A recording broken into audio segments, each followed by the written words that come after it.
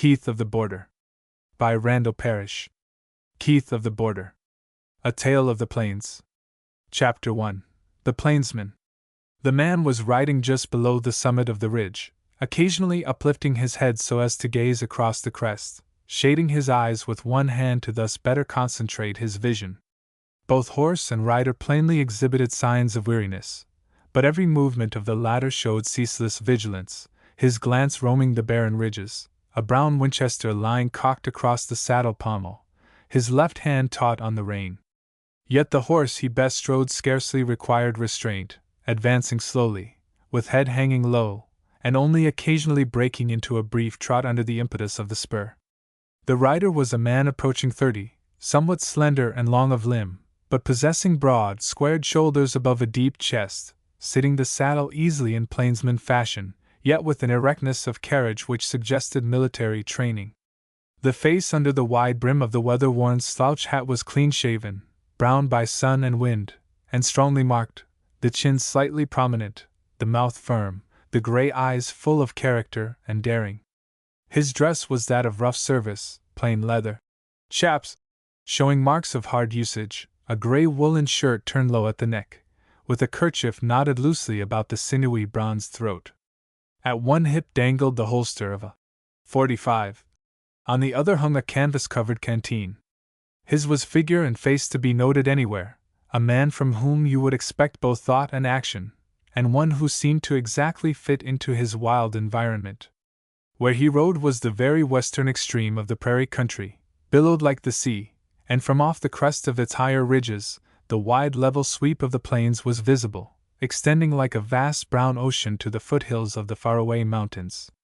Yet the actual commencement of that drear, barren expanse was fully 10 miles distant, while all about where he rode the conformation was irregular, comprising narrow valleys and swelling mounds, with here and there a sharp ravine, riven from the rock, and invisible until one drew up startled at its very brink. The general trend of depression was undoubtedly southward, leading toward the valley of the Arkansas, yet irregular ridges occasionally cut across, adding to the confusion.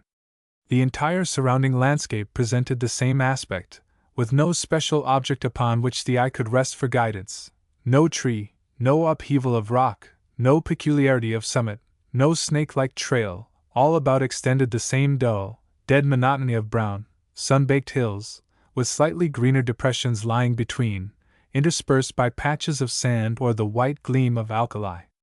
It was a dreary, deserted land, parched under the hot summer sun, brightened by no vegetation, excepting sparse bunches of buffalo grass or an occasional stunted sage bush, and disclosing nowhere slightest sign of human habitation. The rising sun reddened the crest of the hills, and the rider, halting his willing horse, sat motionless, gazing steadily into the southwest. Apparently he perceived nothing there unusual, for he slowly turned his body about in the saddle, sweeping his eyes, inch by inch, along the line of the horizon, until the entire circuit had been completed. Then his compressed lips smiled slightly, his hand unconsciously patting the horse's neck. "I reckon we're still alone, old girl," he said quietly, a bit of southern drawl in the voice. "We'll try for the trail, and take it easy." He swung stiffly out of the saddle, and with reins dangling over his shoulder, began the slower advance on foot, the exhausted horse trailing behind. His was not a situation in which one could feel certain of safety, for any ridge might conceal the wary foemen he sought to avoid, yet he proceeded now with renewed confidence. It was the summer of 1868, and the place the very heart of the Indian country, with every separate tribe ranging between the Yellowstone and the Brazos, either restless or openly on the warpath. Rumors of atrocities were being retold the length and breadth of the border, and every report drifting into either fort or settlement only added to the alarm. For once at least the Plains Indians had discovered a common cause, tribal differences had been adjusted in war against the white invader, and Kiowas, Comanches, Arapahoes, Cheyennes, and Sioux had become welded together in savage brotherhood. To oppose them were the scattered and unorganized settlers lining the more eastern streams, guarded by small detachments of regular troops posted here and there amid that broad wilderness, scarcely within touch of each other. Everywhere beyond these lines of patrol wandered roaming war parties, attacking travelers on the trails, raiding exposed settlements, and occasionally venturing to try open battle with the small squads of armed men. In this stress of sudden emergency, every available soldier on active duty, civilians had been pressed into service, and hastily dispatched to warn exposed settlers, guide wagon trains, or carry dispatches between outposts. And thus our writer, Jack Keith, who knew every foot of the plains lying between the Republican and the Canadian rivers, was one of these thus suddenly requisitioned, merely because he chanced to be discovered unemployed by the harassed commander of a cantonment just without the environs of Carson City. 20 minutes later he was riding swiftly into the northwest, bearing important news to General Sheridan, commander of the department, who happened at that moment to be at Fort Cairns. To Keith this had been merely another page in a career of adventure. For him to take his life in his hands had long ago become an old story.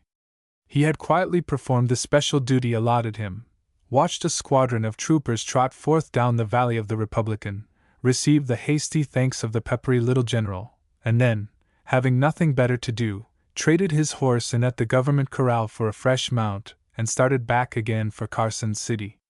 For the greater portion of 2 nights and a day he had been in the saddle, but he was accustomed to this, for he had driven more than one bunch of longhorns up the Texas Trail, and as he had slept 3 hours at Cairns, and as his nerves were like steel, the thought of danger gave him slight concern. He was thoroughly tired, and it rested him to get out of the saddle, while the freshness of the morning air was a tonic, the very breath of which made him forgetful of fatigue. After all, this was indeed the very sort of experience which appealed to him, and always had, this life of peril in the open, under the stars and the sky. He had constantly experienced it for so long now, 8 years, as to make it seem merely natural. While he plowed steadily forward through the shifting sand of the coulee, his thought drifted idly back over those years, and sometimes he smiled, and occasionally frowned, as various incidents returned to memory. It had been a rough life, yet one not unusual to those of his generation. Born of excellent family in Tidewater, Virginia, his father a successful planter, his mother had died while he was still in early boyhood, and he had grown up cut off from all womanly influence. He had barely attained his majority, a senior at William and Mary's College, when the Civil War came, and 1 month after Virginia cast in her lot with the South, he became a sergeant in a cavalry regiment commanded by his father. He had enjoyed that life and won his spurs, yet it had cost. There was much not over pleasant to remember, and those strenuous years of almost ceaseless fighting, of long night marches, of swift, merciless raiding, of lonely scouting within the enemy's lines, of severe wounds, hardship, and suffering, had left their marks on both body and soul. His father had fallen on the field at Antietam, and left him utterly alone in the world, but he had fought on grimly to the end, until the last flag of the Confederacy had been furled. By that time, upon the collar of his tattered gray jacket appeared the tarnished insignia of a captain. The quick tears dimmed his eyes even now as he recalled anew that final parting following Appomattox, the battle-worn faces of his men, and his own painful journey homeward, defeated, wounded, and penniless. It was no home when he got there, only a heap of ashes and a few weed-grown acres. No familiar face greeted him, not even a slave was left. He had honestly endeavored to remain there, to face the future and work it out alone. He persuaded himself to feel that this was his paramount duty to the state, to the memory of the dead. But those very years of army life made such a task impossible. The dull, dead monotony of routine, the loneliness, the slowness of results, became intolerable. As it came to thousands of his comrades, the call of the West came to him, and at last he yielded, and drifted toward the frontier. The life there fascinated him, drawing him deeper and deeper into its swirling vortex. He became freighter, mail carrier, hunter, government scout, cowboy foreman. Once he had drifted into the mountains, and took a chance in the mines, but the wide plains called him back once more to their desert loneliness. What an utter waste it all seemed, now that he looked back upon it. 8 years of fighting, hardship, and rough living, and what had they brought him? The reputation of a hard rider, a daring player at cards, a quick shot, a scorner of danger, and a bad man to fool with. That was the whole of a record hardly won. The man's eyes hardened, his lips set firmly, as this truth came crushing home. A pretty life story surely, one to be proud of, and with probably no better ending than an Indian bullet, or the flash of a revolver in some barroom fight. The narrow valley along which he was traveling suddenly changed its direction, compelling him to climb the rise of the ridge. Slightly below the summit he halted. In front extended the wide expanse of the Arkansas Valley, a scene of splendor under the golden rays of the sun, with vivid contrast of colors, the gray of rocks, the yellow of sand, the brown of distant hills, the green of vegetation, and the silver sheen of the stream half hidden behind the fringe of cottonwoods lining its banks. This was a sight Keith had often looked upon, but always with appreciation, and for the moment his eyes swept across from bluff to bluff without thought except for its wild beauty. Then he perceived something which instantly startled him into attention. Yonder, close beside the river, just beyond that ragged bunch of cottonwoods, slender spirals of blue smoke were visible. That would hardly be a camp of freighters at this hour of the day, and besides, the Santa Fe trail along here ran close in against the bluff, coming down to the river at the ford 2 miles further west. No party of plainsmen would ever venture to build a fire in so exposed a spot, and no small company would take the chances of the trail. But surely that appeared to be the flap of a canvas wagon top a little to the right of the smoke, yet all was so far away he could not be certain.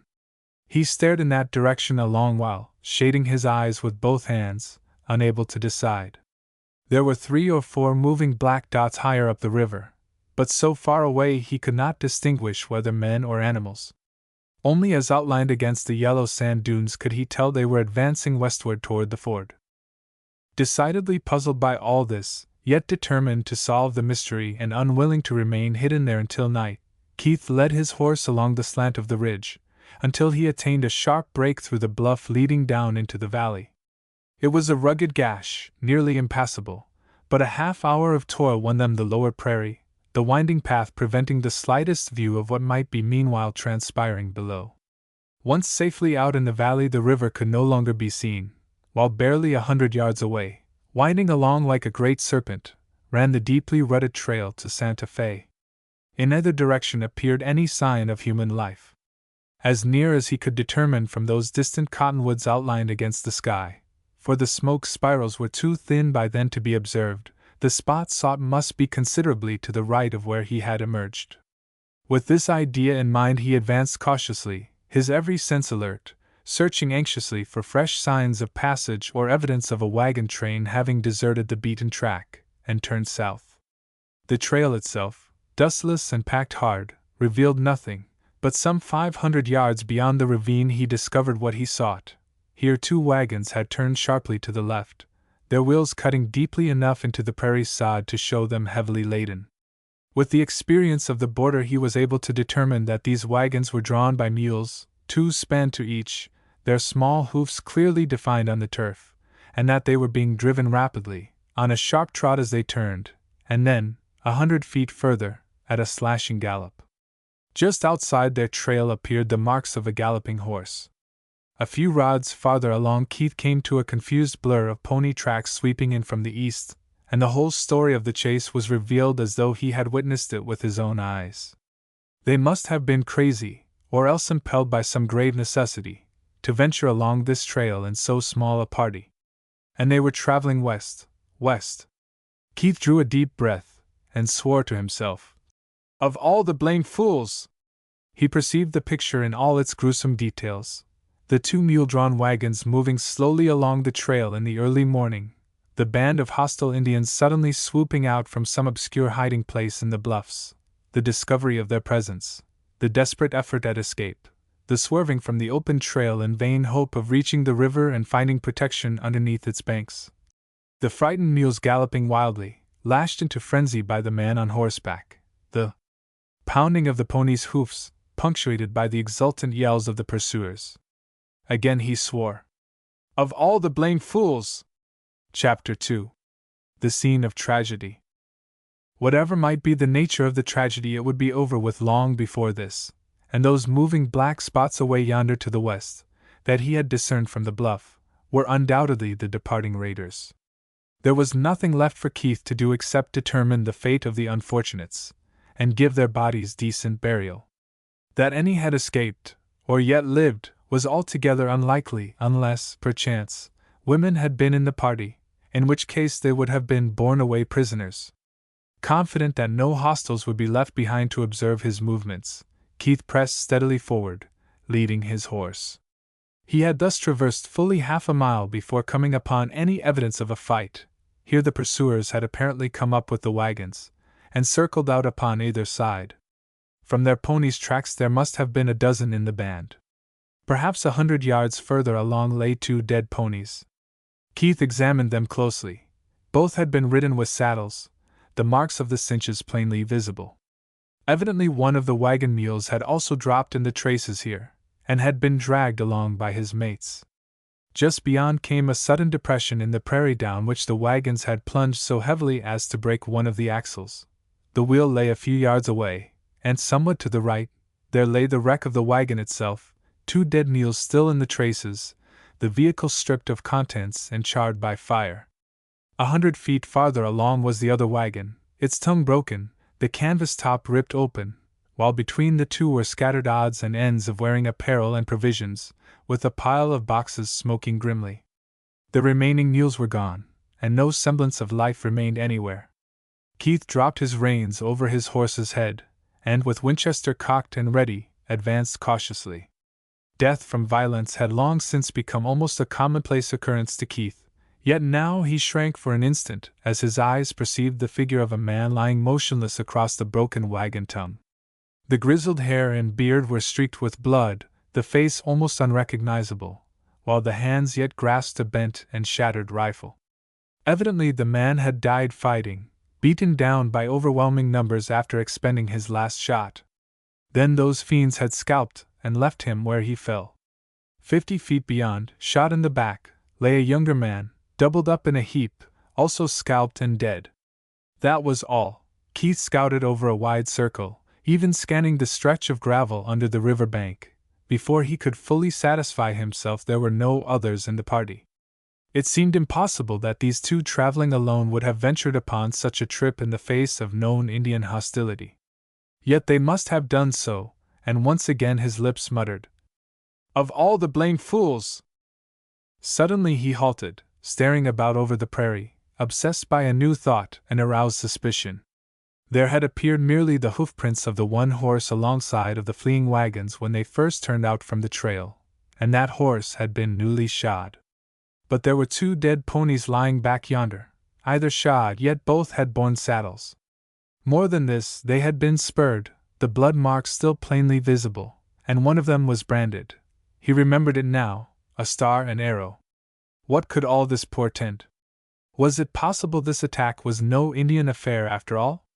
Was the disfiguring of bodies, the scalping, merely done to make it appear the act of savages?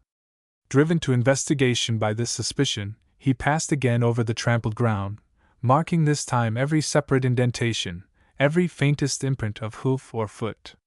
There was no impression of a moccasin anywhere, every mark remaining was of booted feet. The inference was sufficiently plain. This had been the deed of white men, not of red, foul murder, and not savage war. The knowledge seemed to sear Keith's brain with fire, and he sprang to his feet, hands clenched and eyes blazing. He could have believed this of Indians, it was according to their nature, their method of warfare, but the cowardliness of it, the atrocity of the act, as perpetrated by men of his own race, instantly aroused within him a desire for vengeance. He wanted to run the fellows down, to discover their identity. Without thinking of personal danger, he ran forward on their trail, which led directly westward, along the line of cottonwoods. These served to conceal his own movements, yet for the moment, burning with passion, he was utterly without caution, without slightest sense of peril. He must know who was guilty of such a crime. He felt capable of killing them even as he would venomous snakes. It was a perfectly plain trail to follow, for the fugitives, apparently convinced of safety, and confident their cowardly deed would be charged to Indian raiders, had made no particular effort at concealment, but had ridden away at a gallop, their horses' hoofs digging deeply into the soft turf. On this retreat they had followed closely along the river bank, aiming for the ford, and almost before he realized that Keith was himself at the water's edge where the trail abruptly ended, staring vaguely across toward the opposite shore. Even as he stood there, realizing the futility of further pursuit amid the maze of sand dunes opposite, the sharp reports of 2 rifles reached him, spurts of smoke rose from the farther bank, and a bullet chugged into the ground at his feet, while another sang shrilly overhead. These shots, although neither came sufficiently near to be alarming, served to send Keith to cover. Cool-headed and alert now, his first mad rage dissipated, he scanned the opposite bank cautiously, but could nowhere discover any evidence of life.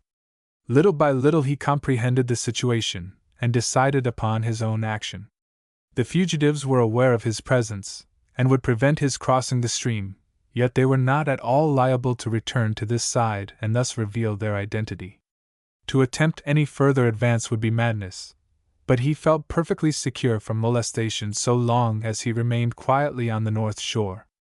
Those shots were merely a warning to keep back. The very fact that the men firing kept concealed was proof positive that they simply wished to be left alone. They were not afraid of what he knew now, only desirous of not being seen. Confident as to this, he retreated openly, without making the slightest effort to conceal his movements, until he had regained the scene of murder.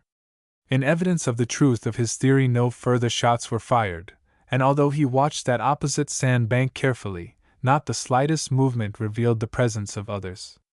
That every motion he made was being observed by keen eyes he had no doubt, but this knowledge did not disconcert him, now that he felt convinced fear of revealment would keep his watchers at a safe distance. Whoever they might be, they were evidently more anxious to escape discovery than he was fearful of attack, and possessed no desire to take his life, unless it became necessary to prevent recognition. They still had every reason to believe their attack on the wagons would be credited to hostile Indians, and would consider it far safer to remain concealed, and thus harbor this supposition. They could not suspect that Keith had already stumbled upon the truth, and was determined to verify it. Secure in this conception of the situation, yet still keeping a wary eye about to guard against any treachery, the plainsman, discovering a spade in the nearest wagon, hastily dug a hole in the sand, wrapped the dead bodies in blankets, and deposited them therein, piling above the mound the charred remains of boxes as some slight protection against prowling wolves. He searched the clothing of the men, but found little to reward the effort.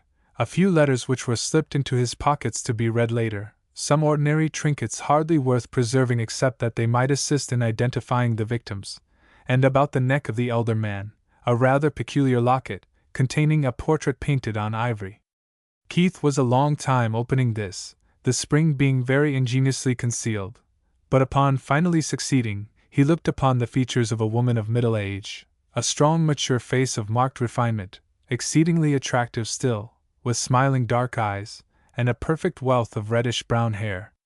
He held the locket open in his hands for several minutes, wondering who she could be, and what possible connection she could have held with the dead. Something about that face smiling up into his own held peculiar fascination for him, gripping him with a strange feeling of familiarity, touching some dim memory which failed to respond. Surely he had never seen the original, for she was not one to be easily forgotten, and yet eyes, hair, expression, combined to remind him of someone whom he had seen but could not bring definitely to mind. There were no names on the locket, no marks of identification of any kind, yet realizing the sacredness of it, Keith slipped the fragile gold chain about his neck, and securely hid the trinket beneath his shirt. It was noon by this time, the sun high overhead, and his horse, with dangling rein, still nibbling daintily at the short grass. There was no reason for his lingering longer. He swept his gaze the length and breadth of the desolate valley, and across the river over the sand hills. All alike appeared deserted, not a moving thing being visible between the bluffs and the stream. Still he had the unpleasant feeling of being watched, and it made him restless and eager to be away. The earlier gust of anger, the spirit of revenge, had left him, but it had merely changed into a dogged resolution to discover the perpetrators of this outrage and bring them to justice for the crime. The face in the locket seemed to ask it of him, and his nature urged response. But he could hope to accomplish nothing more here, and the plainsman swung himself into the saddle. He turned his horse's head eastward, and rode away. From the deeply rutted trail he looked back to where the fire still smoked in the midst of that desolate silence. Chapter 3. An Arrest. The Santa Fe Trail was far too exposed to be safely traveled alone and in broad daylight, but Keith considered it better to put sufficient space between himself and those whom he felt confident were still watching his movements from across the river. How much they might already suspicion his discoveries he possessed no means of knowing, yet, conscious of their own guilt, they might easily feel safer if he were also put out of the way. He had no anticipation of open attack, but must guard against treachery. As he rode, his eyes never left those faraway sand dunes, although he perceived no movement, no black dot even which he could conceive to be a possible enemy.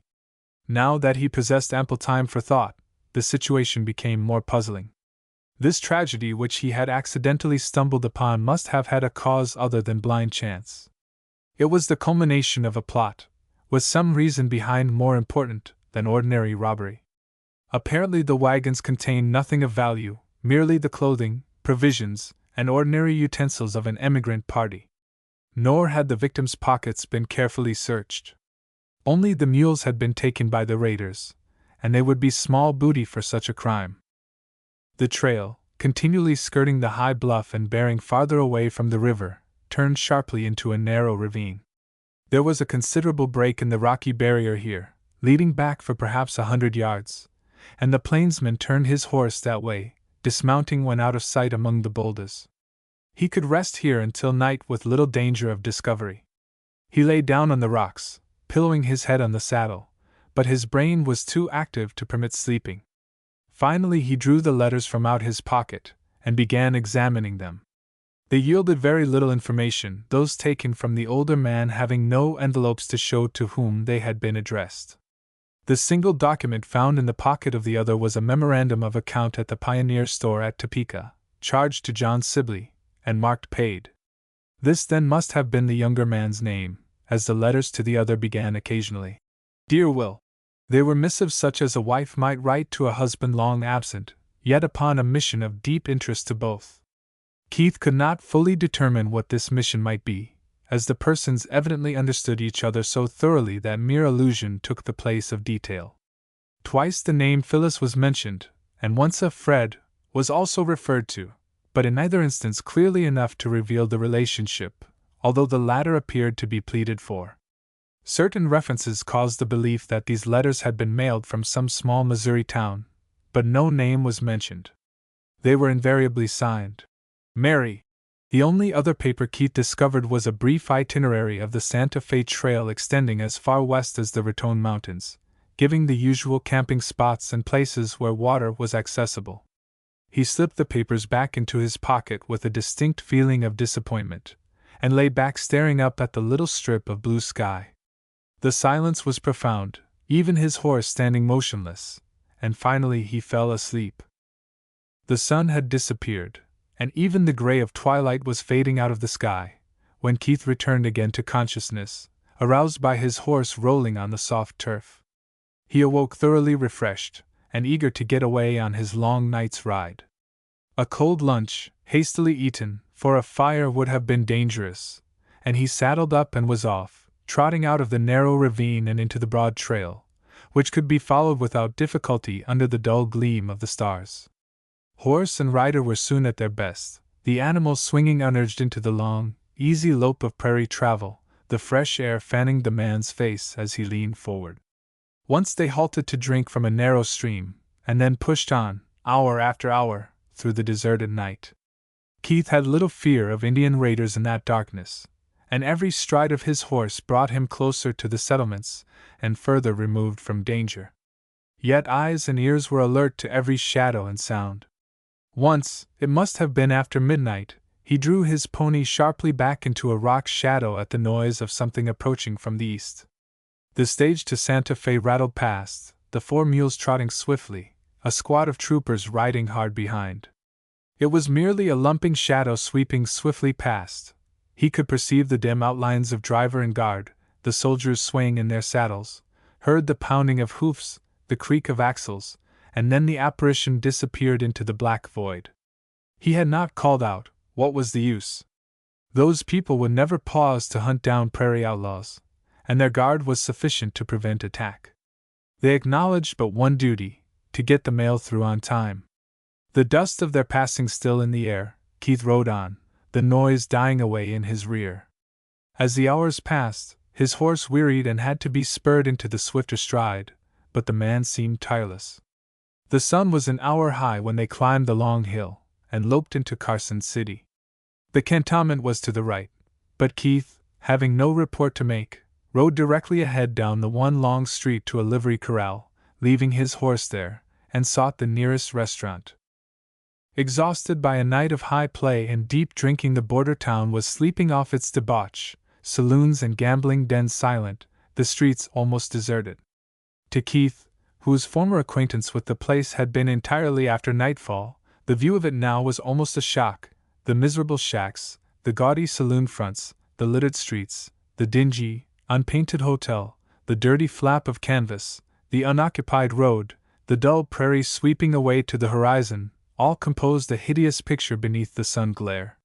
He could scarcely find a man to attend his horse, and at the restaurant a drowsy Chinaman had to be shaken awake and frightened into serving him.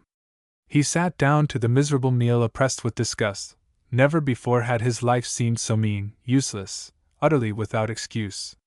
He possessed the appetite of the open, of the normal man in perfect physical health, and he ate heartily, his eyes wandering out of the open window down the long, dismal street.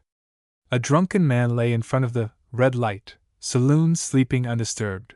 Two cur dogs were snarling at each other just beyond over a bone.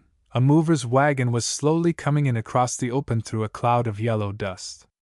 That was all within the radius of vision. For the first time in years the East called him, the old life of cleanliness and respectability. He swore to himself as he tossed the Chinaman pay for his breakfast, and strode out onto the steps. Two men were coming up the street together from the opposite direction, one lean, dark-skinned, with black goatee, the other heavily set with closely trimmed gray beard. Keith knew the latter, and waited, leaning against the door, one hand on his hip. "Hello, Bob," he said genially. "They must have routed you out pretty early today." "They sure did, Jack," was the response. He came up the steps somewhat heavily, his companion stopping below. "The boys raise hell all night, and then come to me to straighten it out in the morning." "When did you get in?" "An hour ago. Had to wake the chink up to get any chuck. Town looks dead. 'Tain't over lively at this time o' day," permitting his blue eyes to wander up the silent street, but instantly bringing them back to Keith's face. "But I reckon it'll wake up later on." He stood squarely on both feet, and one hand rested on the butt of a revolver.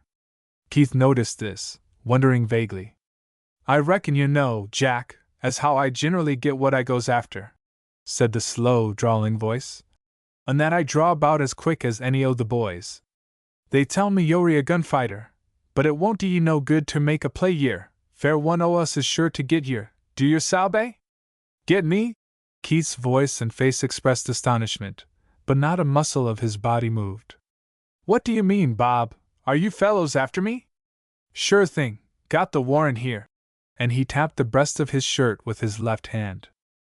The color mounted into the cheeks of the other, his lips grew set and white, and his gray eyes darkened. "Let it all out, Marshal," he said sternly. "You've got me roped and tied. Now what's the charge?" Neither man moved, but the one below swung about so as to face them, one hand thrust out of sight beneath the tail of his long coat. "Make him throw up his hands, Bob," he said sharply. "Oh, I reckon there ain't goin' ter be no trouble," returned the marshal genially, yet with no relaxation of attention. "Keith knows me, and expects a fair deal. Still, maybe I'd better ask you to unhitch your belt, Jack." A moment Keith seemed to hesitate, plainly puzzled by the situation and endeavoring to see some way of escape. Then his lips smiled, and he silently unhooked the belt, handing it over. "Sure, I know you're square, Hicks," he said coolly. "And now I've unlimbered, kindly inform me what this is all about. I reckon you don't know." "No more than an unborn babe," I have been here but an hour. That's it. If you had been longer, there wouldn't be no trouble. Yori wanted for killin' a couple old men out at Cimarron Crossin' early yesterday mornin'. Keith stared at him, too completely astounded for the instant to even speak. Then he gasped. For God's sake, Hicks, do you believe that? I'm damned if I know, returned the marshal, doubtfully. Don't seem like he'd do it, but the evidence is straight enough, and there ain't nothin' fair me ter do but take ye in. I ain't no jedge and jury. No, but you ought to have ordinary sense, and you've known me for 3 years. Sure I have, Jack, but if you've gone wrong, you won't be the first good man I've seen do it. Anyhow, the evidence is dead agin you, and I'd arrest my own granddad if they give me a warrant agin him. What evidence is there? 5 men swear they saw ye haulin' the bodies about, and lootin' the pockets. Then Keith understood, his heart beating rapidly, his teeth clenched to keep back an outburst of passion. So that was their game, was it? Some act of his had awakened the cowardly suspicions of those watching him across the river. They were afraid that he knew them as white men, and they had found a way to safely muzzle him. They must have ridden hard over those sand dunes to have reached Carson City and sworn out this warrant. It was a good trick, likely enough to hang him, if the fellows only stuck to their story. All this flashed through his brain, yet somehow he could not clearly comprehend the full meaning, his mind confused and dazed by this sudden realization of danger. His eyes wandered from the steady gaze of the marshal, who had half drawn his gun fearing resistance, to the man at the bottom of the steps. Suddenly it dawned upon him where he had seen that dark-skinned face, with the black goatee, before, at the faro table of the Red Light. He gripped his hands together, instantly connecting that sneering, sinister face with the plot. Who swore out that warrant? I did, if you need to know. A sarcastic smile revealing a gleam of white teeth. On the affidavit of others, friends of mine. Who are you? I'm mostly called Black Bart. That was it, he had the name now. Black Bart. He straightened up so quickly, his eyes blazing, that the marshal jerked his gun clear. See here, Jack. Shortly. Are you going to raise a row, or come along quiet? As though the words had aroused him from a bad dream, Keith turned to front the stern, bearded face. There'll be no row, Bob, he said quietly. I'll go with you. Chapter 4. An Old Acquaintance. The Carson City lockup was an improvised affair, although a decidedly popular resort. It was originally a 2-room cabin with gable to the street, the front apartment at one time a low groggery, the keeper sleeping in the rear room. Whether sudden death, or financial reverses, had been the cause, the community had in some manner become possessed of the property, and had at once dedicated it to the commonweal. For the purpose thus selected it was rather well adapted, being strongly built, easily guarded, and on the outskirts of the town. With iron grating over the windows, the back door heavily spiked, and the front secured by iron bars, any prisoner once locked within could probably be found when wanted. On the occasion of Keith's arrival, the portion abutting upon the street was occupied by a rather miscellaneous assembly, the drunk and disorderly element conspicuous, who were awaiting their several calls to appear before a local justice and make answer for various misdeeds. Some were pacing the floor, others sat moodily on benches ranged against the wall, while a few were still peacefully slumbering upon the floor. It was a frowsy, disreputable crowd, evincing but mild curiosity at the arrival of a new prisoner. Keith had barely time to glance about, recognizing no familiarity of face amid the mass peering at him, as he was hustled briskly forward and thrust into the rear room, the heavy door closing behind him with the snap of a spring lock. He was alone, with only the faintest murmur of voices coming to him through the thick partition. It was a room some 12 feet square, open to the roof, with bare walls, and containing no furniture except a rude bench. Still dazed by the suddenness of his arrest, he sank down upon the seat, leaned his head on his hands, and endeavored to think. It was difficult to get the facts marshaled into any order or to comprehend clearly the situation, yet little by little his brain grasped the main details, and he awoke to a full realization of his condition, of the forces he must war against. The actual murderers of those 2 men on the trail had had their suspicions aroused by his actions. They believed he guessed something of their foul deed, and had determined to clear themselves by charging the crime directly against him. It was a shrewd trick, and if they only stuck to their story, ought to succeed. He had no evidence, other than his own word, and the marshal had already taken from his pockets the papers belonging to the slain man. He had not found the locket hidden under his shirt, yet a more thorough search would doubtless reveal that also. Even should the case come to trial, how would it be possible for him to establish innocence, and would it ever come to trial? Keith knew the character of the frontier, and of Carson City. The inclination of its citizens in such cases was to act first, and reflect later. The law had but slender hold, being respected only when backed by the strong hand, and primitive instincts were always in the ascendancy, requiring merely a leader to break forth into open violence. And in this case would there be any lack of leadership? Like a flash his mind reverted to Black Bart. There was the man capable of inciting a mob. If, for some unknown reason, he had sufficient interest to swear out the warrant and assist in the arrest, he would have equal cause to serve those fellows behind him in other ways. Naturally, they would dread a trial, with its possibility of exposure, and eagerly grasp any opportunity for wiping the slate clean.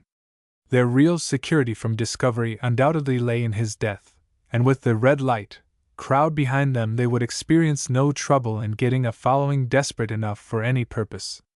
The longer Keith thought, the less he doubted the result. It was not then a problem of defense, but of escape, for he believed now that no opportunity to defend himself would ever be allowed. The arrest was merely part of the plot intended to leave him helpless in the hands of the mob. In this Hicks was in no way blamable. He had merely performed his sworn duty, and would still die, if need be, in defense of his prisoner. He was no tool, but only an instrument they had found means of using. Keith was essentially a man of action, a fighter by instinct, and so long accustomed to danger that the excitement of it merely put new fire into his veins. Now that he understood exactly what threatened, all numbing feeling of hesitancy and doubt vanished, and he became instantly alive. He would not lie there in that hole waiting for the formation of a mob, nor would he trust in the ability of the marshal to defend him. He had some friends without, not many, for he was but an occasional visitor at Carson, who would rally to Hicks's assistance, but there would not be enough on the side of law and order to overcome the red light outfit, if once they scented blood. If he was to be saved from their clutches, he must save himself. If his innocence was ever established, it would be by his own exertions, and he could accomplish this only out yonder, free under the arch of sky. He lifted his head, every nerve tingling with desperate determination. The low growl of voices was audible through the partition, but there was no other sound. Carson City was still resting, and there would be no crowd nor excitement until much later. Not until nightfall would any attack be attempted. He had 6 or 8 hours yet in which to perfect his plans. He ran his eyes about the room searching for some spot of weakness. It was dark back of the bench, and he turned in that direction. Leaning over, he looked down on the figure of a man curled up, sound asleep on the floor. The fellow's limbs twitched as if in a dream, otherwise he might have deemed him dead, as his face was buried in his arms. A moment Keith hesitated, then he reached down and shook the sleeper, until he aroused sufficiently to look up. It was the face of a coal-black Negro. An instant the fellow stared at the man towering over him, his thick lips parted, his eyes full of sudden terror. Then he sat up, with hands held before him as though warding off a blow. "Fo de Lord Sake," he managed to articulate finally. "Am dis show yo, Massa Jack?" Keith, to whom all colored people were much alike, laughed at the expression on the Negro's face. "I reckon you guessed the name, all right, boy. Were you the cook of the Diamond L?" "No, sah, I neber cooked no Dion's." "I see ol' Neb, sah." "What?" "Yes, sah, I see de boy dat libbied wid ol' Mrs. Cotton durin' de war. I ain't seen yo, Massa Jack, since de day we buried yo daddy, ol' Massa Keith. But I knowed yo de berry minute I woke up. Sho, yo members Neb, sah?" It came to Keith now in sudden rush of memory, the drizzling rain in the little cemetery, the few neighbors standing about, a narrow fringe of slaves back of them, the lowering of the coffin, and the hollow sound of earth falling on the box, and Neb, his Aunt Cotton's house servant, a black imp of good humor, who begged so hard to be taken back with him to the war. Why, the boy had held his stirrup the next morning when he rode away.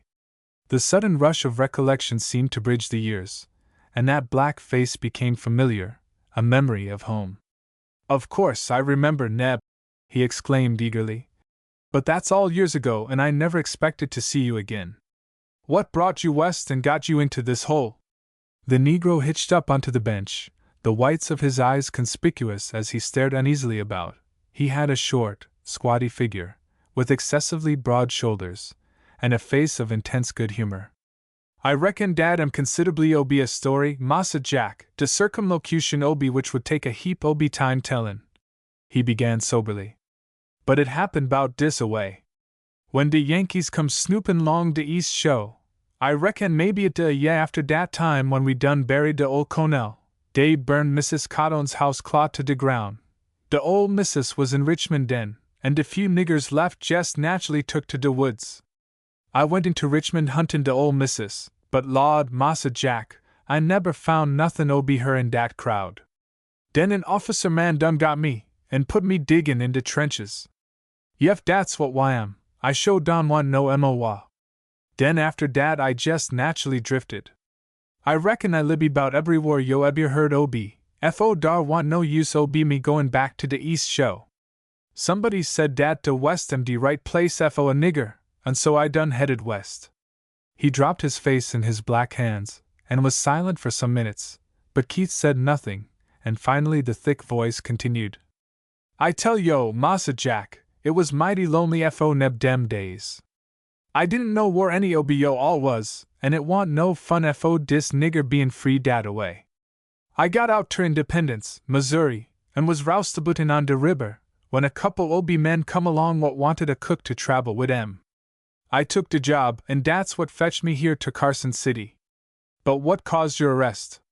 "A conjunction ob circumstances, Massa Jack, yes, sah, a conjunction ob circumstances. I got playin' polka ober in dat red light, and I was doin' fine. I reckon I'd cleaned up mo'n $100 when I got sleepy, and started fo camp. I'd most got dar WN a bunch ob low white trash jumped me. It made me mad, it did fo a fact, and I reckon I carved some OBM up befo I got away. Anyhow, de marshal come down, took me out ob de tent, and fetched me here, and I'd been here eber since. I want goin' ter let no low-down white trash get all dat money. What became of the men you were working for?" "I reckon dey went on, sah. Dey had portent business, and wouldn't likely wait round here jest to help a nigger. Ain't anybody been here ter see me, nohow, and I specs I see eradicated from dey Emory. I specs I is." Chapter 5. The One Way. Keith said nothing for some moments, staring up at the light stealing in through the window grating, his mind once again active. The eyes of the black man had the patient look of a dog as they watched. Evidently he had cast aside all responsibility, now that this other had come. Finally Keith spoke slowly. "We are in much the same position, Neb, and the fate of one is liable to be the fate of both. This is my story." And briefly as possible, he ran over the circumstances which had brought him there, putting the situation clear enough for the Negro's understanding, without wasting any time upon detail. Neb followed his recital with bulging eyes, and an occasional exclamation. At the end he burst forth. "Yo say dar was two ob dem white men murdered, one an old man wid a gray beard and de odder 'bout 30. Am dat at Massa Jack, and dey had fo span ob mules and a runnin' hoss?" "Yes." "And how far out was it?" "About 60 miles. "Oh, de good Lord!" And the Negro threw up his hands dramatically. "Dat suttin' a why am my outfit. Dat am Massa Waite and John Sibley. You mean the same men with whom you came here from Independence?" Neb nodded, overcome by the discovery. "But what caused them to run such a risk?" Keith insisted. "Didn't they know the Indians were on the war path?" "Sho, I heard 'em talkin' 'bout dat, but Massa Waite was jest bound for to git movin'. He didn't 'pear to be 'fraid ob no Injuns. Reckon dey'd neber stop him, dat he knowed ebery chief on de plains." "I reckon dat he did, too. But what was he so anxious to get away for?" I dunno, massa, I done hear them talk some 'bout dey plans, and 'bout some gal dey wanted ter fin, but I didn't get no right sense to it. De Gin'ral, he was a mighty still man. The General? Whom do you mean? Not wait. John Sibley done called him dat. Then Keith remembered, just a dim, misty thread at first, changing slowly into a clear recollection. He was riding with dispatches from Longstreet to Stonewall Jackson, and had been shot through the side. The first of Jackson's troops he reached was a brigade of North Carolinians, commanded by General Waite, General Willis Waite. He had fallen from his horse at the outposts, was brought helpless to the general's tent, and another sent on with the papers. And Mrs. Waite had dressed and bandaged his wound. That was where he had seen that woman's face before, with its haunting familiarity. He drew the locket from beneath his shirt, and gazed at the countenance revealed, with new intelligence. There could be no doubt, it was the face of her who had cared for him so tenderly in that tent at Manassas before the fever came and he had lost consciousness. And that, then, was Willis Waite lying in that shallow grave near the Cimarron crossing, and for whose death he had been arrested. 'T was a strange world, and a small one. What a miserable ending to a life like his, a division commander of the Army of Northern Virginia, a lieutenant governor of his state. What strange combination of circumstances could ever have brought such a man to this place, and sent him forth across those Indian-scouted plains? Surely nothing ordinary. And why should those border desperadoes have followed, through 60 miles of desolation, to track him down? It was not robbery, at least in the ordinary sense. What then? And how was Black Bart involved? Why should he be sufficiently interested to swear out a warrant, and then assist in his arrest? There must be something to all this not apparent upon the surface, some object, some purpose shrouded in mystery. No mere quarrel, no ordinary feud, no accident of meeting, no theory of commonplace robbery, would account for the deed, or for the desperate efforts now being made to conceal it. Some way, these questions, thus surging upon him, became a call to live, to fight, to unravel their mystery. The memory of that sweet-faced woman who had bent above him when the fever began its mastery, appealed to him now with the opportunity of service. He might be able to clear this, bring to her the truth, save her from despair, and hand over to justice the murderers of her husband. It was up to him alone to accomplish this. No one else knew what he knew, suspected what he suspected. And there was but one way, through escape. To remain there in weak surrender to fate could have but one ending, and that swift and sudden. He had no doubt as to Black Bart's purpose, or of his ability to use the red light outfit as desired. The whole plan was clearly evident, and there would be no delay in execution. All they were waiting for was night, and a lax guard. He glanced about at the walls of the room, his eyes grown hard, his teeth clenched. "Neb," he said shortly, "I guess that was your outfit all right, but they were not killed by Indians. They were run down by a gang from this town, the same fellows who have put you and me in here. I don't know what they were after, that's to be found out later, but the fight you put up at the camp spoiled their game for once, and led to your arrest. They failed to get what was wanted in Carson, and so they trailed the party to the Cimarron crossing. Then I got on their track, and fearing the result, they've landed me also. Now they'll get rid of us both as best they can. These fellows won't want any trial, that would be liable to give the whole trick away, but they have got to put us where we won't talk. There is an easy way to do this, and that is by a lynching bee. Do you get my drift, Neb?" The whites of the Negro's eyes were very much in evidence, his hands gripping at the bench on which he sat. "F.O. de Lord, yes, Massa Jack, I sho does. I corroborates the whole thing. Then you are willing to take a chance with me?" "Willin'! Why, Massa Jack, I see overjoyed. I ain't gwine leave you no M.O. I see sho gwine ter be yo nigger. What yo gwine ter do?" Keith ran his eyes over the walls, carefully noting every peculiarity. "We'll remain here quietly just as long as it is daylight, Neb," he replied finally. "But we'll try every board and every log to discover some way out. Just the moment it grows dark enough to slip away without being seen, we've got to hit the prairie. Once south of the Arkansas we're safe, but not until then. Have you made any effort to get out? The Negro came over to him and bent down. I was layin' on a board what I'd worked loose at one end, he whispered hoarsely. Back be de bench, but I couldn't jerk it out without something to pry it up wid. Where is it? Right here, Massa Jack. It was a heavy 12-inch plank, part of the flooring, and the second from the sidewall. Keith managed to get a grip next to the black fingers, and the two pressed it up far enough for the white man to run one arm through the opening up to his shoulder and grope about below. There's a 2-foot space there, he reported, as they let the board settle silently down into position. The back part of this building must be set up on piles. I reckon we could pry that plank up with the bench, Neb, but it's liable to make considerable racket. Let's hunt about first for some other weak spot. They crept across the floor, testing each separate board, but without discovering a place where they could exert a leverage. The thick planks were tightly spiked down, nor did the walls offer any better encouragement. Keith lifted himself to the grated window, getting a glimpse of the world without, but finding the iron immovable, the screws solidly embedded in the outside wood. He dropped to the floor, feeling baffled and discouraged.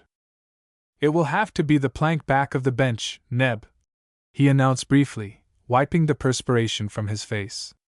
Get down there, and work it as loose as you can without making any noise, while I keep my ear to the door and listen for any interruption. They took turns at this labor, discovering a loose nail which gave an opening purchase at the crack, thus enabling the insertion of a small wooden block, and ensuring space for a good finger grip when the right time came.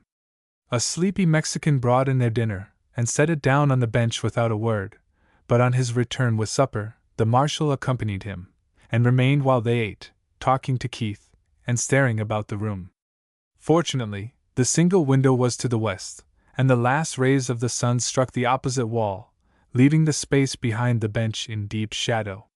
Whatever might be the plans of Black Bart and his cronies, Keith was soon convinced they were unknown to Hicks, who had evidently been deceived into thinking that this last arrest had created no excitement.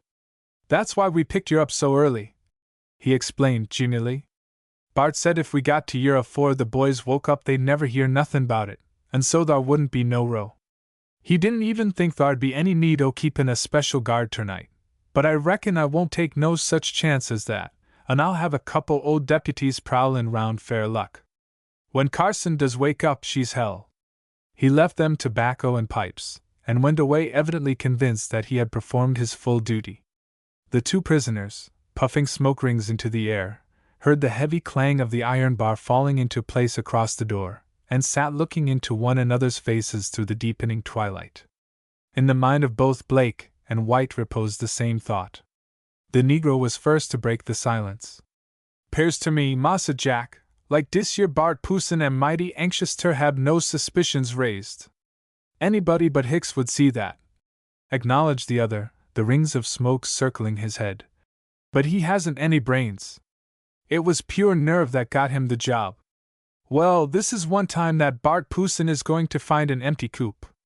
We'll get out, Neb, just as soon as it gets dark enough. Hicks isn't likely to put on his extra guard for an hour yet, and the red light bunch won't be fit for business much before midnight. By that time we'll be in the Sand Hills, heading south, able to give them a run for their money. We'll have horses, too, if we can find them." The Negro's eyes shone white. "F.O. de Lord sake, massa," he protested. "Dat'd sure be a hangin' job if eber dey cotched us." Keith laughed, knocking out the ashes from his pipe. "With an hour's start that will be the least of my troubles," he said quietly. Chapter 6. The Escape. It was dark enough for their purpose in half an hour, the only gleam of remaining color being the red glow of the Negro's pipe, even the openings in the iron grating being blotted from sight.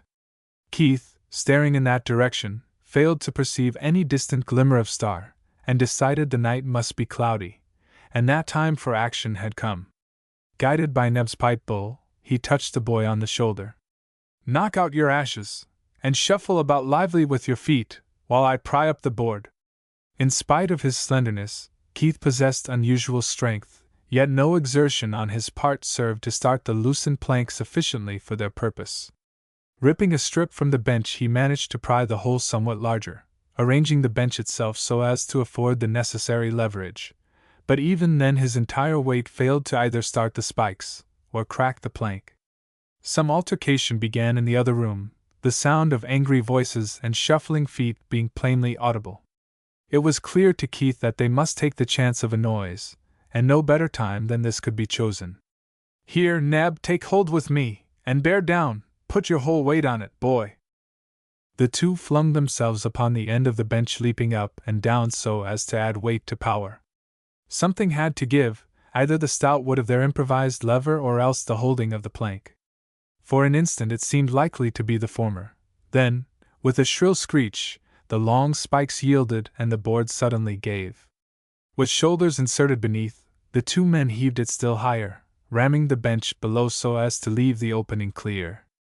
This was now sufficiently ample for the passage of a man's body, and Keith, lowering himself, discovered the earth to be fully 4 feet below. The Negro instantly joined him, and they began creeping about in the darkness, seeking some way out. A rudely laid foundation of limestone alone obstructed their path to the open air. This had been laid in mortar, but of inferior quality, so that little difficulty was experienced in detaching sufficient to obtain hand-hold. Working silently, not knowing what watchers might be already stationed without, they succeeded in loosening enough of the rock to allow them to crawl through, lying breathless in the open. Accustomed as they were to the darkness, they could yet see little.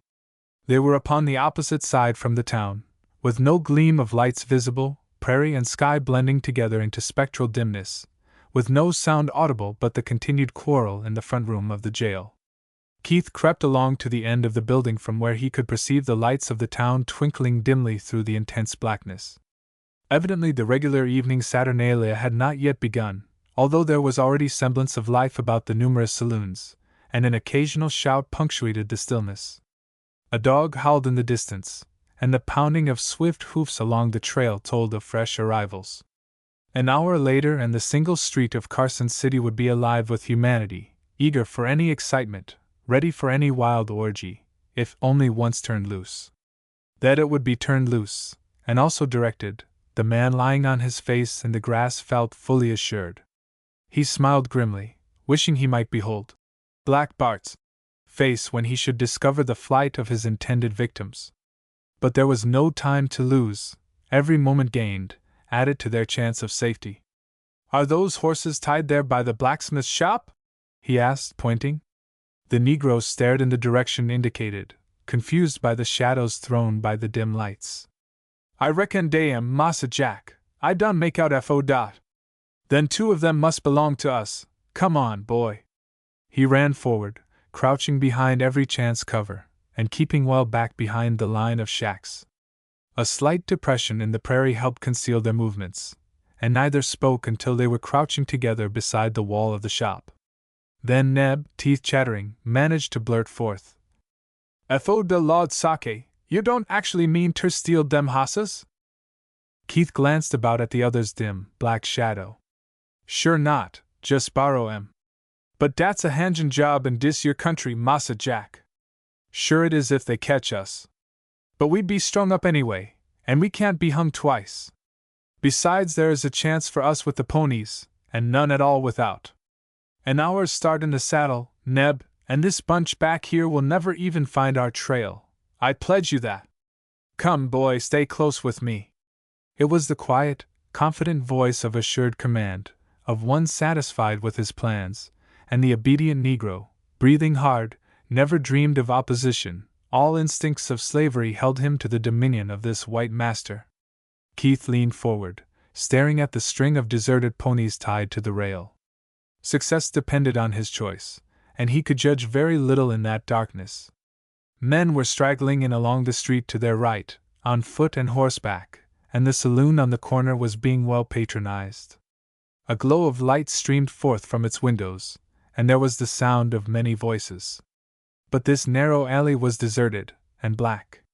The fugitive stepped boldly forward, afraid that otherwise he might startle the ponies and thus create an alarm. Guided by a horseman's instinct, he swiftly ran his hands over the animals, and made quick selection. "Here, Nab, take this fellow, Lead him quietly down the bank. And he thrust the loosened rein into the black's hand. An instant later he had chosen his own mount, and was silently moving in the same direction, although the night there was so black that the obedient Negro had already entirely vanished. The slope of the land not only helped cover their movements, but also rendered it easy for them to find one another. Fully 100 yards westward they met, where a gully led directly down toward the river. There was no longer need for remaining on foot, as they were a sufficient distance away from the little town to feel no fear of being discovered, unless by some drunken straggler. At Keith's command the Negro climbed into his saddle. Both ponies were restive, but not vicious, and after a plunge or two, to test their new masters, came easily under control.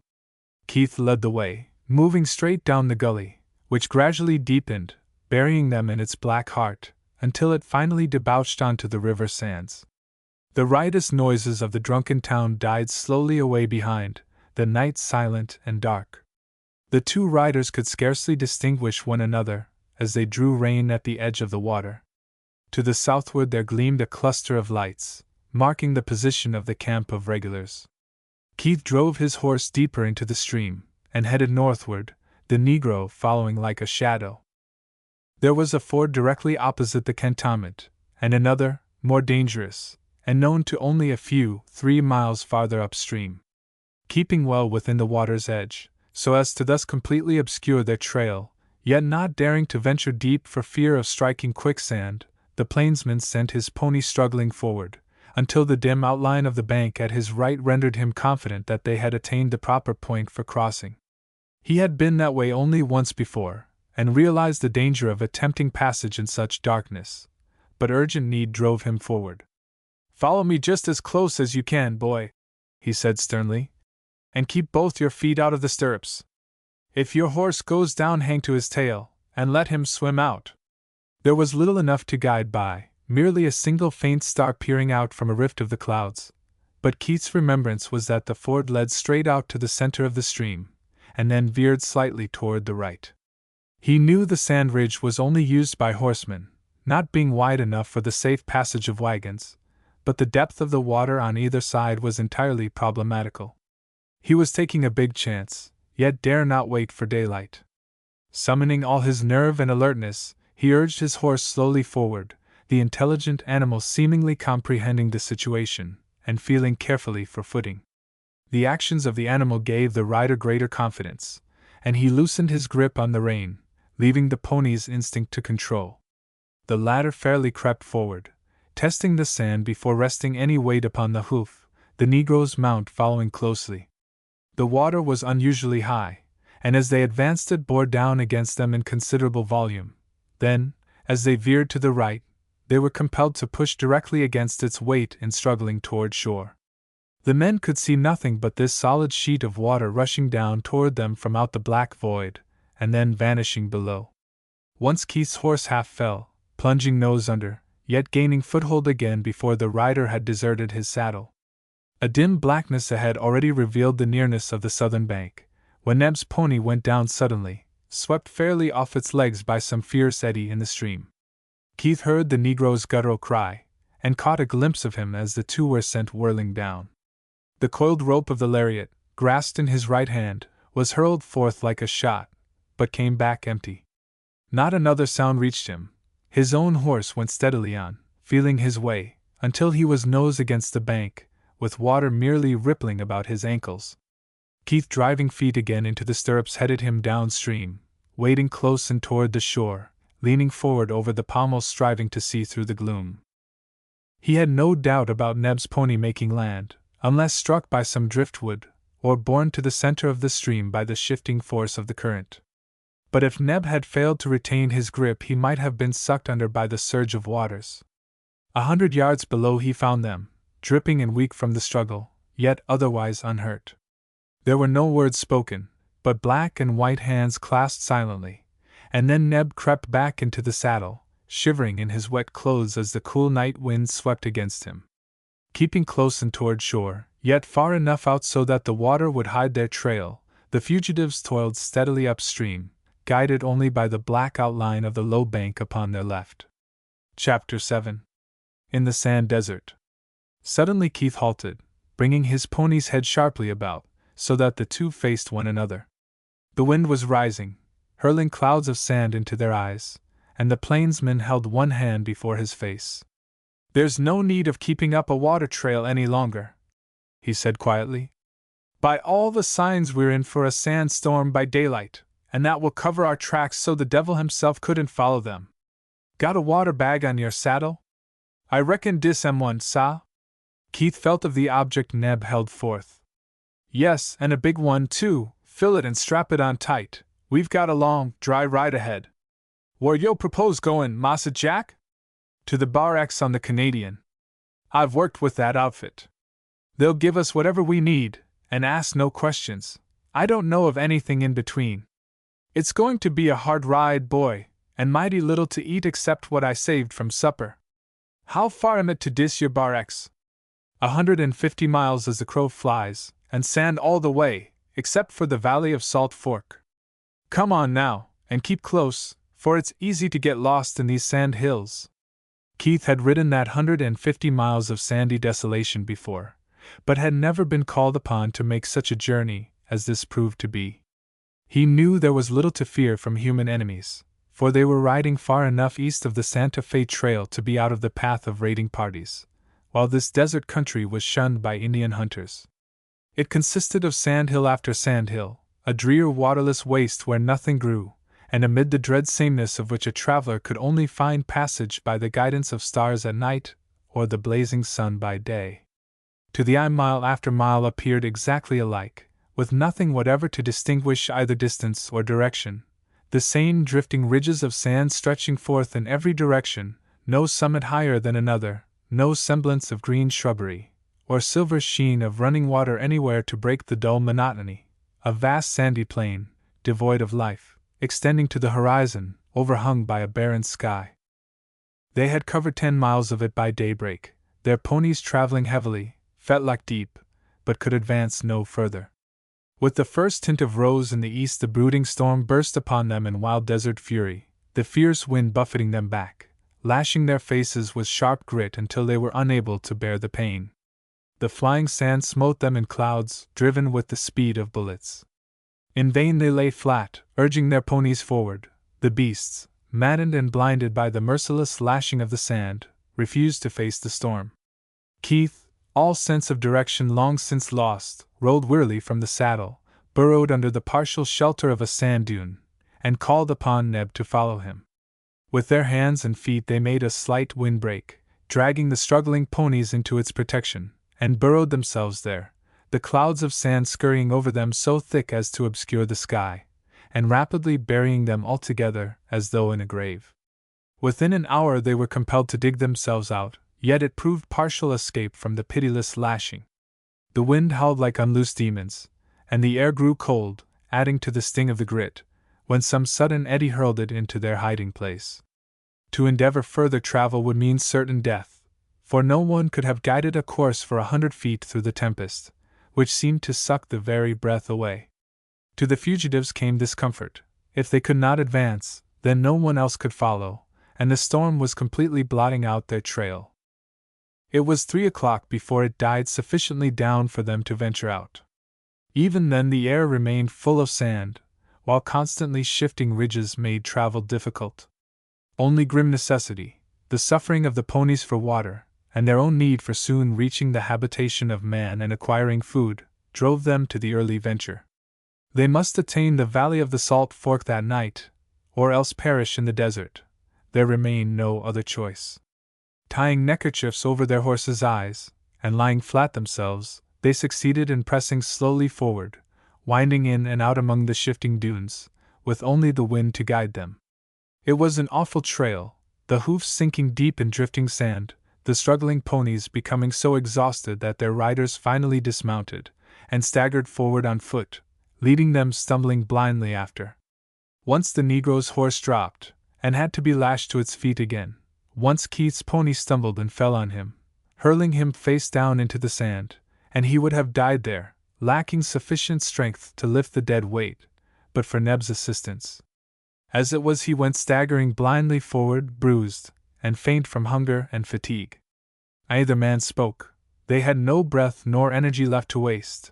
Every ounce of strength needed to be conserved for the battle against nature. They were fighting for life, fighting grimly, almost hopelessly, and alone. About them night finally closed in, black and starless, yet fortunately with a gradual dying away of the storm. For an hour past they had been struggling on, doubting their direction, wondering dully if they were not lost and merely drifting about in a circle. They had debated this fiercely once, the ponies standing dejectedly, tails to the storm, Neb arguing that the wind still blew from the south, and Keith contending it had shifted into the westward. The white man won his way, and they staggered on uncertain, the Negro grasping the first pony's tail to keep from being separated from his companion. Some instinct of the plains must have guided them, for at last they dragged themselves out from the desert, the crunching sand underfoot changing into rock, and then to short brittle grass, at which the ponies nibbled eagerly. The slope led gradually downward, the animals scenting water, and struggling to break away. Swaying in their saddles, the riders let them go, and they never stopped until belly deep in the stream, their noses buried. The men shivered in their saddles, until, at last satisfied, the ponies consented to be forced back up the bank, where they nibbled at the short tufts of herbage, but in a manner expressive of weariness. Keith flung himself on the ground, every muscle of his body aching, his exposed flesh still smarting from the hail of sand through which they had passed. He had not the slightest conception as to where they were, except he knew this must be the Salt Fork. Utterly confused by the maze of shifting dunes, through whose intricacies they had somehow found passage, the blackness of the night yielded no clue as to their point of emergence. The volume of water in the stream alone suggested that in their wanderings they must have drifted to the eastward, and come out much lower down than had been originally intended. If so, then they might be almost directly south of Carson City, and in a section with which he was totally unacquainted. One thing was, however, certain: they would be compelled to wait for daylight to ascertain the truth, and decide upon their future movements. There was another barren, sandy stretch of desolation lying between this isolated valley and that of the Canadian, and their horses would never stand to be pushed forward without both rest and food. As to themselves, they had eaten their last crumb long since, but this was not the first time both had known starvation. Keith arose reluctantly, and removed the saddles from the animals, hobbling them so they could graze at will.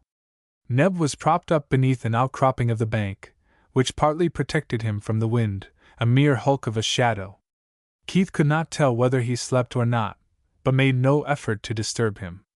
A moment he stared vacantly about into the black silence, and then lay down, pillowing his head upon a saddle. He found it impossible to sleep, the chill of the wind causing him to turn and twist, in vain search after comfort, while unappeased hunger gnawed incessantly.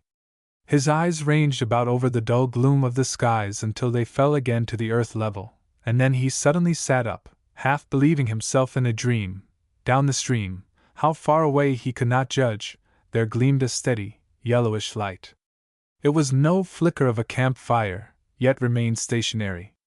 Surely no star could be so low and large, nor did he recall any with that peculiarity of color. If such a miracle was possible in the heart of that sandy desert, he would have sworn it was a lamp shining through a window.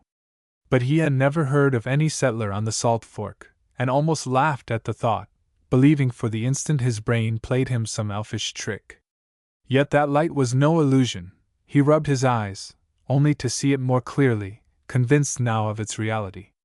He strode hastily across, and shook Neb into semi-consciousness, dragging him bodily up the bank and pointing downstream. "Do you see that?" he inquired anxiously. "There, straight ahead of you?" The Negro stared, shaking with cold, and scarcely able to stand alone. "Maybe it am de moon, Massa Jack," he muttered thickly. "Or a goblin's lantern. Lord, I don't just like to look so be dat ting." "Well, I do," and Keith laughed uneasily at the Negro's fears. "All I wanted to know was if you saw what I saw. That's a lamp shining through a window, Neb. What in heaven's name it can be doing here I am unable to guess, but I'm going to find out. It means shelter and food, boy, even if we have to fight for it. Come on, the horses are safe, and we'll discover what is behind that light yonder." Chapter 8. The Wilderness Cabin.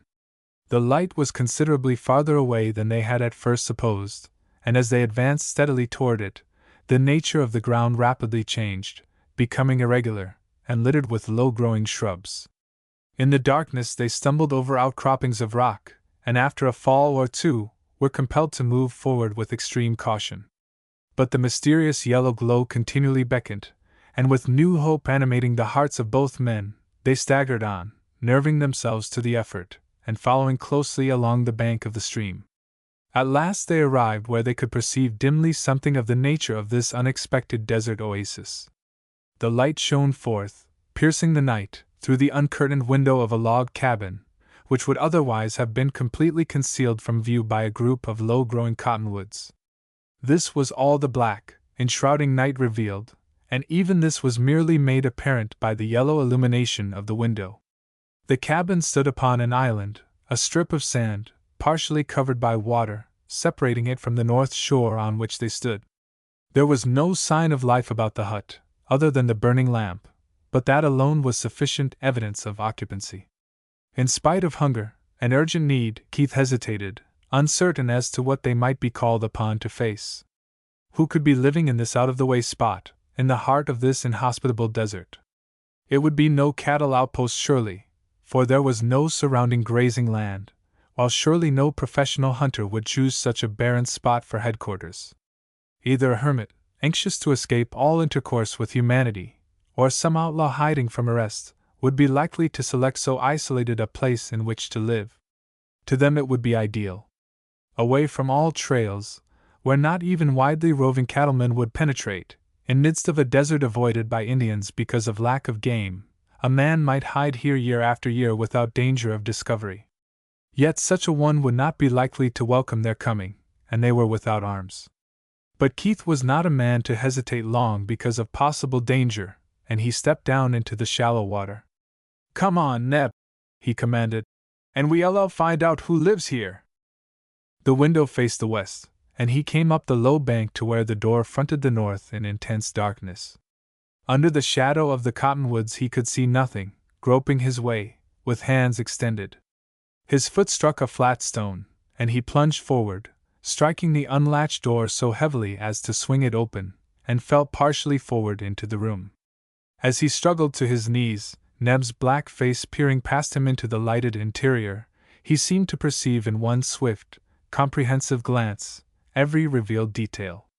A lamp burned on a rudely constructed set of drawers near the window, and a wood fire blazed redly in a stone fireplace opposite, the yellow and red lights blending in a peculiar glow of color. Under this radiance were revealed the rough log walls, plastered with yellow clay, and hung about with the skins of wild animals, a roughly made table, bare except for a book lying upon it, and a few ordinary-appearing boxes, evidently utilized as seats, together with a barrel cut so as to make a comfortable chair. In the back wall was a door, partially open, apparently leading into a second room. That was all, except the woman. Keith must have perceived all these in that first hurried glance, for they were ever after closely associated together in his mind, yet at the moment, he possessed no clear thought of anything except her. She stood directly behind the table, where she must have sprung hastily at the first sound of their approach, clutching at the rude mantel above the fireplace, and staring toward him, her face white, her breath coming in sobs. At first he thought the vision a dream, a delirium born from his long struggle. He could not conceive the possibility of such a presence in this lonely place, and staggering to his feet, gazed wildly, dumbly at the slender, gray-clad figure, the almost girlish face under the shadowing dark hair, expecting the marvelous vision to vanish.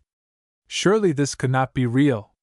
A woman, and such a woman as this here, and alone, of all places. He staggered from weakness, almost terror, and grasped the table to hold himself erect.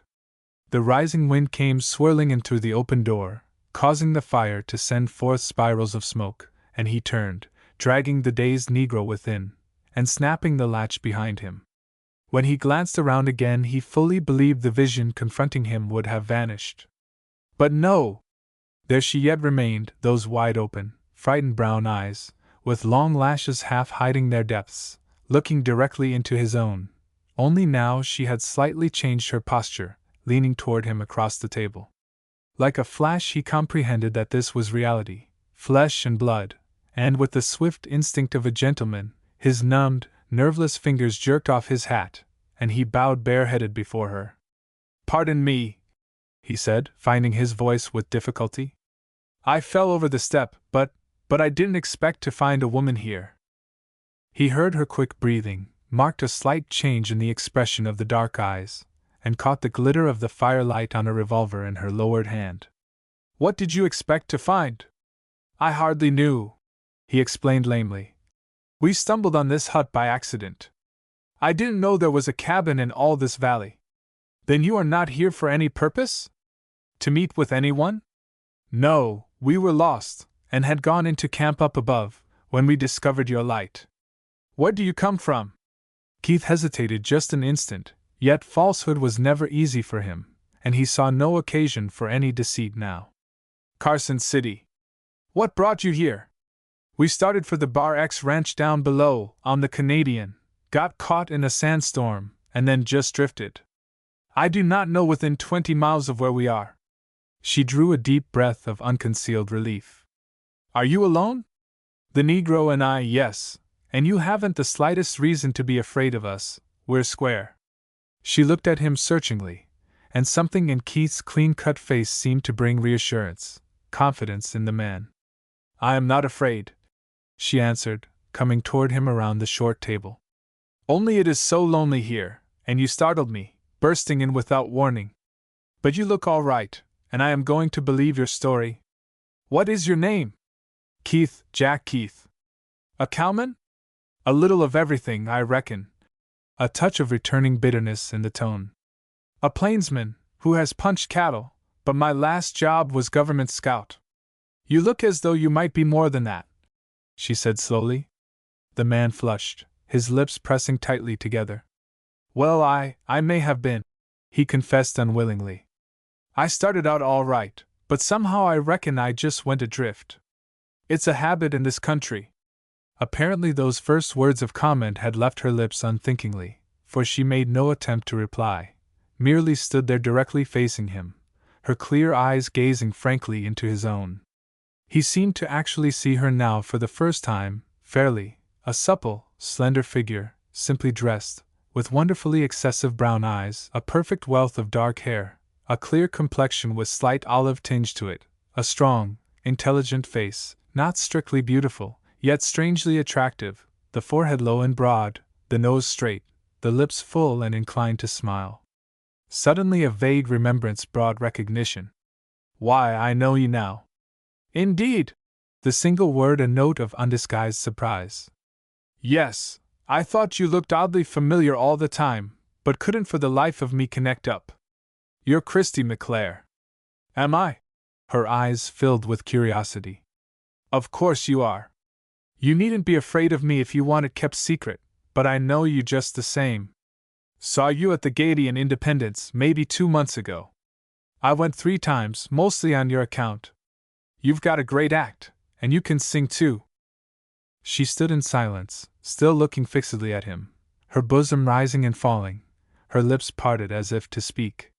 Apparently she did not know what to do, how to act, and was thinking swiftly. "Mr. Keith," she said, at last in decision, "I am going to ask you to blot that all out, to forget that you even suspect me of being Christy McClare, of the Gaiety." "Why, certainly, but would you explain?" "There is little enough to explain. It is sufficient that I am here alone with you. Whether I wish to or not, I am compelled to trust myself to your protection. You may call me Christy McClare, or anything else you please, you may even think me unworthy respect, but you possess the face of a gentleman, and as such I am going to trust you. I must trust you. Will you accept my confidence on these terms?" Keith did not smile, nor move. Weak from hunger and fatigue, he leaned wearily against the wall. Nevertheless, that simple, womanly appeal awoke all that was strong and sacrificing within him, although her words were so unexpected that, for the moment, he failed to realize their full purport. Finally he straightened up. I accept any terms you desire," he gasped weakly. If you will only give one return." "One return? What?" "Food, We have eaten nothing for 60 hours. Her face, which had been so white, flushed to the hair, her dark eyes softening. Why, of course, sit down. I ought to have known from your face. There is plenty here, such as it is, only you must wait a moment. Chapter 9. The Girl of the Cabin. He saw Neb drop down before the blazing fireplace, and curl up like a tired dog, and observed her take the lamp, open the door into the other room a trifle, and slip silently out of sight. He remembered staring vaguely about the little room, still illumined by the flames, only half comprehending, and then the reaction from his desperate struggle with the elements overcame all resolution, and he dropped his head forward on the table, and lost consciousness. Her hand upon his shoulder aroused him, startled into wakefulness, yet he scarcely realized the situation. I have placed food for the Negro beside him, she said quietly, and for the first time Keith detected the soft blur in her speech. You are from the South, he exclaimed, as though it was a discovery. Yes, and you? My boyhood began in Virginia. The Negro was an old-time slave in our family. She glanced across at the black, now sitting up and eating voraciously. I thought he had once been a slave. One can easily tell that. I did not ask him to sit here because, if you do not object, we will eat here together. I have also been almost as long without food. It was so lonely here, and I hardly understood my situation, and I simply could not force myself to eat. He distinguished her words clearly enough, although she spoke low, as if she preferred what was said between them should not reach the ears of the Negro, yet somehow, for the moment, they made no adequate impression on him. Like a famished wolf he began on the coarse fare, and for 10 minutes hardly lifted his head. Then his eyes chanced to meet hers across the narrow table, and instantly the gentleman within him reawoke to life. I have been a perfect brute, he acknowledged frankly, with no thought except for myself. Hunger was my master, and I ask your forgiveness, Miss McClare. Her eyes smiled. I am so very glad to have anyone here, anyone, in whom I feel even a little confidence, that nothing else greatly matters. Can you both eat and listen? Keith nodded, his eyes full of interest, searching her face. Whoever I may be, Mr. Keith, and really that seems only of small importance, I came to Fort Larn seeking some trace of my only brother, whom we last heard from there, where he had fallen into evil companionship. On the stage trip I was fortunate enough to form an acquaintance with a man who told me he knew where I could meet Fred, but that the boy was hiding because of some trouble he had lately gotten into, and that I should have to proceed very carefully so as not to lead the officers to discover his whereabouts. This gentleman was engaged in some business at Carson City, but he employed a man to bring me to this place, and promised to get Fred, and meet me here the following day. There must have been some failure in the plans, for I have been here entirely alone now for 3 days. It has been very lonesome, and I've been a little frightened. Perhaps I ought not to have come, and I am not certain what kind of a place this is. I was so afraid when you came, but I am not afraid now. You have no need to be, he said soberly, impressed by the innocent candor of the girl, and feeling thankful that he was present to aid her. I could not wrong one of the South. My father always told me I could trust a Southern gentleman under any circumstance. Mr. Hawley was from my own state, and knew many of our old friends. That was why I felt such unusual confidence in him, although he was but a traveling acquaintance. Mr. Hawley? The gentleman whom I met on the stage. Oh, yes, you said he was in business in Carson City, but I don't seem to remember any one of that name. He was not there permanently, only to complete some business deal. And your brother? I may possibly have known him. She hesitated an instant, her eyes dropping, until completely shaded by the long lashes. He was rather a wild boy, and ran away from home to enlist in the army. But he got into a bad set, and deserted. That was part of the trouble which caused him to hide. He enlisted under the name of Fred Willoughby. Mr. Hawley told me this much, but I am afraid he did not tell me all. And he said you would meet him here? Keith gazed about on the bare surroundings wonderingly. What was this place, hidden away in the midst of the desert, isolated in a spot where not even Indians roamed? Could it be a secret rendezvous of crime, the headquarters of desperadoes, of cattle rustlers, of highwaymen of the Santa Fe Trail, a point to which they could ride when hard pressed, certain of hiding here in safety? He began to suspect this, but if so, who then was this Holly, and with what object had he sent this girl here? Every way he turned was to confront mystery, to face a new puzzle. Whatever she might be, even the music hall singer, he believed, she had been inveigled here innocently enough. Even now she possessed only the most vague suspicion that she had been deceived. The center of the whole plot, if there was a plot, must be Holly. Yes, she replied.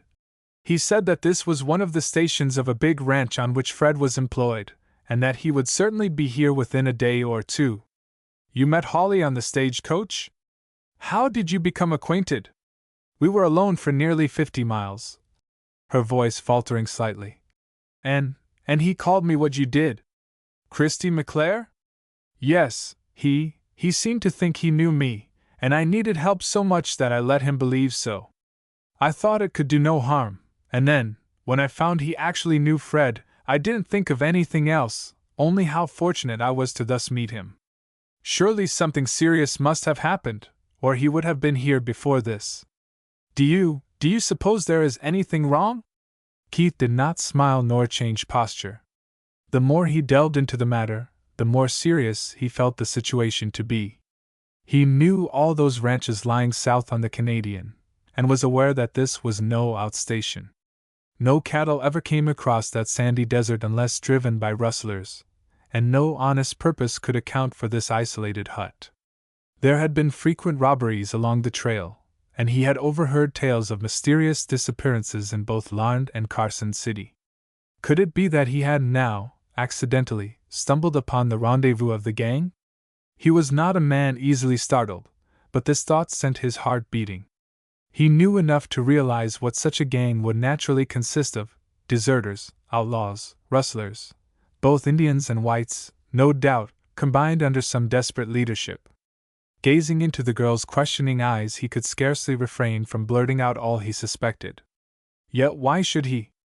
What good could it do? He could not hope to bear her south to the Bar X ranch, for the ponies were already too thoroughly exhausted for such a journey. He dared not turn north with her, for that would mean his own arrest, leaving her in worse condition than ever. If he only knew who this man Holly was, his purpose and plans. Yet what protection could he and Neb prove, alone here, and without arms? All this flashed through his mind in an instant, leaving him confused and uncertain. I hope not, he managed to say in answer to her query. But it is rather a strange mix-up all around, and I confess I failed to comprehend its full meaning. It is hardly likely your friends will show up tonight, and by morning perhaps we can decide what is best to do. Let me look around outside a moment. Her eyes followed him as he stepped through the door into the darkness. Then her head dropped into the support of her hands. There was silence except for the crackling of the fire, until Neb moved uneasily. At the sound the girl looked up, seeing clearly the good-natured face of the Negro. Yo don't never need cry, missus, he said soberly. So long as Massa Jack done 'greed to look after yo dot. Have you known him long? Has I knowed him long, honey? Ebier since befo de wa. Why I done knowed Massa Jack when he want more'n dat high. Lord, he sure was a lively youngster, but mighty good-hearted to us niggers. She hesitated to question a servant, and yet felt she must uncover the truth. Who is he? Is he all he claims to be, a Virginia gentleman? All the loyalty and pride of slavery days was in Neb. He show am, missus, dar ain't nothin' higher'n old Virginia dan de Keiths. Dey ain't got much money since the Yankees come down dar, but dey's quality folks just the same. I was done born on de old Connell's plantation, and I reckon dar want no finer man ever lived. He was done killed in de war. And Massa Jack he was a captain, he rode on hossback and lawdy, but he did look scrumptious when he first got his uniform. He done fought all through de war, and dey say General Lee done shook hands wid him, and said how proud he was ter know him. You kin sudden a white tie to Massa Jack, missus? The Negro's voice had scarcely ceased when Keith came in again, closing the door securely behind him. "All quiet outside," he announced, speaking with new confidence. "I wanted to get an understanding of the surroundings in case of emergency," he explained, as if in answer to the questioning of the brown eyes gravely uplifted to his face. "I see there is quite a corral at the lower end of this island, safely hidden behind the fringe of cottonwoods, and a log stable back of the house. Is the creek fordable both ways?" "I think so. The man who brought me here rode away south." "And are you going to trust yourself to my care?" She came around the table with hands extended. He took them into his grasp, looking down into her eyes. "Yes," she said softly. "I am going to trust you, Captain Keith." He laughed. "Captain, hey? You must have been talking with that black rascal there." The swift color flooded her face, but her hands remained imprisoned. "I just done told her who de Keats was down in Old Virginia, sah," burst in Neb indignantly. "I sure don't want nobody to think I go trapsin' round wid any low white trash." The gray eyes and the brown, gazing into one another, smiled with understanding. "Oh, well," Keith acknowledged genially, "I cannot say I am sorry you know something of my past glories. If one can have a future, it is some source of pride to have a past to remember. But now about the present. We're not much protection to anyone, the way we're fixed, as we are unarmed. There is a big revolver hanging in a holster in the other room," she answered, "and a short, sawed-off gun of some kind, but I don't know about ammunition. May we investigate?" "Most certainly." And she threw open the intervening door. As the two stepped into the other apartment, she held the lamp in aid of their search. "There is the revolver on the wall, and the gun is in the opposite corner. Isn't it strange you should be out in this country without arms?" Keith glanced up, the revolver in his hands. The radiance of the light was full upon her face, revealing the clearness of her skin, the dark shadows of her lashes. There was the faintest tinge of suspicion to the question, but he answered easily. "We left Carson in something of a hurry. I'll tell you the story tomorrow." Chapter 10. Mr. Hawley reveals himself.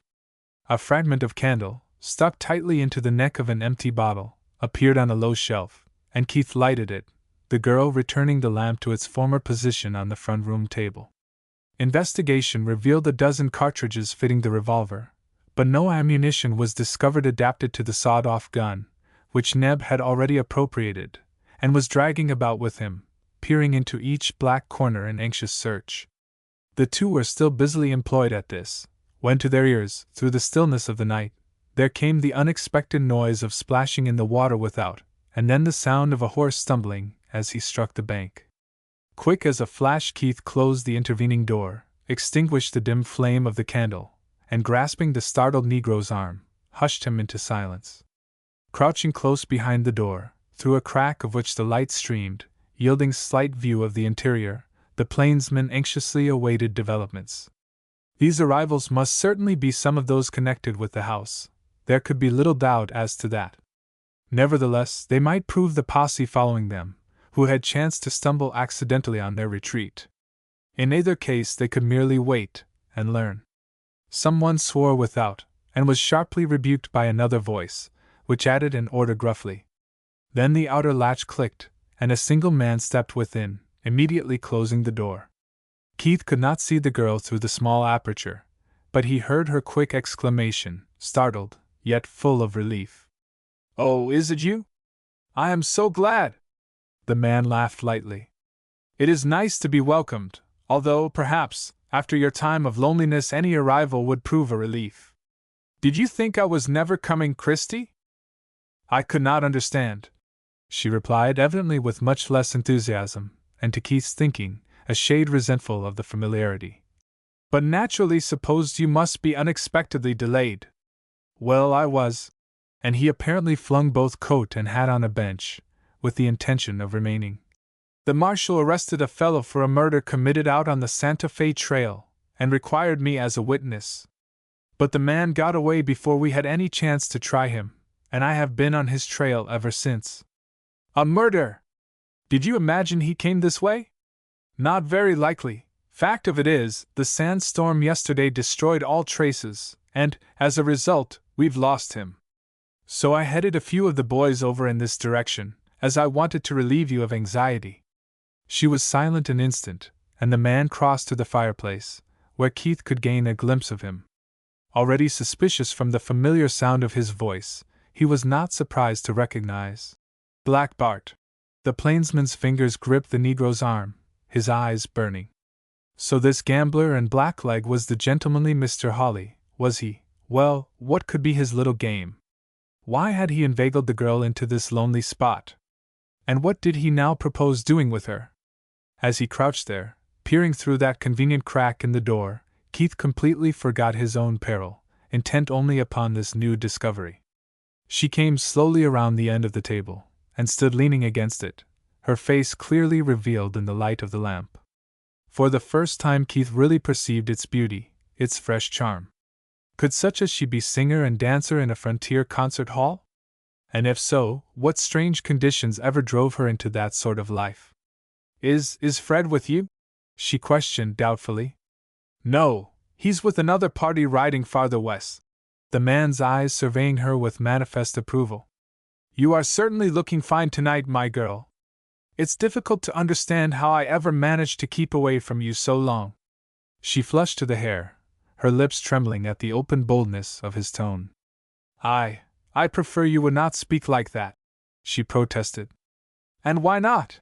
With a light laugh. Come, Christy, such fine airs are a trifle out of place. If I didn't know you were a concert hall artist, I might be more deeply impressed. As it is, I reckon you've heard love words before now. Mr. Hawley, I have trusted you as a gentleman. I never came here except on your promise to bring me to my brother. And she stood erect before him. You have no right to even assume that I am Christy McClare. Sure not, I don't assume. I have seen that lady too often to be mistaken. Don't try on that sort of thing with me. I don't take to it kindly. Perhaps a kiss might put you in better humor. He took a step forward, as though proposing to carry out his threat, but the girl stopped him, her eyes burning with indignation. How dare you? She exclaimed passionately, all fear leaving her in sudden resentment. You think me alone here and helpless, that you can insult me at your pleasure. Don't go too far, Mr. Hawley. I know what you are now, and it makes no difference what you may think of me, or call me. You'll find me perfectly able to defend myself. Oh, indeed! Sneeringly.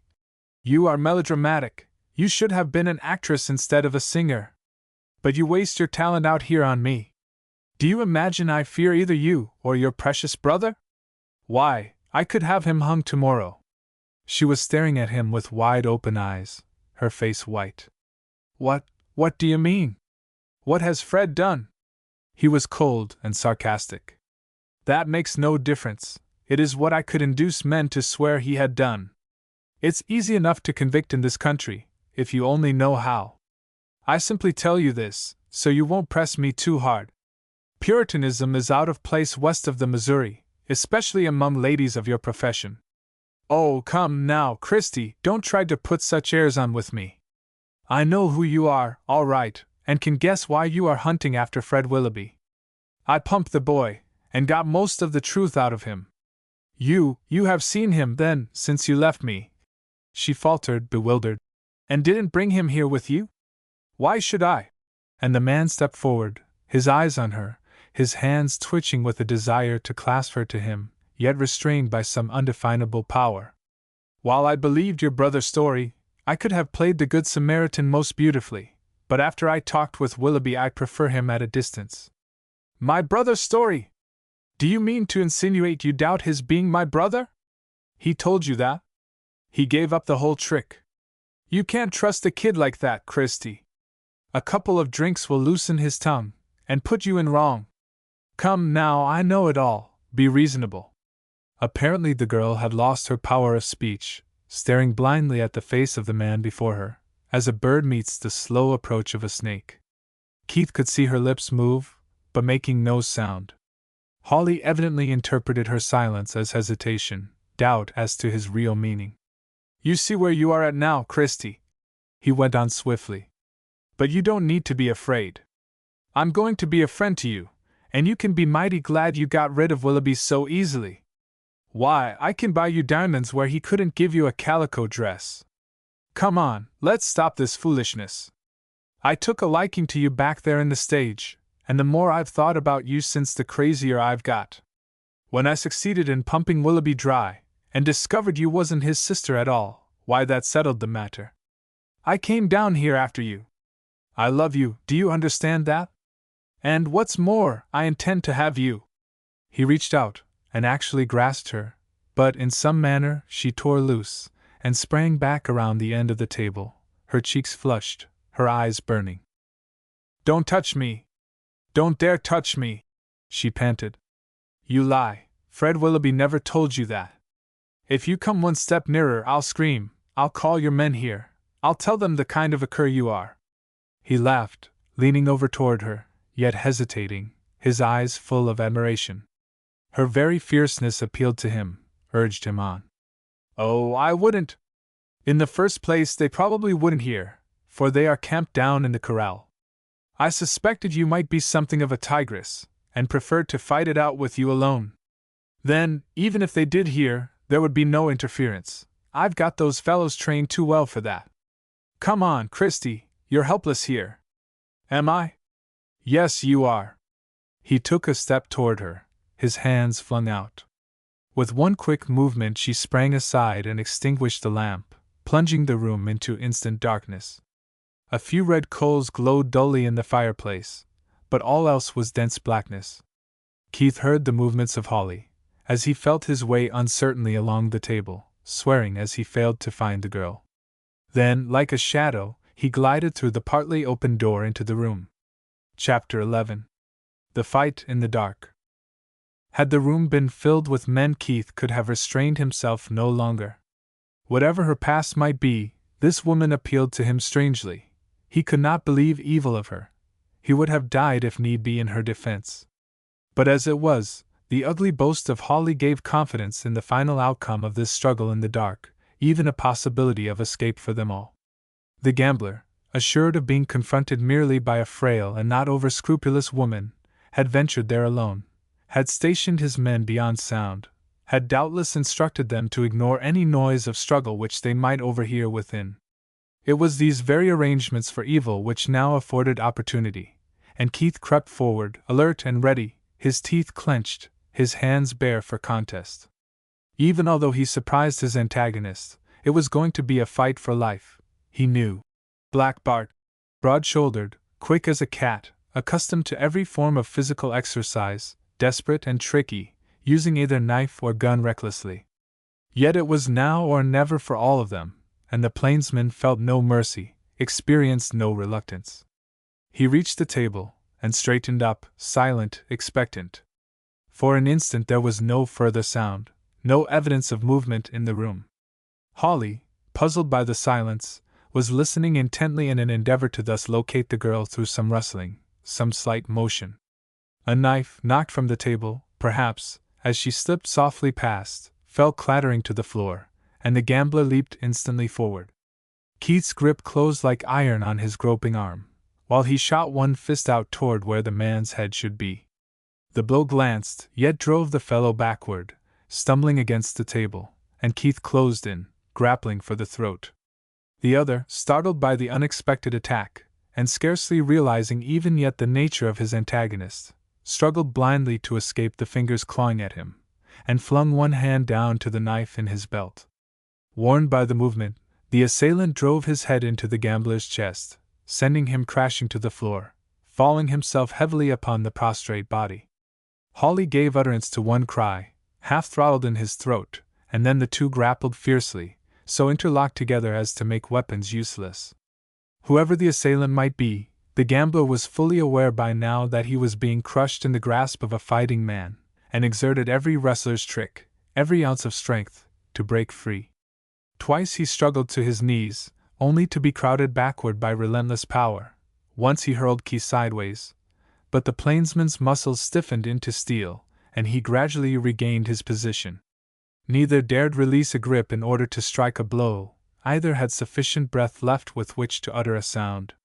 They were fighting for life, silently, desperately, like wild beasts, with no thought but to injure the other. The gambler's teeth sank into Keith's arm, and the latter in return jammed the man's head back onto the puncheon floor viciously. Perspiration streamed from their bodies, their fingers clutching, their limbs wrapped together, their muscles strained to the utmost. Keith had forgotten the girl, the Negro, everything, dominated by the one passion to conquer. He was swept by a storm of hatred, a desire to kill.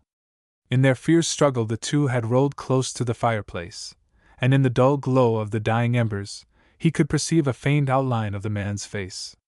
The sight added flame to his mad passion, yet he could do nothing except to cling to him, jabbing his fingers into the straining throat. The Negro ended the affair in his own way, clawing blindly at the combatants in the darkness, and finally, determining which was the enemy, he struck the gambler with the stock of his gun, laying him out unconscious. Keith, grasping the table, hauled himself to his feet, gasping for breath, certain only that Hawley was no longer struggling. For an instant all was blank, a mist of black vapor, then a realization of their situation came back in sudden flood of remembrance.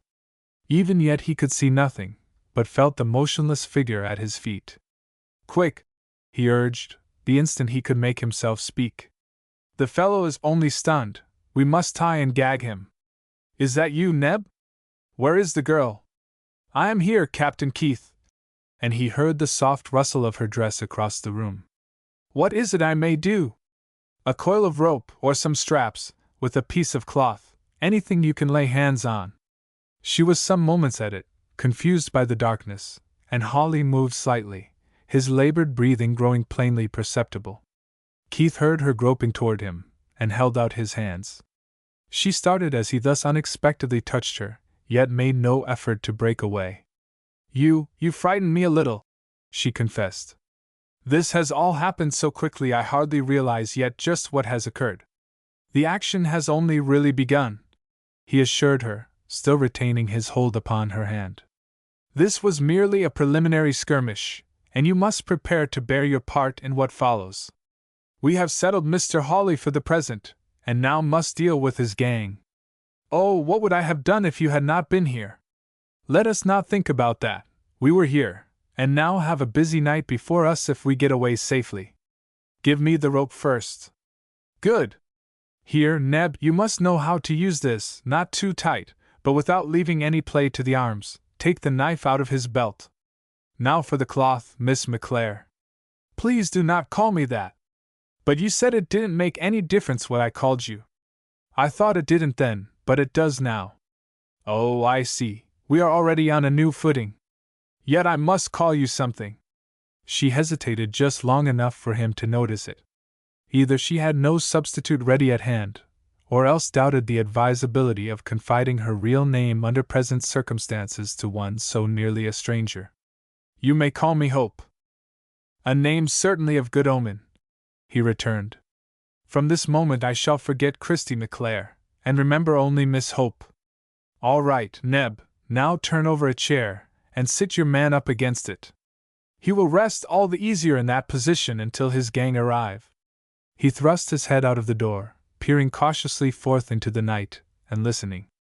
A single horse, probably the one Hawley had been riding, was tied to a dwarfed cottonwood near the corner of the cabin.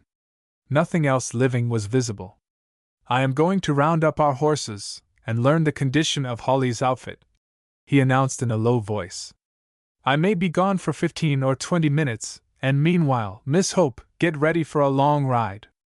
Neb, stand here close beside the door, and if anyone tries to come and brain him with your gunstock. I'll rap 3 times when I return." He slipped out into the silent night, and crept cautiously around the end of the dark cabin. The distinct change in the girl's attitude of friendship toward him, her very evident desire that he should think well of her, together with the providential opportunity for escape, had left him full of confidence. The gambler had played blindly into their hands, and Keith was quick enough to accept the advantage. It was a risk to himself, to be sure, thus turning again to the northward, yet the clear duty he owed the girl left such a choice almost imperative. He certainly could not drag her along with him on his flight into the wild Comanche country extending beyond the Canadian. She must, at the very least, be first returned to the protection of the semi-civilization along the Arkansas. After that had been accomplished, he would consider his own safety. He wondered if Hope really was her name, and whether it was the family cognomen, or her given name. That she was Christy McClare he had no question, yet that artistic embellishment was probably merely assumed for the work of the concert hall. Both he and Holly could scarcely be mistaken as to her identity in this respect, and indeed she had never openly denied the fact. Yet she did not at all seem to be that kind, and Keith mentally contrasted her with numerous others whom he had somewhat intimately known along the border circuit. It was difficult to associate her with that class. She must have come originally from some excellent family east, and been driven to the life by necessity. She was more to be pitied than blamed. Keith held no puritanical views of life. His own experiences had been too rough and democratic for that, yet he clung tenaciously to an ideal of womanhood which could not be lowered. However interested he might otherwise feel, no Christy McClare could ever find entrance into the deeps of his heart, where dwelt alone the memory of his mother. He found the other horses turned into the corral, and was able, from their restless movements, to decide they numbered 8. A fire, nearly extinguished, glowed dully at the farther corner of the enclosure, and he crawled close enough to distinguish the recumbent forms of men sleeping about it on the ground. Apparently no guard had been set, the fellows being worn out from their long ride, and confident of safety in this isolated spot. Besides, Holly had probably assumed that duty, and told them to get whatever sleep they could. However, the gate of the corral opened beside their fire, and Keith dare not venture upon roping any of their ponies, or leading them out past where they slept.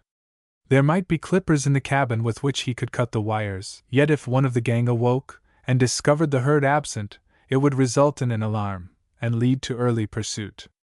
It was far safer to use their own ponies. He would lead Holly's horse quietly through the water, and they could mount on the other shore.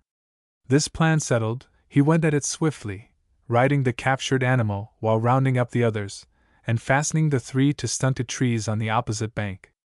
Everything within the cabin remained exactly as he had left it, and he briefly explained the situation, examining Holly's bonds again carefully while doing so.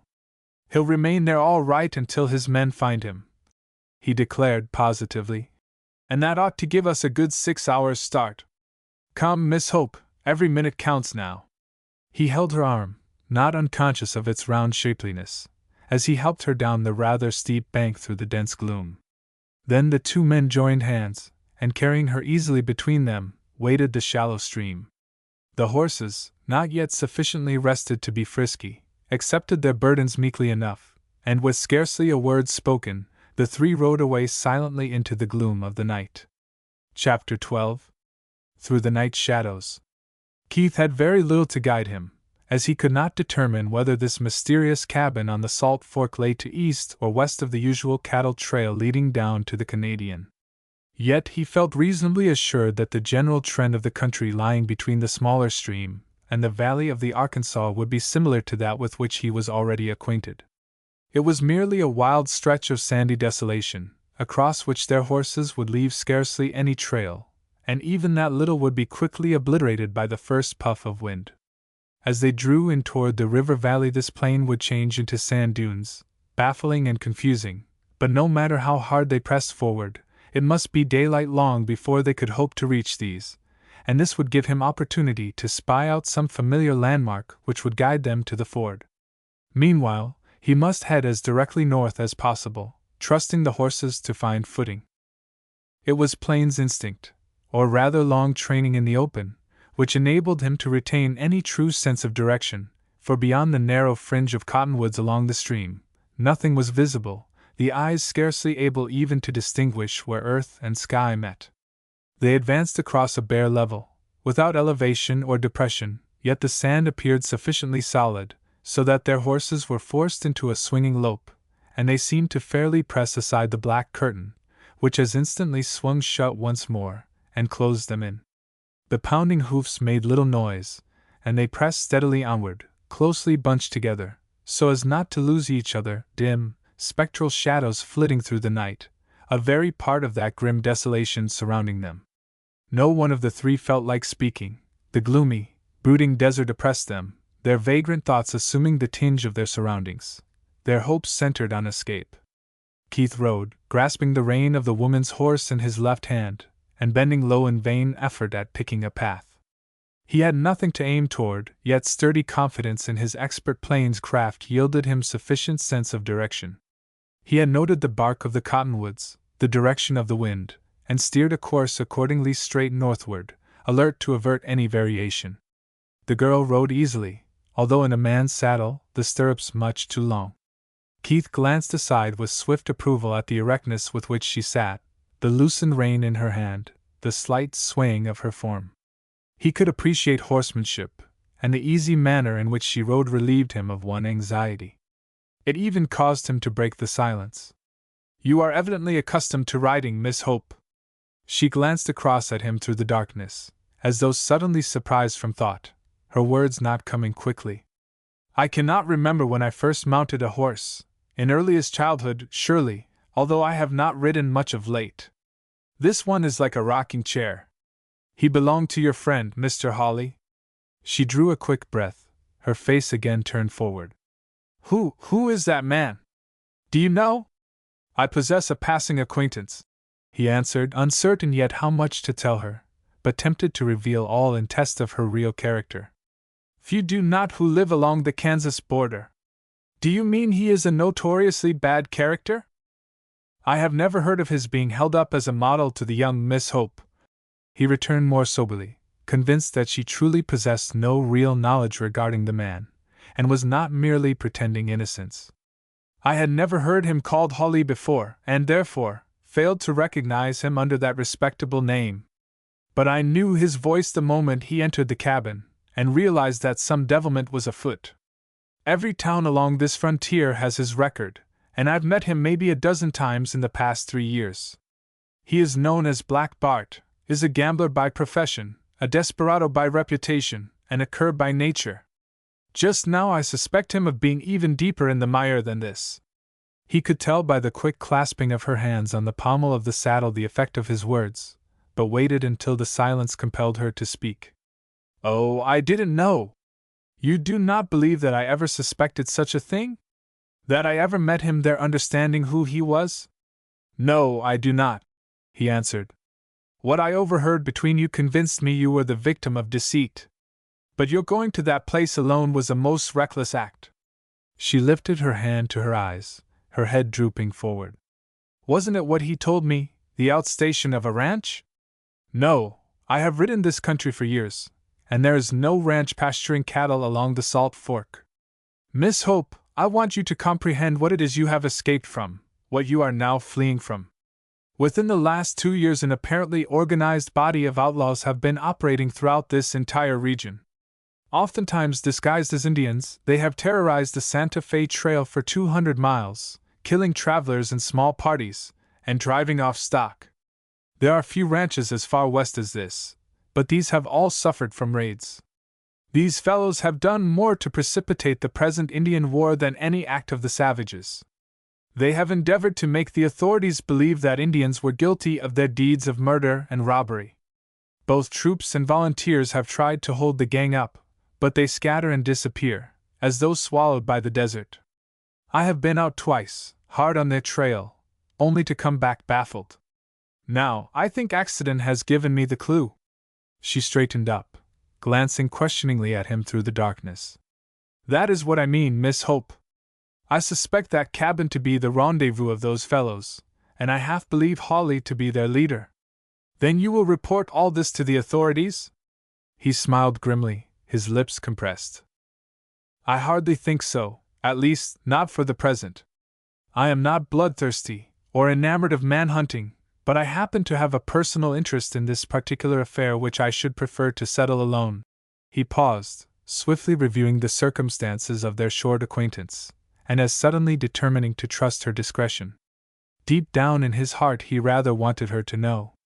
"The fact of the matter is, that Neb and I here were the ones that particular posse were trailing." "You?" Her voice faltered. "He said those men were under arrest for murder, and had broken jail. He also said it was easy to convict men in this country if you only knew how. It is true we broke jail, but only in order to save our lives. It was the only way. Technically, we are outlaws, and now run the risk of immediate rearrest by returning north of the Arkansas. We came to you fugitives. I was charged with murder, the Negro with assault. So you see, Miss Hope, the desperate class of men you are now associating with." The slight bitterness in his tone stung the girl into resentment. She was looking straight at him, but in the gloom he could not discern the expression of her eyes. "I don't believe it!" she exclaimed decisively. You do not look like that." "My appearance may be sufficient to convince you," he returned rather dryly, "but would weigh little before a Western court. Unfortunately, the evidence was strong against me, or would have been had the case ever come to a trial. The strange thing about it was that both warrants were sworn out by the same complainant, and apparently for a similar purpose, Black Bart Hawley. What purpose?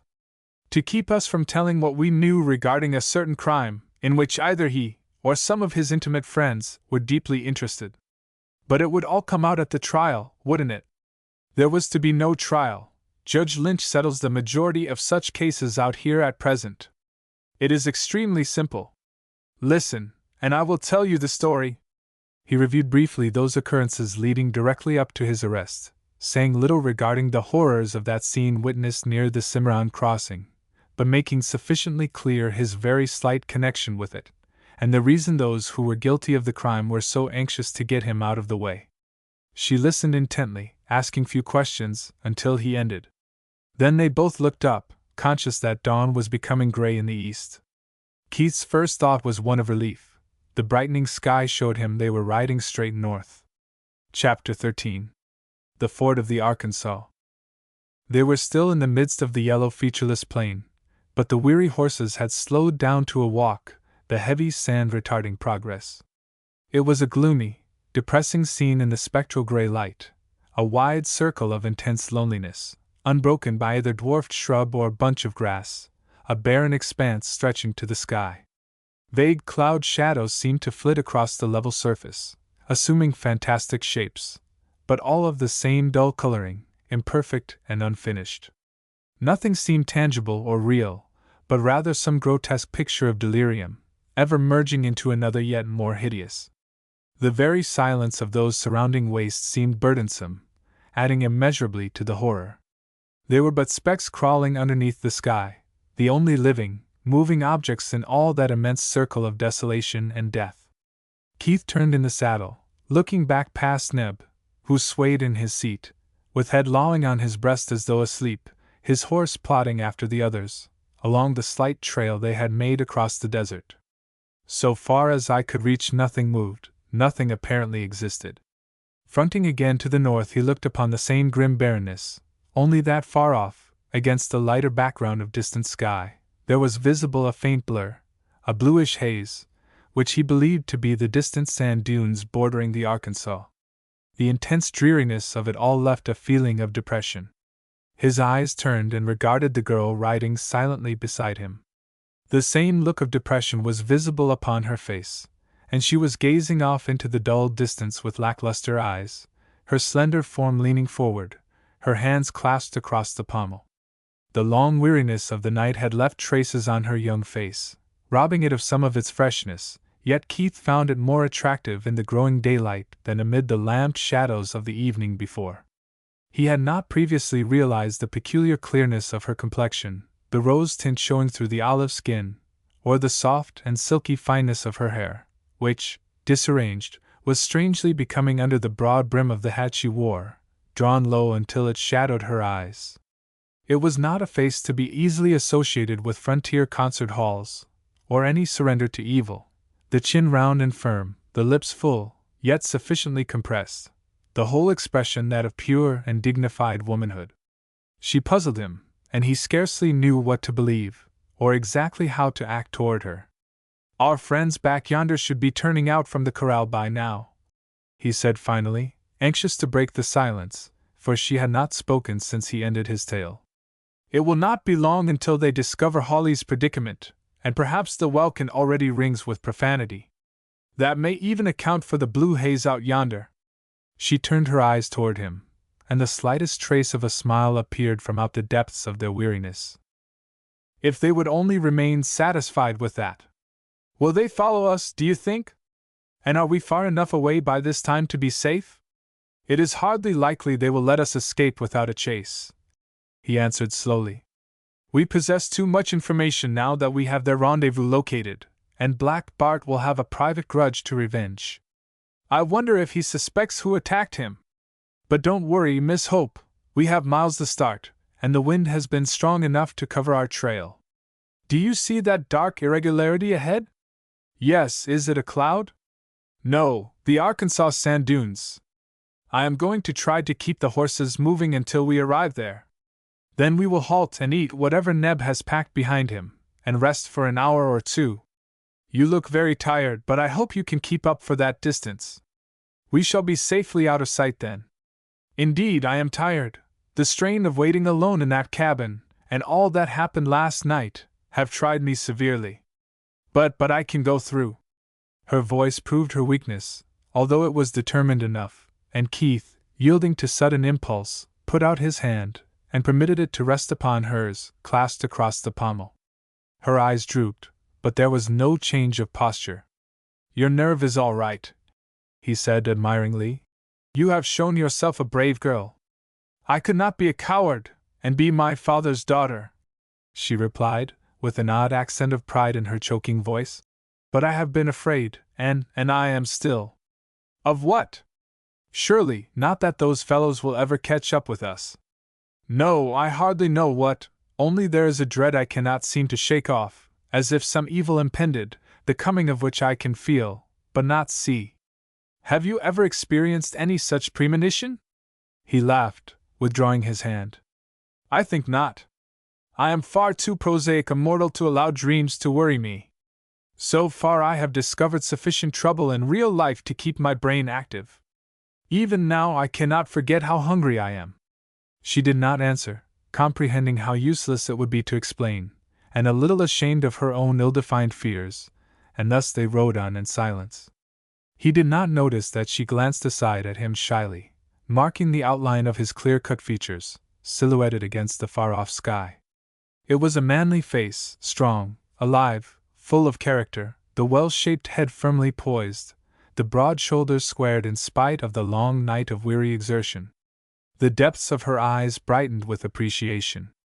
I believe your story, Mr. Keith, she said at last softly. My story? Questioningly, and turning instantly toward her. Yes, all that you have told me about what happened.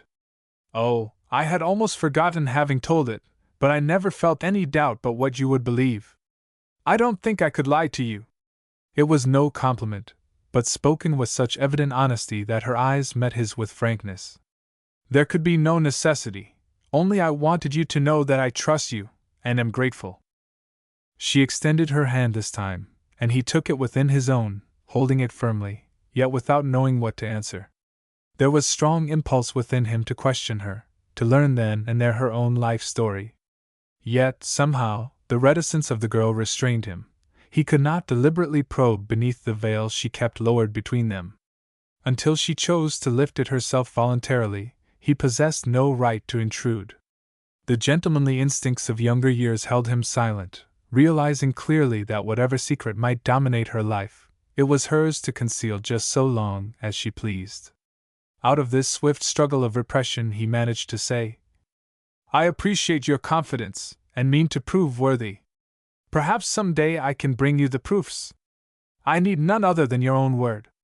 Oh, but possibly you are too easily convinced. You believed in Holly. She looked at him searchingly, her eyes glowing, her cheeks flushed. Yes, she said slowly, convincingly. I know I did. I was so anxious to be helped, but this is different. It was noon, the sun pitiless and hot above them, before they straggled within the partial shelter of the sand dunes, and sank wearily down to their meager lunch. Their supply of water was limited, and the exhausted ponies must wait until they reached the river to quench their thirst. Yet this was not very far off now, and Keith had seen enough of their surroundings to locate the position of the ford. Slow as they must proceed, 3 hours more would surely bring them to the bank of the stream. They discussed their plans briefly as the three sat together on the warm sand, revived both by the food and the brief rest. There was not a great deal to be determined, only where the girl should be left, and how the two men had better proceed to escape observation. Fort Larned was the nearest and safest place for their charge, none of the party expressing any desire to adventure themselves within the immediate neighborhood of Carson City. What her future plans might be were not revealed, and Keith forbore any direct questioning. His duty plainly ended with placing her in a safe environment, and he felt convinced that Mrs. Murphy, of the Occidental Hotel, would furnish room, and if necessary, companionship.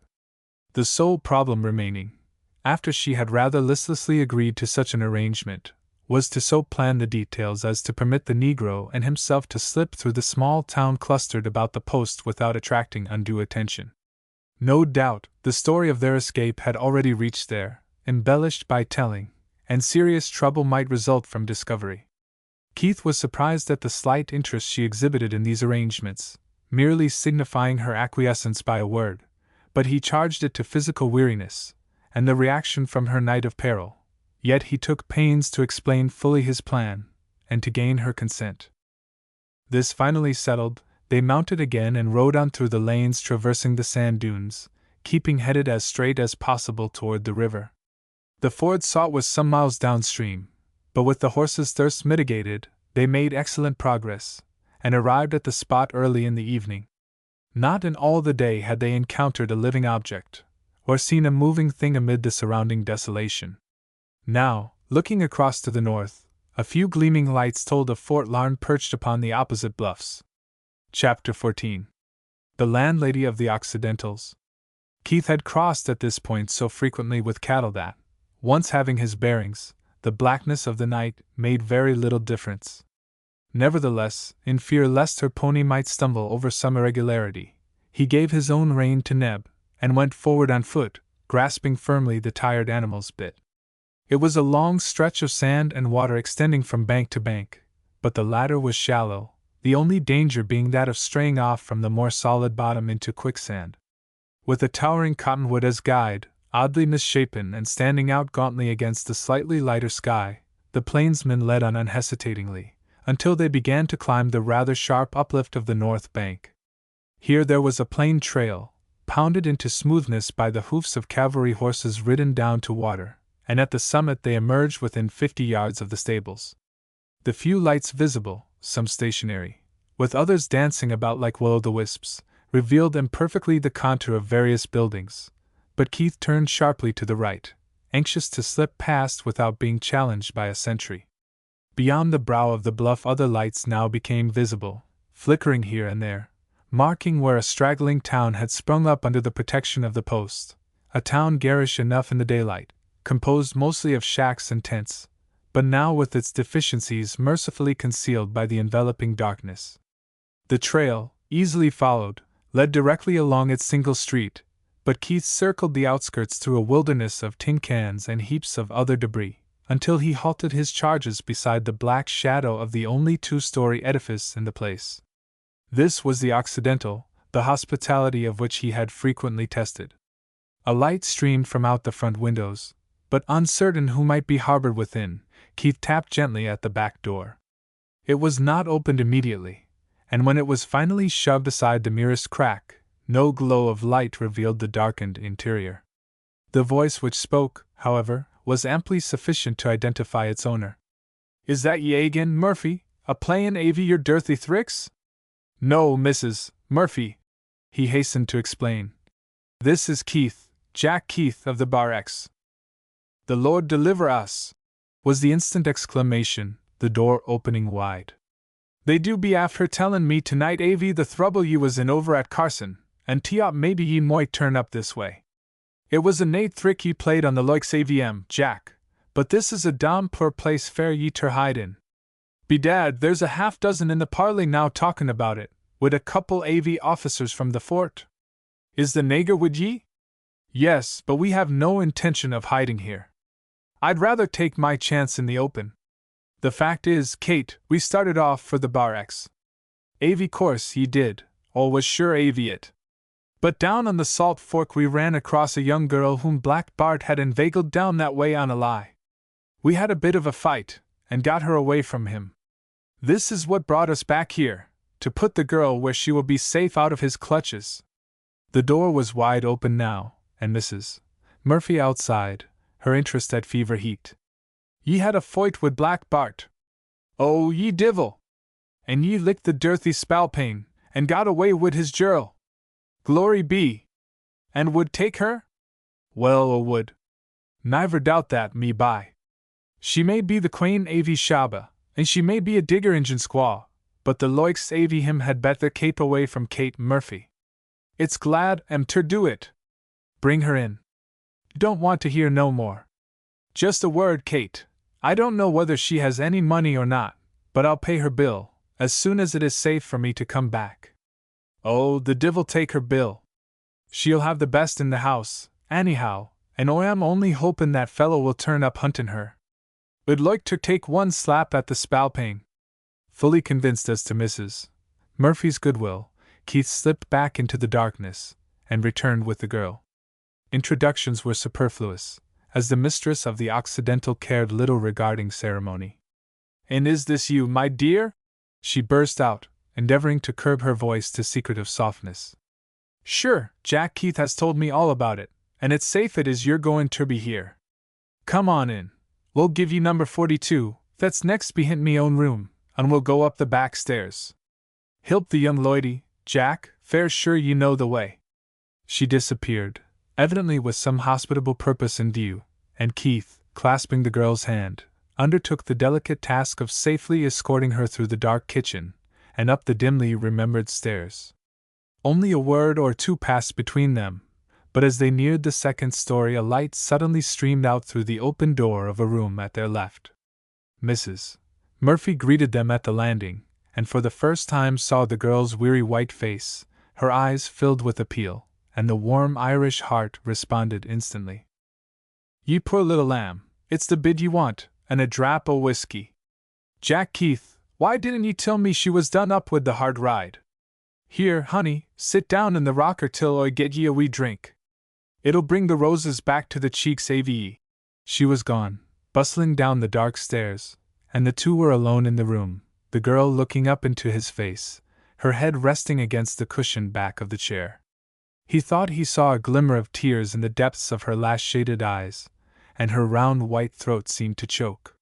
"You will be perfectly secure here," he said soothingly, "and can remain as long as you please. Mrs. Murphy will guard you as though you were her own daughter. She is a bit rough, maybe, but a big-hearted woman, and despises Holly. She nursed me once through a touch of typhoid, yes, by Jove," glancing about in sudden recognition. "And in this very room, too." The girl's glance wandered over the plain, neat furnishings, and the rather pathetic attempts at decoration, yet with apparently no thought for them. You have not told me where you were going." He laughed, a little uneasily, as though he preferred to make light of the whole matter. "Really, I have hardly decided, the world is so wide, and I had no reason to suppose you interested.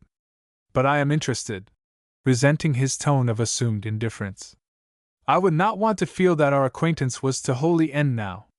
"Do you really mean that?" "Why should I not? You have been a real friend to me. I shall remember you always with a gratitude beyond words. I want you to know this, and that I shall ever wish to retain that friendship." Keith struggled with himself, doubtful of what he had best say, swayed by unfamiliar emotions. "You may be sure I shall never forget," he blurted forth, desperately. "And if you really wish it, I'll certainly see you again." "I do," earnestly. "Then I'll surely find a way. I don't know now which direction we will ride, but I'm not going very far until I clear up that murder out yonder on the trail. That is my particular job just now." Before she could answer, Mrs. Murphy re-entered, and forced her to drink the concoction prepared, the girl accepting with smiling protest. The landlady, empty glass in hand, swept her eyes about the room. "Bedad, but the place looks better than ever I'd belaved, with the girl Oivie got tinned into it. She's that lazy she goes ter slape swappin' the floor. Jack, would ye mind hilpin' me move the bid? Sure, it's raw mahogany, and so heavy it breaks me back entirely to push it round." He took hold willingly enough, and the two together ran the heavy contrivance across the room to the position selected. Once a leg caught in the rag carpet, and Keith lifted it out, bending low to get a firmer grip. Then he held out his hand to the girl. "It is not going to be goodbye then, Miss Hope. I'll find you." She smiled up into his eyes, much of the weariness gone from her face. "I am going to believe that," she answered gladly, "because I want to." Mrs. Murphy lingered until his steps sounded on the stairs, as he slowly felt his way down through the darkness. "He do be a moighty foine by Jack Keith," she said, apparently addressing the side wall. "Oi wish I'd knowed him when was a girl. Sure, it's not Murphy me knowin' be now, Oi am thinkin' dot." Left alone, the girl bowed her head on her hands, a hot tear stealing down through her fingers. As she glanced up again, something that glittered on the floor beside the bed caught her eyes. She stopped and picked it up, holding the trinket to the light, staring at it as though fascinated. It was the locket Keith had taken from the neck of the dead man at Cimarron Crossing. Her nerveless fingers pressed the spring, and the painted face within looked up into her own, and still clasping it within her hand, she sank upon her knees, burying her face on the bed. "Where did he get that?" her lips kept repeating. "Where did he ever get that?" Chapter 15. Again Christy McClare. Keith possessed sufficient means for several months of idleness, and even if he had not, his reputation as a plains scout would ensure him employment at any of the more important scattered army posts. Reliable men for such service were in demand. The restlessness of the various Indian tribes, made specially manifest by raids on the more advanced settlements, and extending over a constantly widening territory, required continuous interchange of communication between commanders of detachments. Bold and reckless spirits had flocked to the frontier in those days following the Civil War, yet all were not of the type to encourage confidence in military authorities. Keith had already frequently served in this capacity, and abundantly proved his worth under rigorous demands of both endurance and intelligence, and he could feel assured of permanent employment whenever desired. Not a few of the more prominent officers he had met personally during the late war, including Sheridan, to whom he had once borne a flag of truce, yet the spirit of the Confederacy still lingered in his heart, not in any feeling of either hatred or revenge, but in an unwillingness to serve the blue uniform, and a memory of antagonism which would not entirely disappear. He had surrendered at Appomattox, conquered, yet he could not quite adjust himself to becoming companion in arms with those against whom he had fought valiantly for 4 years. Some of the wounds of that conflict still smarted. A natural soldier, anxious to help the harassed settlers, eager enough to be actively employed, he still held aloof from army connections except as a volunteer in case of emergency. Just now other considerations caused him to desire freedom. He had been accused of murder, imprisoned for it, and in order to escape, had been compelled to steal horses, the most heinous crime of the frontier. Not only for his own protection and safety must the truth of that occurrence at the Cimarron Crossing be made clear, but he also had now a personal affair with Black Bart Hawley to be permanently settled. They had already clashed twice, and Keith intended they should meet again. Memory of the girl was still in his mind as he and Neb rode silently forth on the Black Prairie, leading the extra horse behind them. He endeavored to drive the recollection from his mind, so he might concentrate it upon plans for the future, but somehow she mysteriously wove her own personality into those plans, and he was ever seeing the pleading in her eyes, and listening to the soft southern accent of her voice. Of late years he had been unaccustomed to association with women of high type, and there was that touch of the gentlewoman about this girl which had awakened deep interest. Of course he knew that in her case it was merely an inheritance of her past, and could not truly represent the present Christy McClare of the music halls. However fascinating she might be, she could not be worthy any serious consideration. In spite of his rough life, the social spirit of the Old South was implanted in his blood, and no woman of that class could hold him captive. Yet, someway, she refused to be banished or left behind. Even Neb must have been obsessed by a similar spirit, for he suddenly observed, "Dat am sudden a mighty fine gal, Massa Jack. I ain't seen nothin' to compare wid her since I quit Old Virginia, 'deed I ain't." Keith glanced back at his black satellite, barely able to distinguish the fellow's dim outlines. "You think her a lady, then?" he questioned, giving thoughtless utterance to his own imagination. "'Deed I does," the thick voice somewhat indignant. "I reckon I knows de real quality when I sees it. I see 'sociated wid quality white folks befo' dot. But Neb, she's a singer in dance halls. I don't believe it, Massa Jack. Well, I wouldn't if I could help it. She don't seem like that kind, but I recognized her as soon as I got her face in the light. She was at the Gaiety in Independence the last time I was there. Hawley knew her too, and called her by name." Neb rubbed his eyes, and slapped his pony's flank, unable to answer, yet still unconvinced. "I reckon both o' you might be mistook," he insisted doggedly. "Not likely," and Keith's brief laugh was not altogether devoid of bitterness.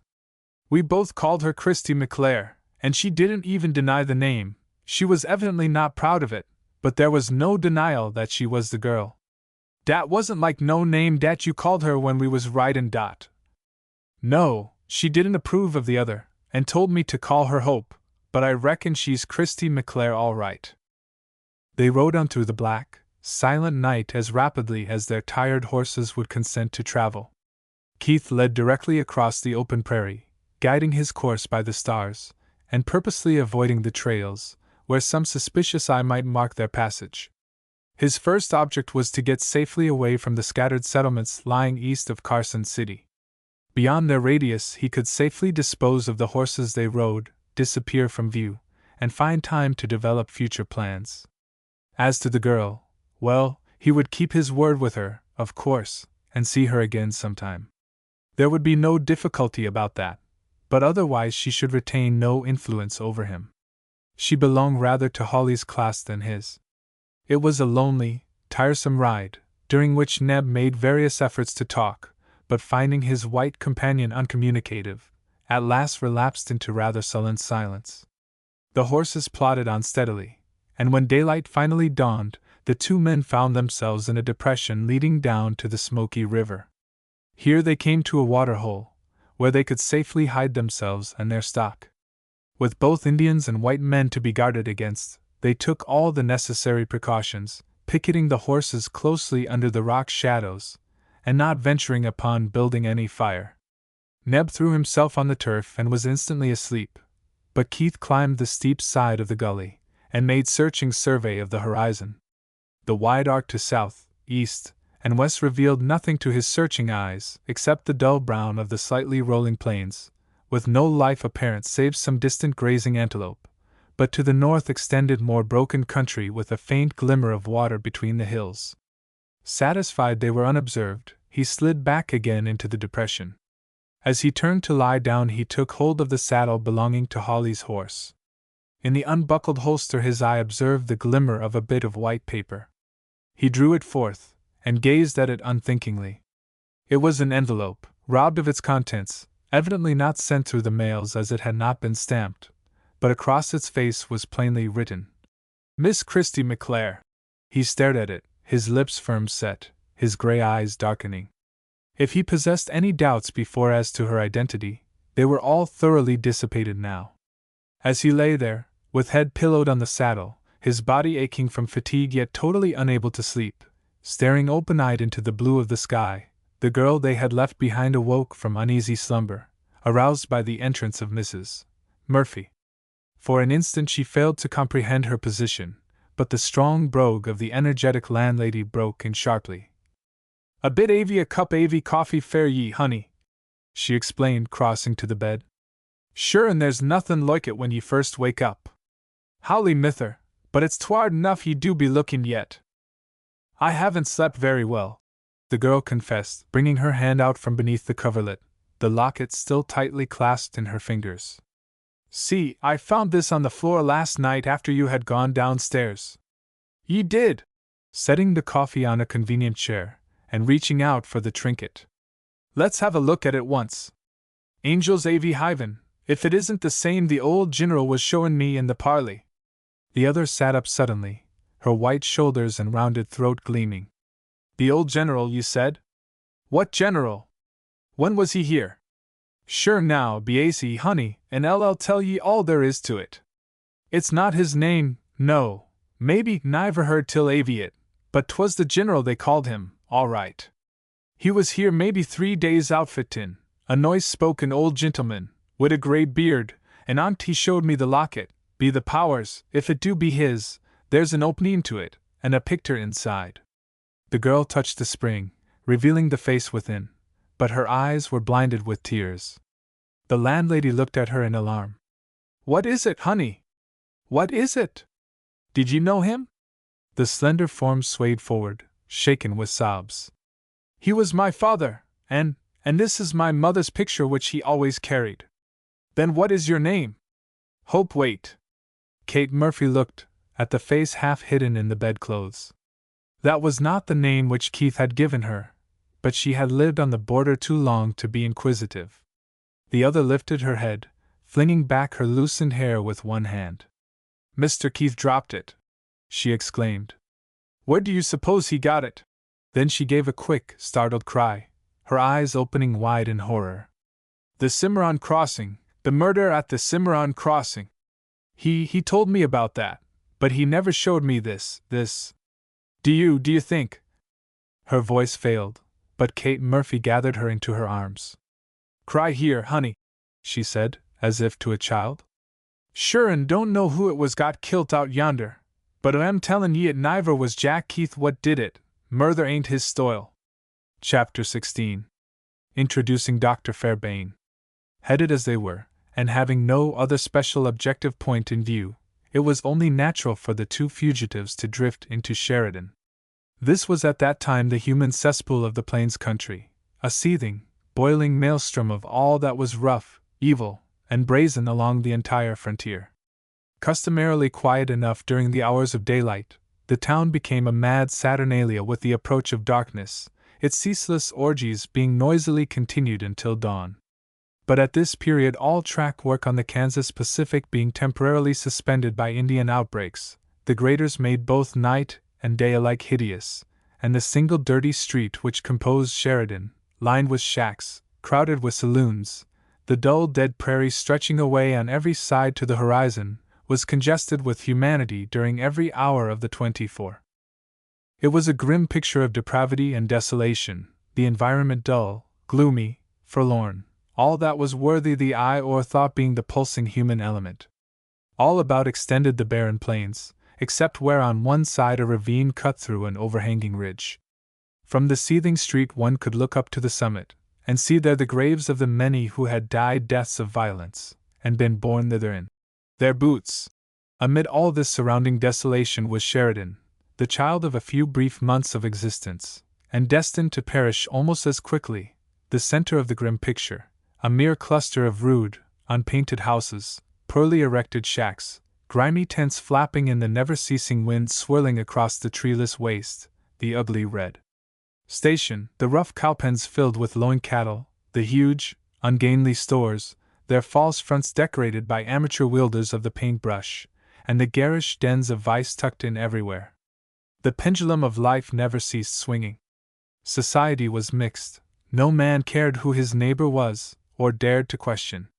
Of women worthy the name there were few, yet there were flitting female forms in plenty, the saloon lights revealing powdered cheeks and painted eyebrows.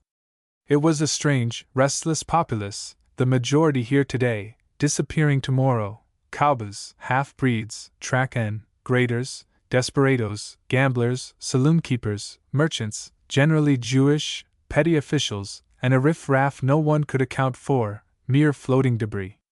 The town was an eddy catching out bits of driftwood such as only the frontier ever knew. Queer characters were everywhere, wrecks of dissipation, derelicts of the East, seeking nothing save oblivion. Everything was primitive, passion and pleasure ruled.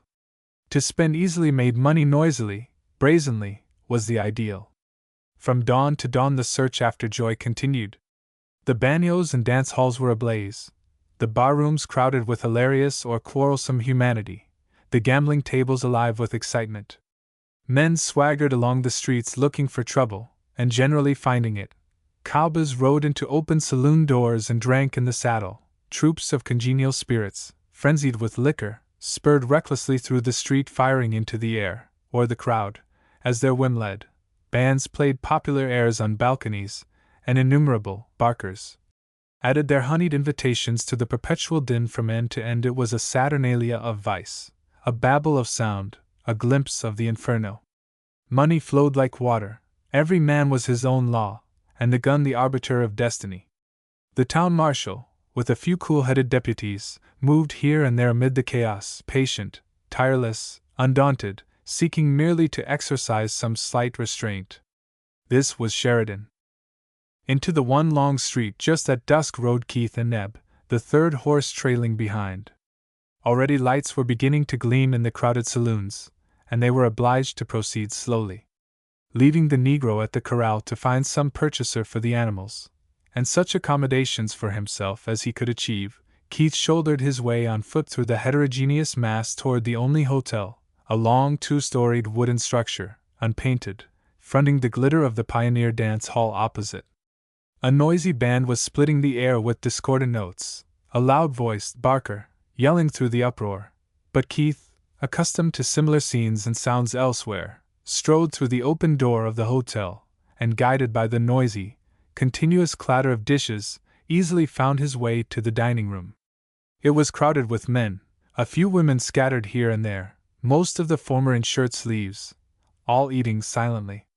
A few smaller tables at the back of the room were distinguished from the others by white coverings in place of oilcloth, evidently reserved for the more distinguished guests. Disdaining ceremony, the newcomer wormed his way through, finally discovering a vacant seat where his back would be to the wall, thus enabling him to survey the entire apartment. It was not of great interest, save for its constant change and the primitive manner in which the majority attacked their food supply, which was piled helter-skelter upon the long tables. Yet he ran his eyes searchingly over the numerous faces, seeking impartially for either friend or enemy.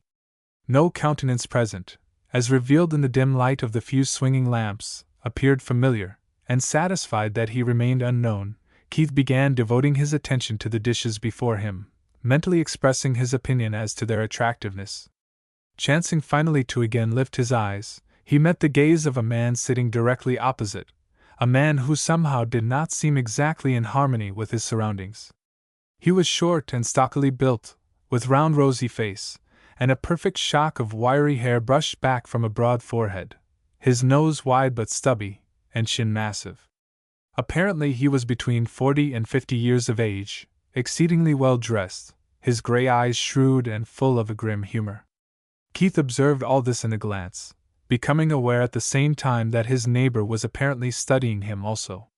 The latter broke silence with a quick, jerky utterance, which seemed to peculiarly fit his personal appearance. "Damn it all, know you, sir? Sure I do, but for life of me can't tell where." Keith stared across at him more searchingly, and replied, rather indifferently, "Probably a mistake then, as I have no recollection of your face." "Never make a mistake, sir, never forget a face." The other snapped with some show of indignation, his hands now clasped on the table, one stubby forefinger pointed, as he leaned forward. "Don't tell me, I've seen you somewhere, no, not a word, don't even tell me your name, I'm going to think of it." Keith smiled, not unwilling to humor the man's eccentricity, and returned to his meal, with only an occasional inquiring glance across the table. The other sat and stared at him, his heavy eyebrows wrinkled, as he struggled to awaken memory. The younger man had begun on his pie when the face opposite suddenly cleared. "Damn me, I've got it, hell yes, hospital tent, Shenandoah, bullet embedded under third rib, ordinary case, that's why I forgot, clear as mud now, get the name in a minute, Captain Keith, that's it, shake hands." Puzzled at the unexpected recognition, yet realizing the friendliness of the man, Keith grasped the pudgy fingers extended with some cordiality.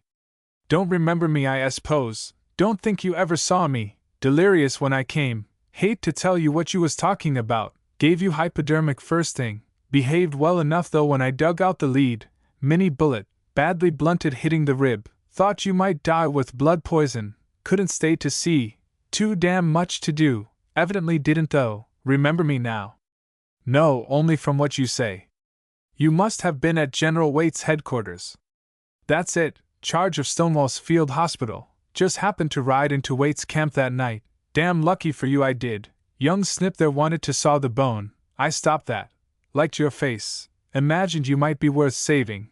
Ain't so sure of it now, or you wouldn't be out in this god-forsaken country eating such grub. My name's Fairbairn, Joseph Wright Fairbairn, M.D., contract surgeon for the railroad. Working on the line? Keith shook his head, feeling awakening interest in his peculiar companion. No, just drifted in here from down on the Arkansas, he explained briefly.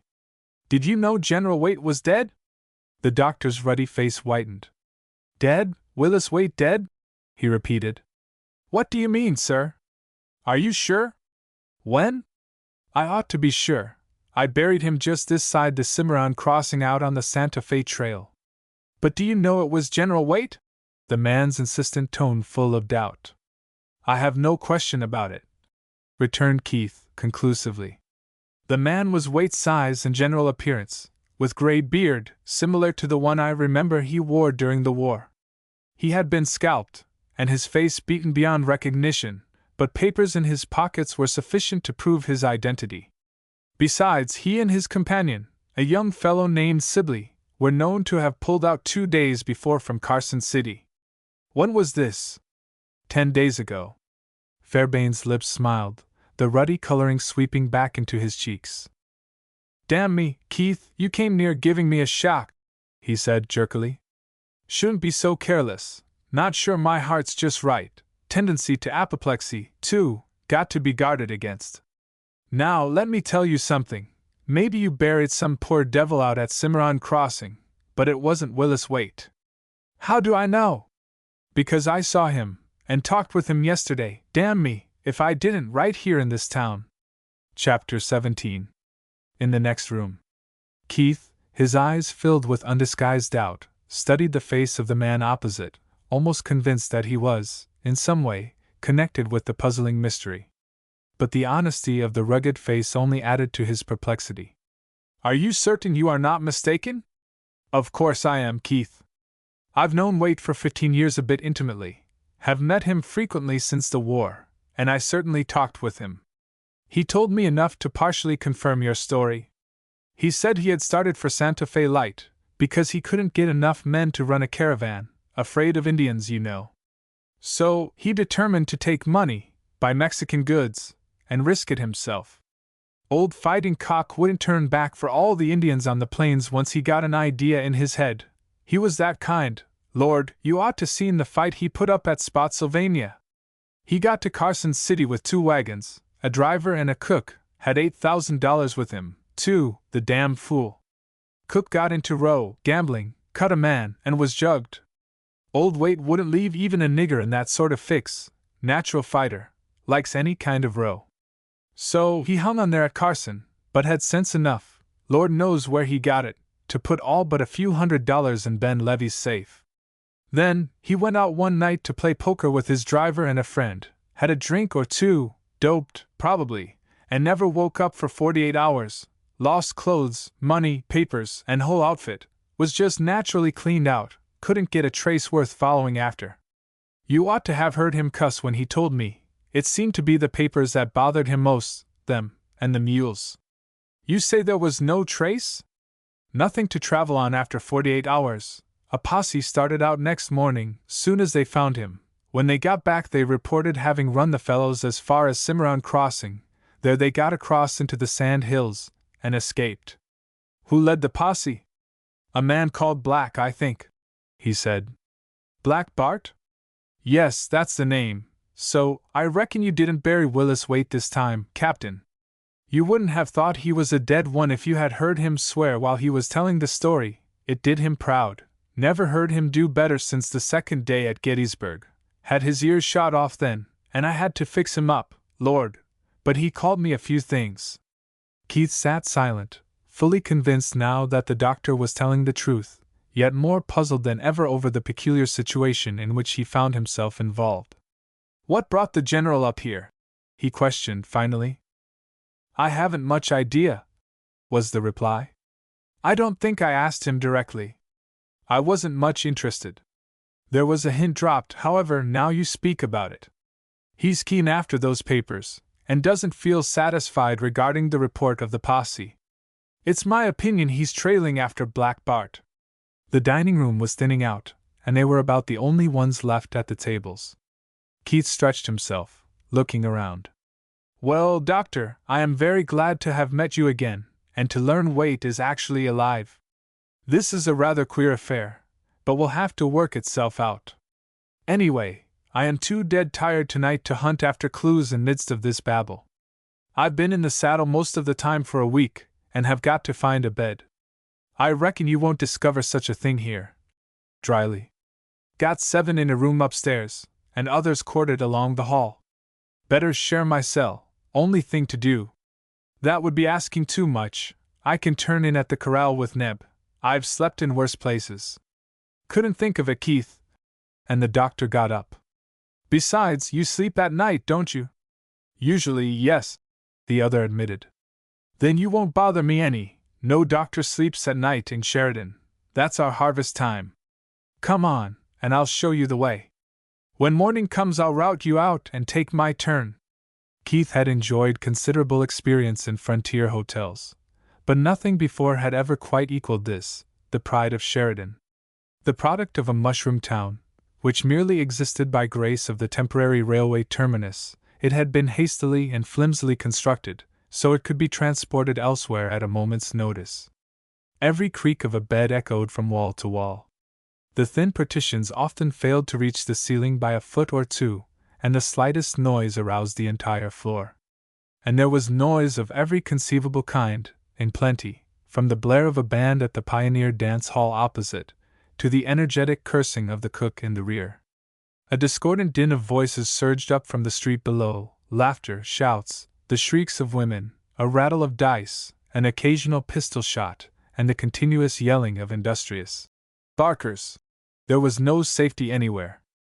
An exploding revolver in number 47 was quite likely to disturb the peaceful slumbers of the innocent occupant of number 15, and every sound of quarrel in the thronged barroom below caused the lodger to curl up in momentary expectation of a stray bullet coursing toward him through the floor. With this to trouble him, he could lie there and hear everything that occurred within and without. Every creak, stamp, and snore was faithfully reported, every curse, blow, snarl echoed to his ears. Inside was hell, outside was Sheridan.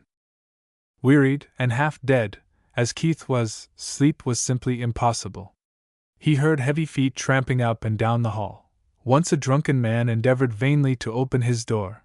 Not far away there was a scuffle, and the sound of a body falling downstairs. In some distant apartment a fellow was struggling to draw off his tight boots, skipping about on one foot amid much profanity. That the boot conquered was evident when the man crawled into the creaking bed, announcing defiantly, "If the landlord wants them boots off, let him come and pull 'em off." Across the hall was a rattle of chips, and the voices of several men, occasionally raised in anger. Now and then they would stamp on the floor as an order for liquid refreshments from below. From somewhere beyond, the long-drawn melancholy howl of a distressed dog greeted the rising moon. Out from all this pandemonium Keith began to unconsciously detect the sound of voices talking in the room to his left. In the lull of obstructing sound a few words reached him through the slight open space between wall and ceiling. "Hell, Bill, what's the use going out again when we haven't the price? Oh, we might find Bart somewhere, and he'd stake us. I guess I know enough to make him loosen up. Come on, I'm going dot." "Not me. This town is too near Fort Hayes. I'm liable to run into some of the fellows." A chair scraped across the floor as Bill arose to his feet, evidently from the noise he had been drinking, but Keith heard him lift the latch of the door. "All right, Willoughby," he said thickly. "I'll try my luck, and if I see Bart I'll tell him you're here. So long." He shuffled along the hall and went, half sliding, downstairs, and Keith distinguished the click of glass and bottle in the next room. He was sitting up in bed now, wide awake, obsessed with the desire to investigate. The reference overheard must have been to Holly, and if so, this Willoughby, who was afraid of meeting soldiers from the fort, would be the deserter Miss Hope was seeking. There could be no harm in making sure, and he slipped into his clothes, and as silently as possible, unlatched his door. There was a noisy crowd at the farther end of the hall, and the sound of someone laboriously mounting the stairs. Not desiring to be seen, Keith slipped swiftly toward the door of the other room, and tried the latch. It was unfastened, and he stepped quietly within, closing it behind him. A small lamp was on the washstand, a half-emptied bottle and 2 glasses beside it, while a pack of cards lay scattered on the floor. Fully dressed, except for a coat, the sole occupant lay on the bed, but started up at Keith's unceremonious entrance, reaching for his revolver, which had slipped to the wrong side of his belt. "What the hell?" he exclaimed, startled and confused. The intruder took one glance at him through the dingy light, a boy of 18, dark hair, dark eyes, his face, already exhibiting signs of dissipation, yet manly enough in chin and mouth, and smiled. "I could draw while you were thinking about it," he said easily. "But I am not here on the fight. Are you Fred Willoughby?" The lad stared at him, his uncertain hand now closed on the butt of his revolver, yet held inactive by the other's quiet assurance. "What do you want to know for?" "Curiosity largely. Thought I'd like to ask you a question or two." You're not from the fort?" "Nothing to do with the army. This is a private affair." The boy was sullen from drink, his eyes heavy. "Then who the devil are you? I never saw you before." "That's very true, and my name wouldn't help any. Nevertheless, you're perfectly welcome to it. I am Jack Keith." No expression of recognition came into the face of the other, and Keith added curtly, "Shall we talk?" There was a moment's silence, and then Willoughby swung his feet over the edge of the bed onto the floor. "Fire away," he said shortly, "until I see what the game is about." Chapter 18. Interviewing Willoughby. Coolly, yet without in the least comprehending how best to proceed, Keith drew toward him the only chair in the room, and sat down. Miss Hope, more widely known as Christy McClare, had claimed this drunken lad as her brother, but, according to Hawley, he had vehemently denied any such relationship. Yet there must be some previous association between the two, and what this was the plainsman proposed to discover. The problem was how best to cause the fellow to talk frankly. Could he be reached more easily by reference to the girl, or the gambler? Keith, studying the sullen, obstinate face confronting him, with instinctive antagonism over his intrusion, swiftly determined on the girl. "It was not very nice of me to come in on you this way," he began, apologetically. "But you see, I happen to know your sister." "My sister? Oh, I guess not." "Yes, but I do," throwing a confidence into his tone he was far from feeling. "Miss Hope and I are friends." The boy sprang to his feet, his face flushed. "Oh, you mean Hope? Do you know her?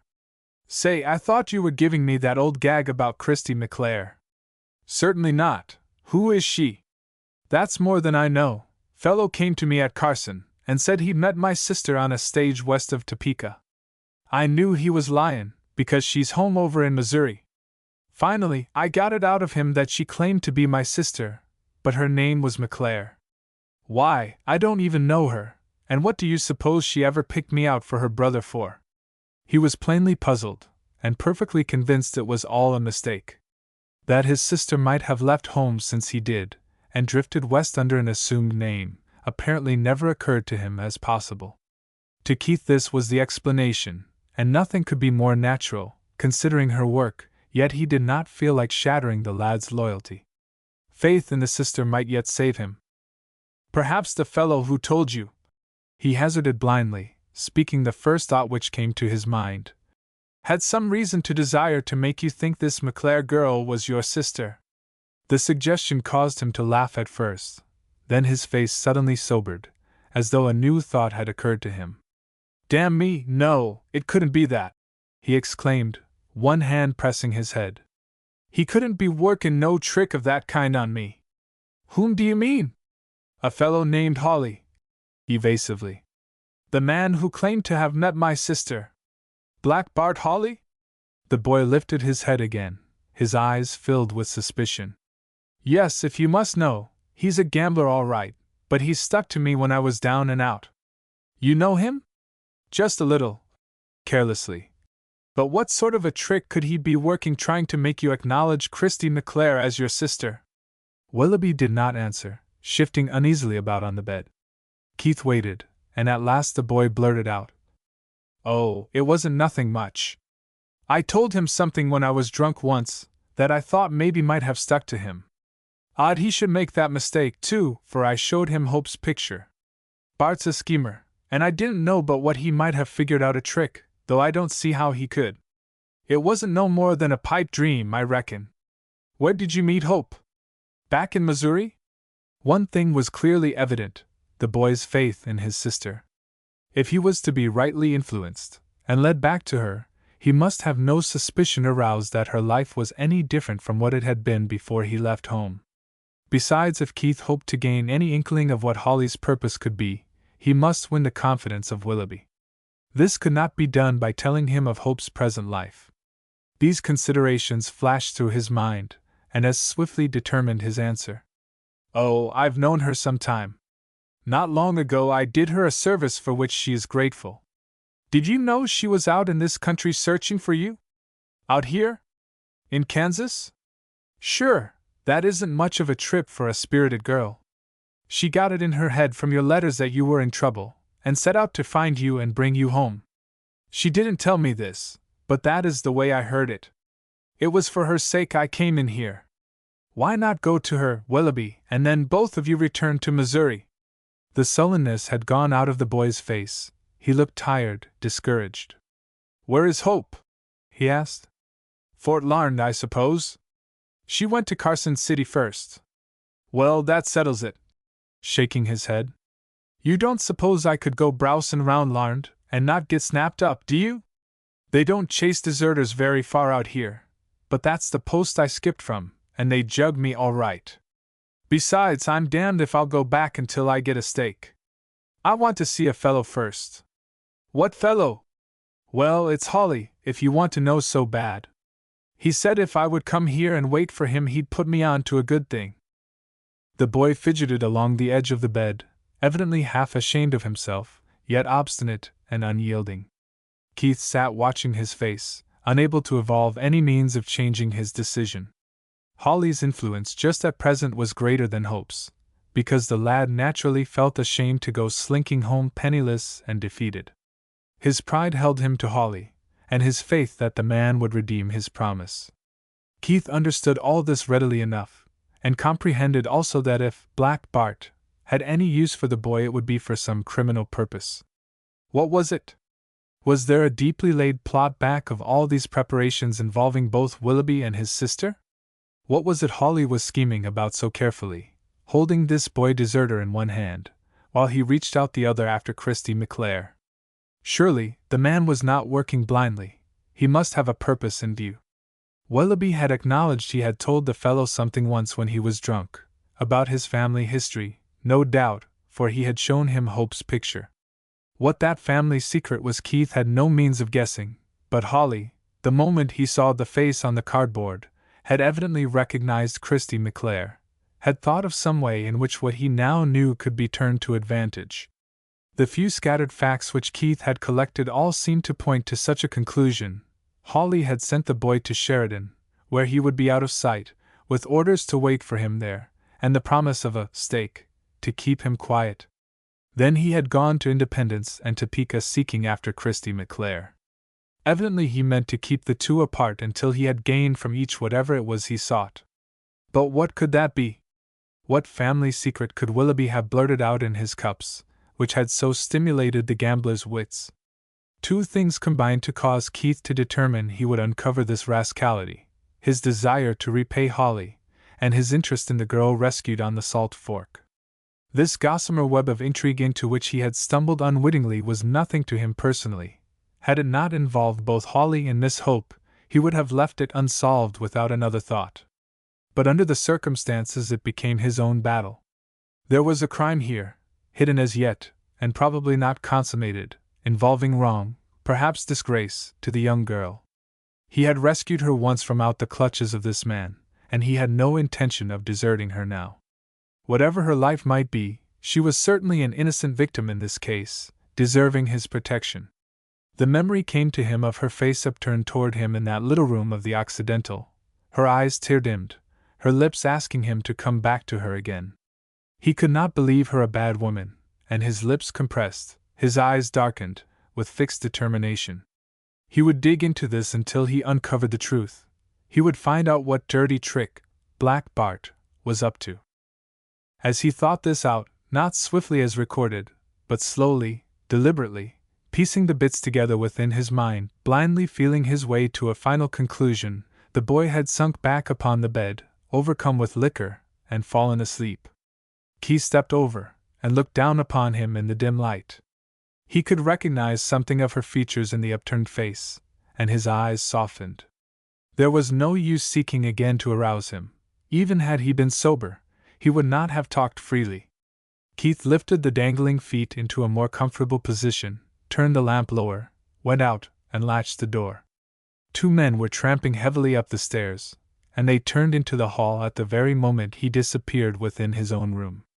He still retained his grasp upon the latch, when a voice outside asked, "What number did you say, Bill? 29? Keith straightened up as though suddenly pricked by a knife. He could never forget that voice. It was Holly's. Chapter 19. A glimpse at conspiracy. Leaning against the inside of his own door, startled by the rapid sequence of events, Keith was able, from different sounds reaching him, to mentally picture most of what occurred in the next room. He heard Bill sink down into the convenient chair, and drink from the bottle, while the gambler apparently advanced toward the bed, where he stood looking down on its unconscious occupant. "The fool is dead drunk," he declared disgustedly. "We can't do anything with him tonight. I say, throw bucket water over him," hiccuped the other genially. "Allers sobers me off." Holly made no response, evidently finding a seat on one end of the washstand. "Hardly worthwhile, Scott," he returned finally. "Perhaps I'd better have some understanding with Christie, anyhow, before I pump the boy any further. If we can once get her working with us, Willoughby won't have much hand in the play. We shan't need him. Thought I told you to keep sober?" "Am sober," solemnly. "Ain't had but 6 drinks, just nat-rly tired out." "Oh, indeed. Well, such a room as this would drive any man to drink. Did you get what I sent you here after?" "I sure did, Bart." And Keith heard the fellow get to his feet unsteadily. "Here's the picture and some letters. I didn't take only what he had in the grip."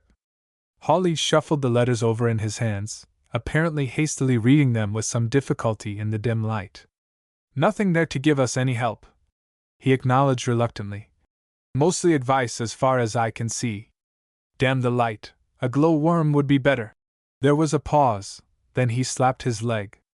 "However, it's clear they live in Springfield, Missouri, and this photograph is a peach. Just look here, Bill. What did I tell you? Ain't Christie a dead ringer for this girl?" "You bet she is, Bart," admitted the other in maudlin admiration. "Only I reckon maybe some older." "Well, she ought to be according to Willoughby's story, and them papers bear him out all right, so I reckon he's told it straight. This Phyllis would be 26 now, and that's just about what Christie is. It wouldn't have fit better if we had made it on purpose. If the girl will only play up to the part, we won't need any other evidence. Her face would be enough." Keith could hear the beating of his own heart in the silence that followed.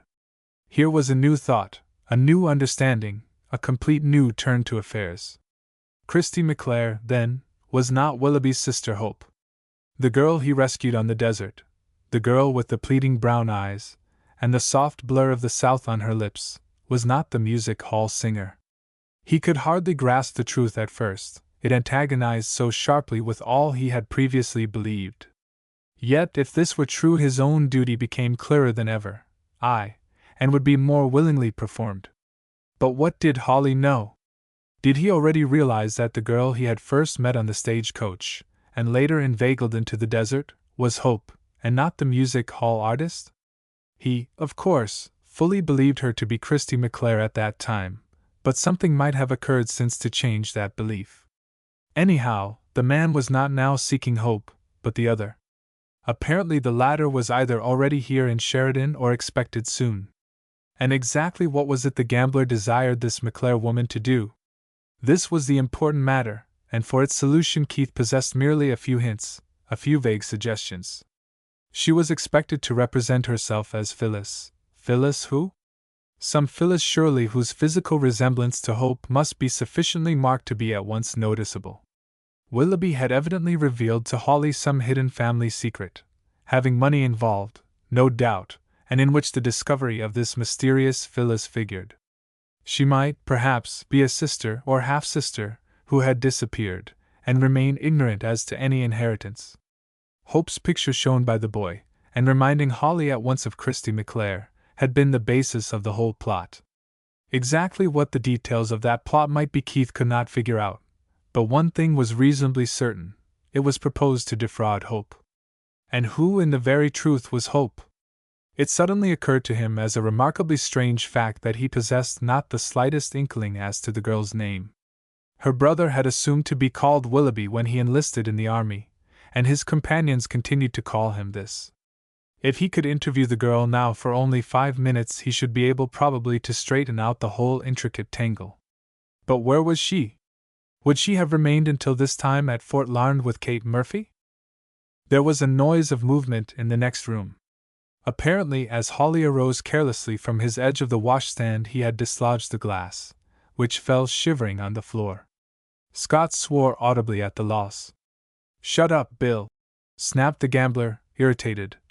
"You've got the bottle left. I'm going. There's nothing for any of us to do now, until after I see Christy. You remain here. Do you understand? Remain here. Damn me, if that drunken fool isn't waking up." There was a rattling of the rickety bed, and then the sound of Willoughby's voice, thick from liquor.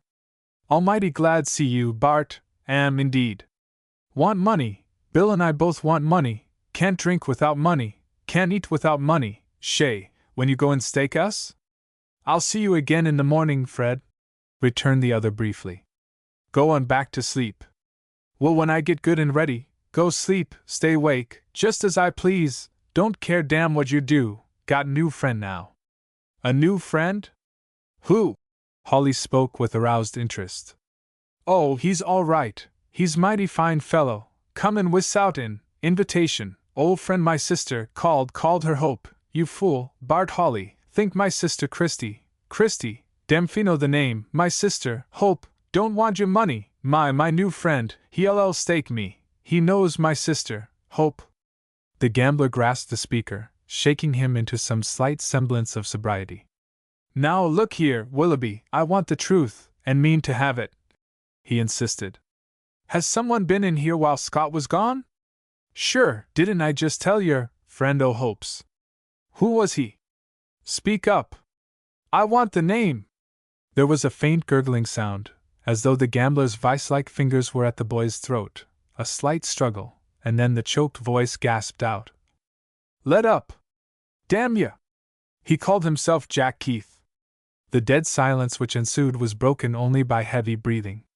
Then Scott swore, bringing his fist down with a crash on the washstand. "That rather stumps yer, don't it, Bart? Well, it don't me. I tell yer it's just as I said from the first. It was Keith and that nigger what jumped ye in the cabin. They was hidin' there when we rode in. He just naturally pumped the gal, and now he's up here trailin' you. Blame it all, it makes me laugh. I don't see what you see to laugh at. This Keith isn't an easy man to play with, let me tell you. He may have got onto our game. Oh hell, Bart, don't lose your nerve. He can't do anything, because we've got the Underholt. He's a fugitive, all we got to do is locate him, and have him flung back into jail. There's murder and hoss-stealing egg in him." Hawley seemed to be thinking swiftly, while his companion took another drink. "Well, pard, ain't that so?" "No, that trick won't work, Scott. We could do it easily enough if we were down in Carson, where the boys would help us out. The trouble up here is that Wild Bill Hickok is Marshal of Sheridan, and he and I never did hitch. Besides, Keith was one of his deputies down at Dodge 2 years ago. You remember when Dutch Charlie's place was cleaned out? Well, Hickok and Keith did that job all alone, and Wild Bill isn't going back on that kind of a pal, is he? I tell you, we've got to fight this affair alone, and on the quiet. Maybe the fellow don't know much yet, but he's sure on the trail, or else he wouldn't have been in here talking to Willoughby. We've got to get him, Scott, somehow. Lord, man, there's a clean $1,000,000 waiting for us in this deal, and I'm ready to fight for it. But I'm damn sleepy, and I'm going to bed. You locate Keith tomorrow, and then, when you're sober, we'll figure out how we can get to him best. I've got to set Christy right. Good night, Bill. He went out into the hall and down the creaking stairs, the man he wanted so badly listening to his descending footsteps, half tempted to follow. Scott did not move, perhaps had already fallen drunkenly asleep on his chair, and finally Keith crossed his own room, and lay down. The din outside continued unabated, but the man's intense weariness overcame it all, and he fell asleep, his last conscious thought a memory of Hope. Chapter 20. Hope goes to Sheridan. The discovery of the locket which had fallen from about Keith's neck made it impossible for Hope to remain quietly for very long in the hotel at Fort Larned. The more carefully she thought over the story of that murder at the Cimarron Crossing, and Keith's tale of how he had discovered and buried the mutilated bodies, the more assured she became that that was where this locket came from, and that the slain freighter must have been her own father. She never once questioned the truth of Keith's report. There was that about the man which would not permit of her doubting him. He had simply failed to mention what he removed from the bodies, supposing this would be of no special interest. Mrs. Murphy, hoping thus to quiet the apprehensions of her charge, set herself diligently at work to discover the facts. As her house was filled with transients, including occasional visitors from Carson City, and was also lounging headquarters for many of the officers from the nearby fort, she experienced no difficulty in picking up all the floating rumors. Out of these, with Irish shrewdness, she soon managed to patch together a consistent fabric of fact. "Sure, honey, it's not so bad the way they tell it now," she explained consolingly. "Nobody believes now it was your father that got kilt. It was two fellers what stole his outfit, clothes and all, and was drivin' off wid 'em into the sand hills. Divil a one does know who kilt 'em, but there's some ugly stories travelin' about. Some says Injuns, some says the posse run 'em down, and Black Bart and his dirthy outfit, they swear it was Keith. Oi've got me own notion. Anyhow, there's 'bout $300, some mules, and a lot o' valuable papers missin' dot. But if it wasn't father, where is he now? That's what Oi've been tryin' ter find out. First off he went out to the Cimarron Crossing, guarded by a squad o' cavalry from the fort here. Tommy Kane went along, and told me all about it. They dug up the bodies, but never a thing did they find on 'em, not a paper, nor a dollar. They'd been robbed all right. The old general swore loike a wild mon all the way back, Tommy said, and the first thing he did at Carson City was to start huntin' fair Black Bart. He was 2 days gittin' on the trail avy him. Then he heard the feller was gone away trapsing after a singin' or dancin' girl called Christy McClare. She was supposed to be either at Topkey or Sheridan. A freighter told the old man she was at Sheridan, and so he started there overland, hopin' ter head off Black Bart. Reckon we could 'a' towled more 'en that." "What do you mean?" "Why sure, honey, what's the use tryin' ter decave me?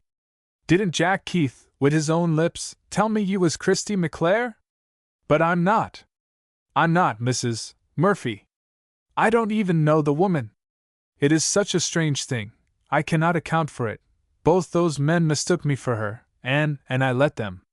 I didn't care who the man Hawley supposed me to be, but I intended to have told Mr. Keith he was mistaken.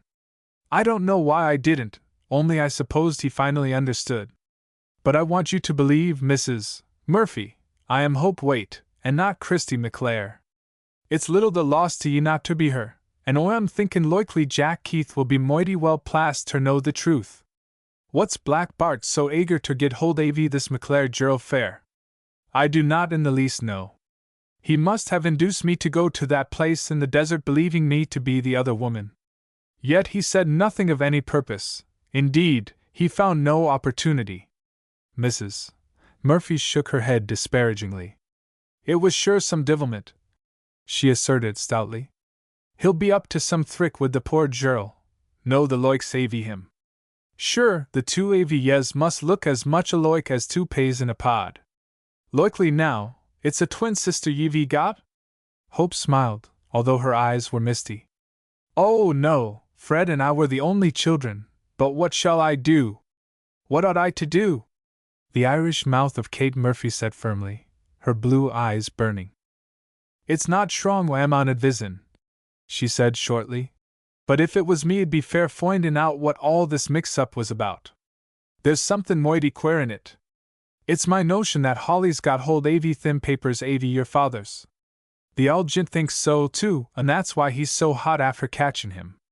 May the divil admire me avy know where this McClare girl comes in, but I'll bet the black divil has get her marked fair some part in the play. What would I do? Begorry, I'd go to Sheridan, and find the Gineral, and tell him all I knew. Maybe he could piece it together, and guess what Hawley was up ter. Hope was already upon her feet, her puzzled face brightening. Oh, that is what I wanted to do, but I was not sure it would be best. How can I get there from here? You'd have ter take the stage back to Topke. Loikely they'd be runnin' trains out from there on the new road. It'll be aisy fair me ter find out from some avy the lads down below. The only equipment operating into Sheridan was a construction train, with an old battered passenger coach coupled to the rear. A squad of heavily armed infantrymen rode along, as protection against possible Indian raiders, but there was no crowd aboard on this special trip, as all construction work had been suspended on the line indefinitely, and most of the travel, therefore, had changed to the eastward. The coach used had a partition run through it, and, as soon as the busy trainmen discovered ladies on board, they unceremoniously drove the more bibulous passengers, protesting, into the forward compartment. This left Hope in comparative peace, her remaining neighbors quiet, taciturn men, whom she looked at through the folds of her veil during the long, slow, exasperating journey, mentally guessing at their various occupations. It was an exceedingly tedious, monotonous trip, the train slackening up and jerking forward, apparently without slightest reason, then occasionally achieving a full stop, while men, always under guard, went ahead to fix up some bit of damaged track, across which the engineer dared not advance. At each bridge spanning the numerous small streams, trained men examined the structure before venturing forward, and at each stop the wearied passengers grew more impatient and sarcastic, a perfect stream of fluent profanity being wafted back whenever the door between the two sections chanced to be left ajar. Hope was not the only woman on board, yet a glance at the others was sufficient to decide their status, even had their freedom of manner and loud talking not made it equally obvious. Fearful lest she might be mistaken for one of the same class, she remained in silence, her veil merely lifted enough to enable her to peer out through the grimy window at the barren views slipping slowly past. This consisted of the bare prairie, brown and desolate, occasionally intersected by some small watercourse, the low hills rising and falling like waves to the far horizon. Few incidents broke the dead monotony. Occasionally a herd of antelope appeared in the distance silhouetted against the skyline, and once they fairly crept for an hour through a mass of buffalo, grazing so close that a fusillade of guns sounded from the front end of the train. A little farther along she caught a glimpse of a troop of wild horses dashing recklessly down into a sheltering ravine. Yet principally all that met her straining eyes was sterile desolation. Here and there a great ugly water tank reared its hideous shape beside the track, the engine always pausing for a fresh supply. Beside it was invariably a pile of coal, a few construction cars, a hut half buried under earth, loopholed and barricaded, with several rough men loafing about, heavily armed and inquisitive. A few of these points had once been terminal, the surrounding scenery evidencing past glories by piles of tin cans, and all manner of debris, with occasionally a vacant shack, left deserted and forlorn. Wearied and heartsick, Hope turned away from this outside dreariness to contemplate more closely her neighbors on board, but found them scarcely more interesting. Several were playing cards, others moodily staring out of the windows, while a few were laughing and talking with the girls, their conversation inane and punctuated with profanity. One man was figuring on a scratch pad, and Hope decided he must be an engineer employed on the line. Others she classed as small merchants, saloon keepers, and frontier riff-raff. They would glance curiously at her as they marched up and down the narrow aisle, but her veil, an averted face, prevented even the boldest from speaking. Once she addressed the conductor, and the man who was figuring turned and looked back at her, evidently attracted by the soft note of her voice. But he made no effort at advances, returning immediately to his pad, oblivious to all else. It was growing dusk, the outside world, now consisting of level plains, fading into darkness, with a few great stars burning overhead. Trainsmen lit the few smoking oil lamps screwed against the sides of the car, and its occupants became little more than dim shadows. All by this time were fatigued into silence, and several were asleep, finding such small comfort as was possible on the cramped seats. Hope glanced toward the heretofore noisy group at the rear. The girl nearest her rested with unconscious head pillowed upon the shoulder of her man friend, and both were sleeping. How haggard and ghastly the woman's powdered face looked, with the light just above it, and all semblance of joy gone. It was as though a mask had been taken off. Out in the darkness the engine whistled sharply, and then came to a bumping stop at some desert station. Through the black window a few lanterns could be seen flickering about, and there arose the sound of gruff voices speaking. The sleepers inside, aroused by the sharp stop, rolled over and swore, seeking easier postures. Then the front door opened, and slammed shut, and a new passenger entered. He came down the aisle, glancing carelessly at the upturned faces, and finally sank into the seat directly opposite Hope. He was a broad-shouldered man, his coat buttoned to the throat, with strong face showing clearly beneath the broad hat brim and lighted up with a pair of shrewd, kindly eyes. The conductor came through, nodded at him, and passed on. Hope thought he must be some official of the road, and ventured to break the prolonged silence with a question. "Could you tell me how long it will be before we reach Sheridan?" She had partially pushed aside her veil in order to speak more clearly, and the man, turning at sound of her voice, took off his hat, his searching eyes quizzical. "Well, no, I can't, madam," the words coming with a jerk. "For I'm not at all sure we'll keep the track. Ought to make it in an hour, however, if everything goes right." "Live in Sheridan?" She shook her head, uncertain how frankly to answer. "No loss to you, worst place to live in on earth, no exceptions, I know, been there myself 3 months, got friends there likely?" "I hardly know," she acknowledged doubtfully. "I think so, but I shall have to hunt some place in which to stay tonight. Can you tell me of some respectable hotel or boarding house?" The man wheeled about, until he could look at her more clearly. "That's a pretty hard commission, miss," he returned uneasily. "There may be such a place in Sheridan, but I have never found it. Old Mother Shattuck keeps rumors, but she won't have a woman in the house. I reckon you'll have to try it at the hotel. I'll get you in there if I have to mesmerize the clerk. You'll find it a bit noisy, though." "Oh, I thank you so much. I don't mind the noise, so it is respectable." He laughed good-humoredly. "Well, I don't propose to vouch for that. The proprietor ain't out there for his health. But I reckon you won't have no serious trouble. The boys mostly know a good woman when they see one, which isn't often. Anyhow, they're liable to be decent enough as long as I vouch for you. But you know nothing of me." "Don't need to, your face is enough. I'll get you the room all right." She hesitated, then asked, Are you connected with the railroad?" "In a way, yes, I'm the contract surgeon. Had to dig a bullet out of a water tank tender back yonder. Fellow howled as though I was killing him. No nerve. Mighty poor stuff most of the riff-raff out here. Ball wasn't in much below the skin. Indian must have plugged him from the top of the bluff. Blamed good shot too, ragged-looking slug. Like to see it?" She shook her head energetically. "Don't blame you. Nothing very uncommon. Get a dozen cases like it a day sometimes. Stay in Sheridan, show you something worthwhile. Very pretty surgical operation tomorrow. Come round and get you if you care to see it. Got to open the stomach. Don't know what I'll find. Like to go?" "Oh, no. I'm sure you mean it all kindly, but I would rather not." "Hardly supposed you would. Only knew one woman who cared for that sort of thing much. She was nursing for me during the war. Had a hare lip and an eye like a dagger. Good nurse, though. Rather have your kind round me. Ever nurse any? Could get you a dozen jobs in Sheridan. New prospects every night. $50 a week. What do you say?" "But I'm not seeking work, doctor." Smiling in spite of her bewilderment. "I have money enough with me." "Well, I didn't know. Thought maybe you wanted a job, and didn't like to ask for it. Have known 'em like that. No harm done. If you ever do want anything like that, just come to me. My name's Fairbairn. Everybody knows me here. Operated on most of 'em. Rest expect to be, damn that engineer. I don't believe he knows whether he's going ahead or backing up. He peered out of the window, pressing his face hard against the glass. I reckon that's Sheridan he's whistling for now. Don't be nervous. I'll see you make the hotel all right.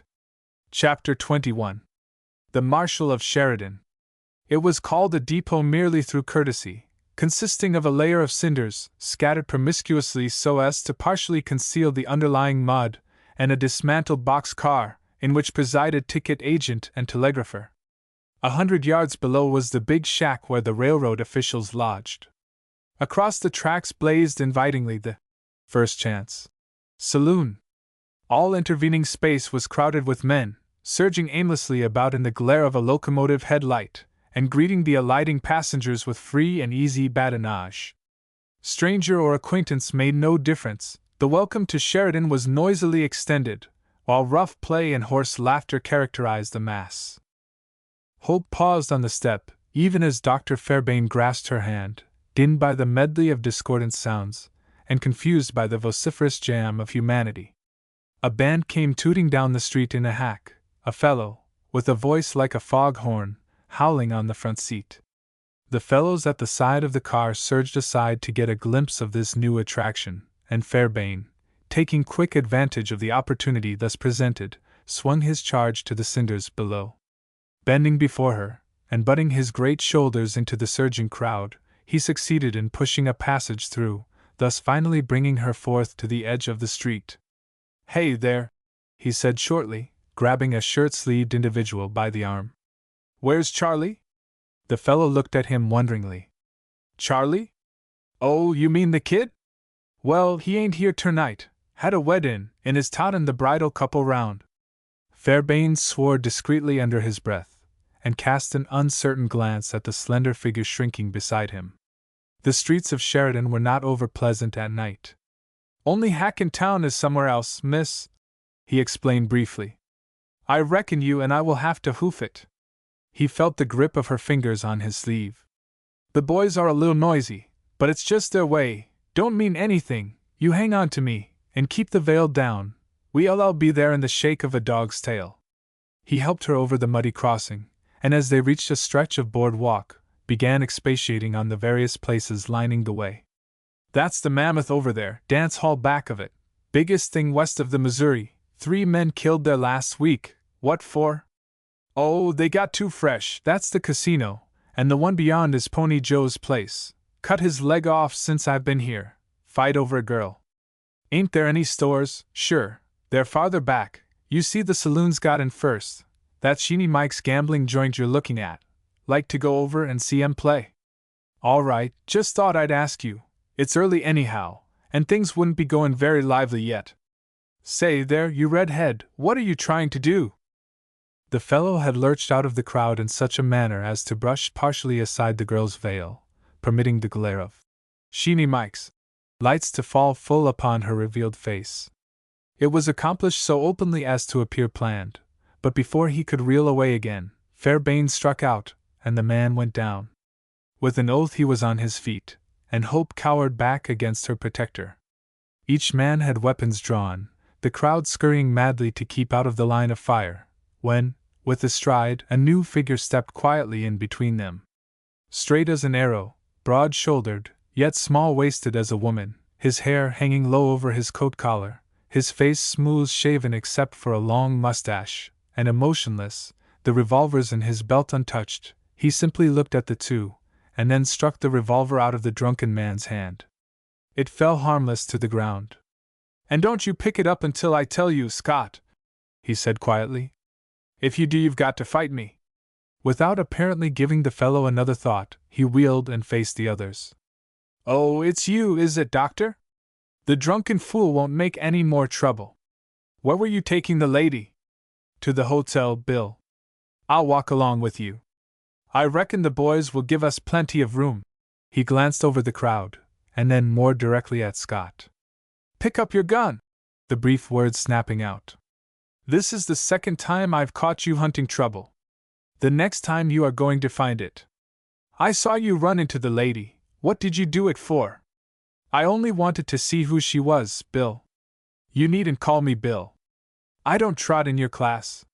My name is Hickok to you. Was it any of your affair who she was? I reckon I knowed her, and I did. The marshal turned his eyes toward Hope, and then back upon Scott, evidently slightly interested.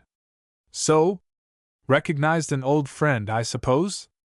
The slight sneer in Wild Bill's soft voice caused Scott to flame up in sudden passion. No, I didn't. But I called the turn just the same. She's Christy McClare. The marshal smiled. All right, little boy, he said soberly. Now you trot straight along to bed. Don't let me catch you on the street again tonight, and I'd advise you not to pull another gun. You're too slow on the trigger for this town. Come along, doctor, and we'll get Miss McClare to her hotel. He shouldered his way through the collected crowd, the others following. Hope endeavored to speak, to explain to Fairbairn who she actually was, realizing then, for the first time, that she had not previously given him her name. Amidst the incessant noise and confusion, the blaring of brass, and the jangle of voices, she found it impossible to make the man comprehend.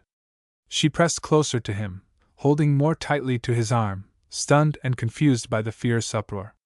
The stranger steadily pushing ahead of them, and opening a path for their passage, fascinated her, and her eyes watched him curiously. His name was an oddly familiar one, associated in vague memory with some of the most desperate deeds ever witnessed in the West, yet always found on the side of law and order. It was difficult to conceive that this quiet-spoken, mild-eyed, gently smiling man could indeed be the most famous gun-fighter on the border, hated, feared, yet thoroughly respected, by every desperado between the Platte and the Canadian. Beyond the glare and glitter of the metropolitan dance hall the noisy crowd thinned away somewhat, and the marshal ventured to drop back beside Fairbairn, yet vigilantly watched every approaching face. Town appears unusually lively tonight, Bill, observed the latter gravely. And the boys have got an early start. West End graders just paid off, was the reply. They have been whooping it up ever since noon, and are beginning to get ugly. Now the rest of the outfit are showing up, and there will probably be something interesting happening before morning. Wouldn't mind it so much if I had a single deputy worth his salt. What's the matter with Bain? Nothing, while he was on the job, but Red Haggerty got him in Pony Joe's shebang 2 hours ago, shot him in the back across the bar. Ned never even pulled his gun. I'm sorry to hear that. What became of Haggerty? The marshal let his eyes rest questioningly on the doctor's face for an instant.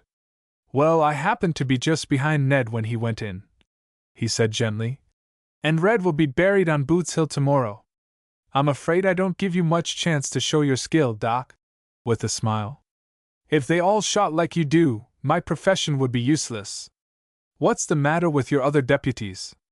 Lack of nerve, principally, I reckon. Ain't one of 'em worth the powder to blow him up. I'd give something just now for a fellow I had down at Dodge. He was a man. Never had to tell him when to go in. Good judgment, too. Wasn't out hunting for trouble, but always ready enough to take his share. Old soldier in our army, Captain, I heard, though he never talked much about himself.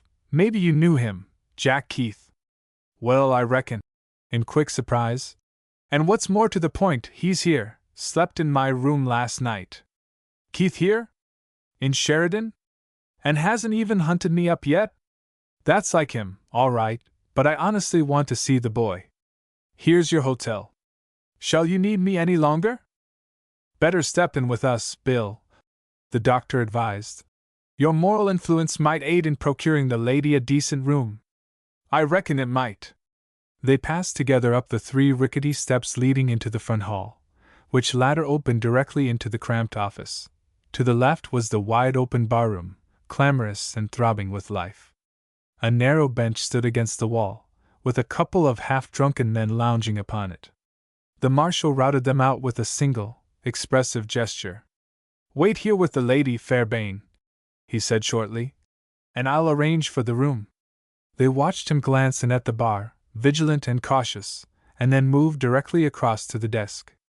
Tommy, he said genially to the clerk, I've just escorted a lady here from the train, Miss McClare, and want you to give her the very best room in your old shebang."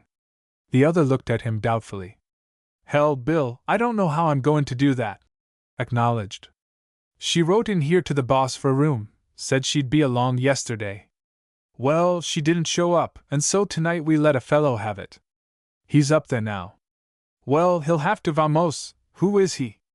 "Englishman, Walter Spotswood Montgomery," consulting his book. "Hell of a pompous duck. The boys call him Juke Montgomery."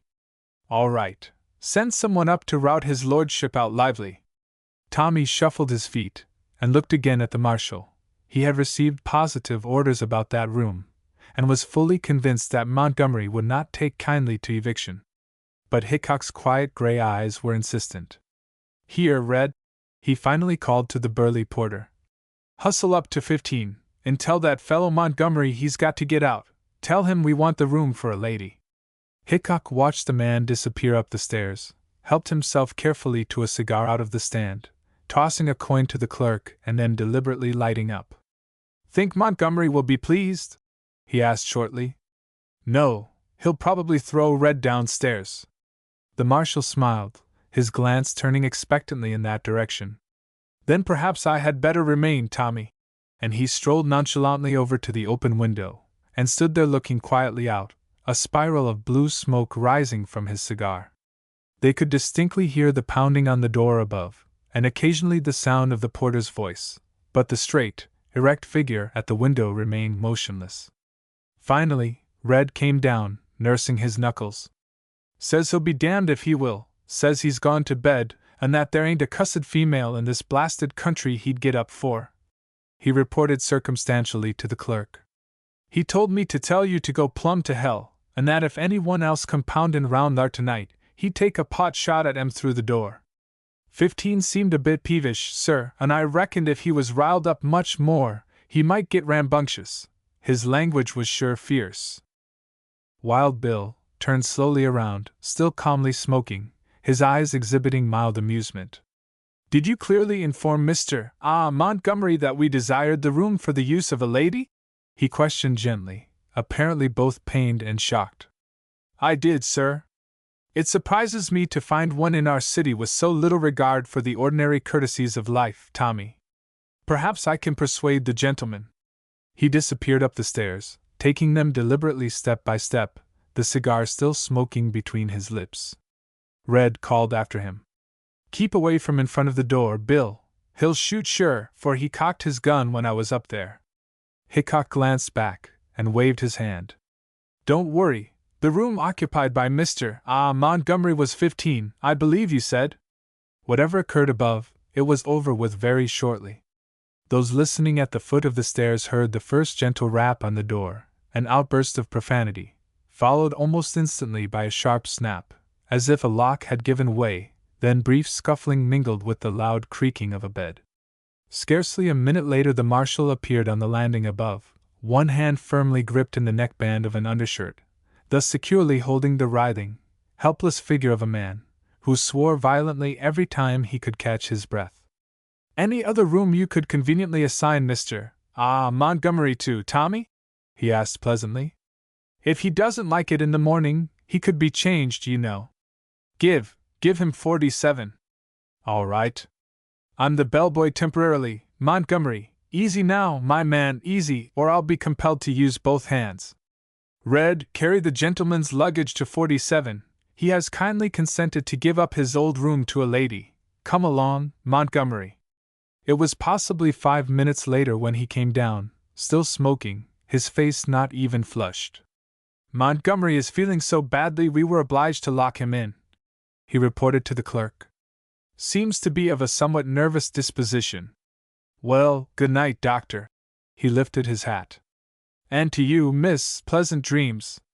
Hope watched him as he stepped outside, pausing a moment in the shadows to glance keenly up and down the long street before venturing down the steps. This quiet man had enemies, hundreds of them, desperate and reckless. Ceaseless vigilance alone protected him. Yet her eyes only, and not her thoughts, were riveted on the disappearing marshal. She turned to Fairbairn, who had risen to his feet. "I wish I might see him, also," she said, as though continuing an interrupted conversation. See him? Who? Mr. Keith. I knew him once, and doctor, won't you tell him I should like to have him come and see me just as soon as he can. Chapter 22. An interrupted interview. Miss Christy McClare, attired in a soft lounging robe, her luxuriant hair wound simply about her head, forming a decidedly attractive picture, gazed with manifest dissatisfaction on the bare walls of her room, and then out through the open window into the comparatively quiet street below. The bartender at the Palace, directly opposite, business being slack, was leaning negligently in the doorway. His roving eyes caught the fair face framed in the window, and he waved his hand encouragingly. Miss Christie's big brown eyes stared across at him in silent disgust, and then wandered again about the room, her foot tapping nervously on the rag carpet. "It's my very last trip to this town," she said decisively, her red lips pressed tightly together. Miss McClare had indeed ample reason to feel aggrieved over her reception.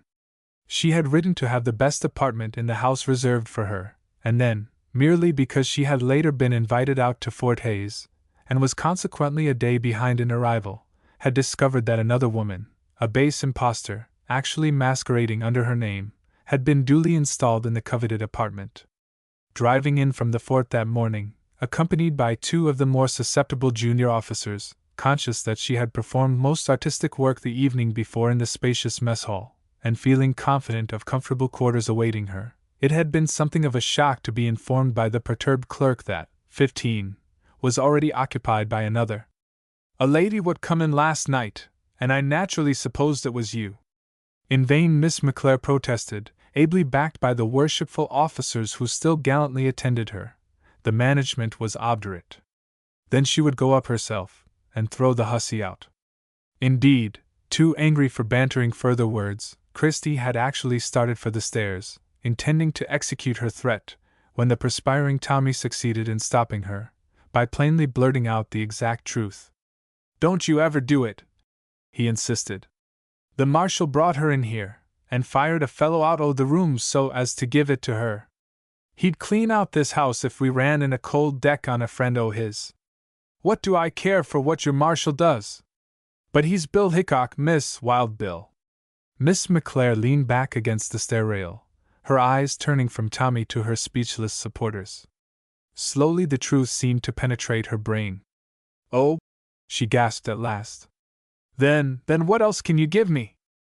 The officers had long since departed, promising, however, to remain over in town and hear her again that night at the Trocadero, with hints as to a late supper. She had received a call from the manager of that most popular resort, and had rendered his life miserable by numerous demands, had passed half an hour practicing with the leader of the orchestra, but now was at last alone, tired, decidedly irritable, and still tempted to invade 15 and give that other woman a piece of her mind. Then someone rapped on the door. There was a decided accent of vexation in the voice which bade the one outside enter, but the lady's mood changed swiftly as her brown eyes perceived standing in the doorway the erect form of Keith, the light from the window revealing clearly his strong face. The man stood hat in hand, bowing slightly, unable to comprehend why he should have been sent for, yet marveling again at the remarkable resemblance between this woman and that other whom he had left at Fort Larned. As Miss McClare stood with back toward the window, she presented the same youthful appearance, the same slenderness of figure, the same contour of face. "Miss Christy McClare?" he asked, as though in doubt. "Yes," graciously, won instantly by the man's appearance and manner. "You wish to see me? Will you be seated?" He crossed the narrow room to the stiff-backed chair indicated, and the lady sank negligently down into her own, resting her head against a pillow, and regarding him expectantly. He could view her now much more distinctly, observing the slight difference in age, the fuller lips, the darker shade of the hair, and the varied expression of the eyes. It was as if a different soul looked forth from the same face. He had never before realized how little, apparently trifling, details marked the human countenance, and embarrassed by her own scrutiny, his glance swept about the room. Misunderstanding this shifting of eyes, Miss Christie sought to place the man more at ease. "The room is a perfect fright," she observed briskly. But what can one expect in these mushroom towns? Really, I had never been here before, or I shouldn't have come. They pay good money though for talent, and we all have to live, you know. Are you in professional work?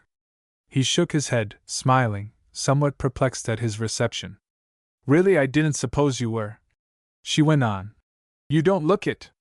But there are so many who come to me to help them, that I have grown suspicious of every stranger. May I ask why you desired to see me? Another suspicion had taken possession of her mind, for the men of that section were never backward in exhibiting admiration, yet somehow this man did not seem exactly of that kind. I came merely because I was sent for, Miss McClare, he replied, his gray eyes once again upon her face. Dr. Fairbairn gave me your message. I am Jack Keith. She looked the complete astonishment she felt, sitting up in the chair, her eyes filled with questioning doubt. Dr. Fairbairn! My message! Surely you are mistaken? I know no one of that name, and have sent no message. You did not express a desire to see me? She laughed, exhibiting a row of white teeth. Certainly not. Not until this moment was I even of the existence of Mr. Jack Keith. His own eyes smiled in response to the challenge of hers. I can assure you the surprise was mine also.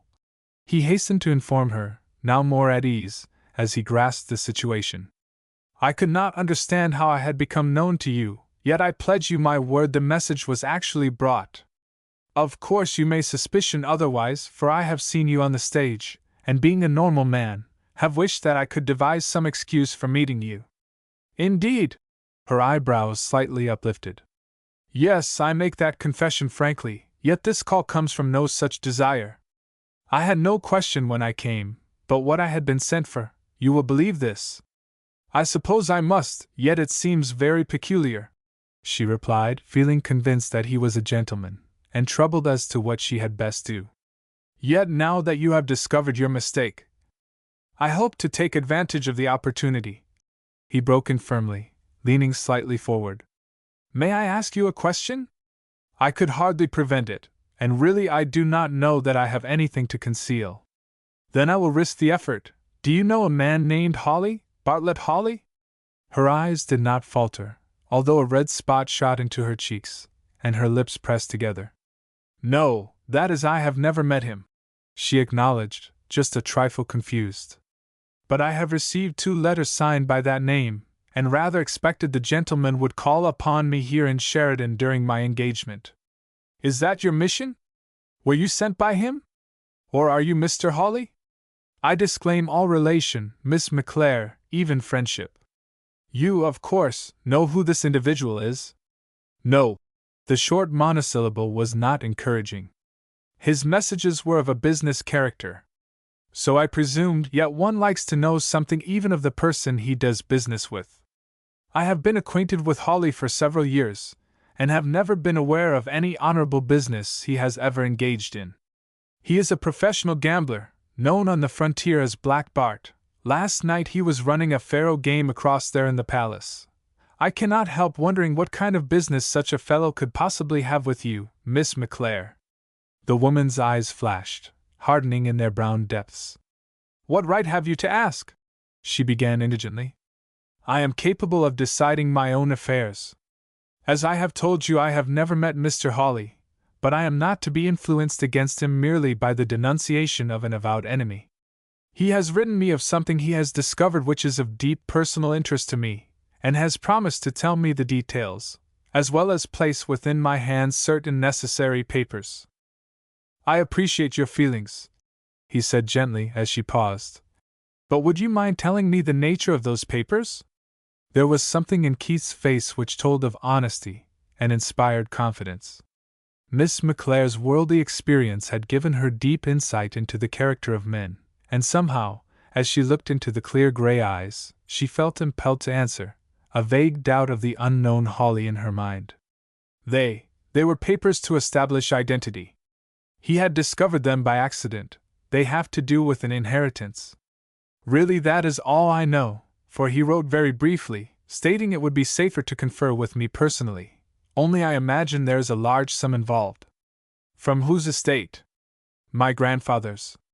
And his name was? Why, Mr. Keith, actually I do not know. It may seem strange, but I cannot even tell the names of my parents. I cannot remember either my father or mother. Oh, I do not know why I should tell you all this. Who are you, really? Why do you ask me such questions?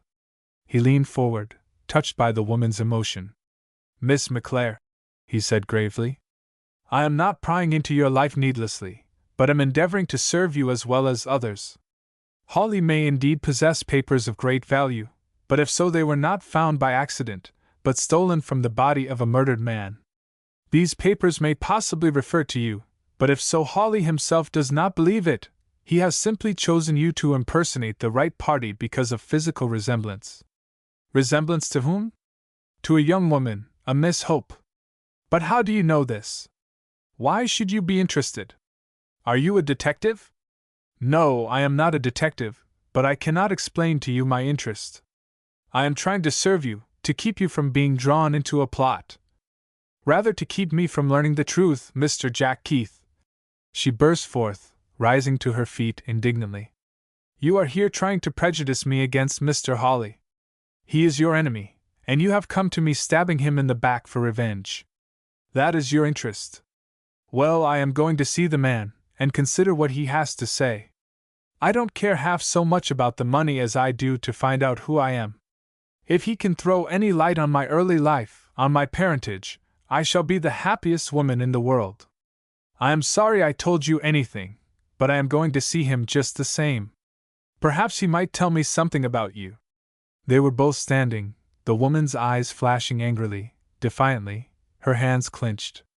Keith, realizing the false position into which he had drifted, hesitated to answer. He meant to tell her the whole story and urge her to cooperate with him in learning the gambler's purpose. The woman impressed him as honest at heart, in spite of her life and environment. She was not one whom a swindler could easily dupe into becoming a tool. Miss McClare, he began, determined on his course. Listen to me for just a moment. I am. There was a rap at the door. The eyes of both turned that way, and then Keith backed slowly into the darkened corner beyond the window, his right hand thrust into the pocket of his coat. Miss McClare observed the movement, her lips smiling, a red flush on either cheek. Then she stepped across the route and opened the door. Framed against the black background of the hall, his dark, rather handsome face clearly revealed as he fronted the window, his black, audacious eyes fixed appreciatingly upon the lady, stood Black Bart Hawley. He saw no one but her, realized no other presence, had no thought except to make a good impression. He was facing a beautiful woman, whom he sought to use, and he bowed low, hat in hand. Miss McClare, he said pleasantly, I trust you will pardon all that has occurred between us, and permit me to explain. I do not understand, she replied, puzzled by these unexpected words. There has nothing occurred between us, I am sure, which requires explanation. Have we met before? The man smiled. Seeing the woman's face in the shadows, he was still convinced she was the same he had last parted with on the Salt Fork. However, if she preferred to ignore all that, and begin their relations anew, it was greatly to his liking. It gave him insight into her character, and fresh confidence that he could gain her assistance. Anyhow, he was ready enough to play her game. Let us assume not just the slightest trace of mockery in the tone, and begin anew. At least, you will confess the receipt of my letters. I am Bartlett Hawley. She cast a half-frightened glance toward Keith, and the man, following the direction of her eyes, perceived the presence of the other. His right leg went backward, his hand dropping to the belt, his form stiffening erect. Keith's voice, low but clear in the silence, seemed to cut the air. Not a motion, Hawley! I have you covered. Oh, gentlemen, please don't. Have no fear, Miss McClare. This man and I will settle our differences elsewhere, and not in your presence. He stepped forth into the middle of the room, revolver drawn, but held low at the hip, his watchful eyes never deserting the gambler's face. Back up against the wall, Hawley, he commanded. I hardly need to tell you how I shoot, for we, at least, have met before. Now I'm going out, and leave you to your interview with Miss McClare, and I wish you happiness and success." He moved across to the opening, keeping his face toward his adversary, then backed out slowly, closed the door with a snap, and sprang aside to avoid any possibility of a bullet crashing after him. No sound of movement from within reached his ears, however, and he walked silently to the head of the stairs. Chapter 23. An Unexpected Meeting. Keith paused at the landing, looking down into the deserted office, almost tempted to return and force Holly into a confession of his purpose. It was easy for him to conceive what would be the final result of this interview between the artistic gambler and Miss McClare. In spite of the vague suspicion of evil which the plainsman had implanted within the woman's mind, the other possessed the advantage, and would certainly improve it. All conditions were decidedly in his favor. He merely needed to convince the girl that she was actually the party sought, and she would go forward, playing the game he desired, believing herself right, totally unconscious of any fraud. The very simplicity of it rendered the plot the more dangerous, the more difficult to expose. Holly had surely been favored by fortune in discovering this singer who chanced to resemble Hope so remarkably, and who, at the same time, was in such ignorance as to her own parentage.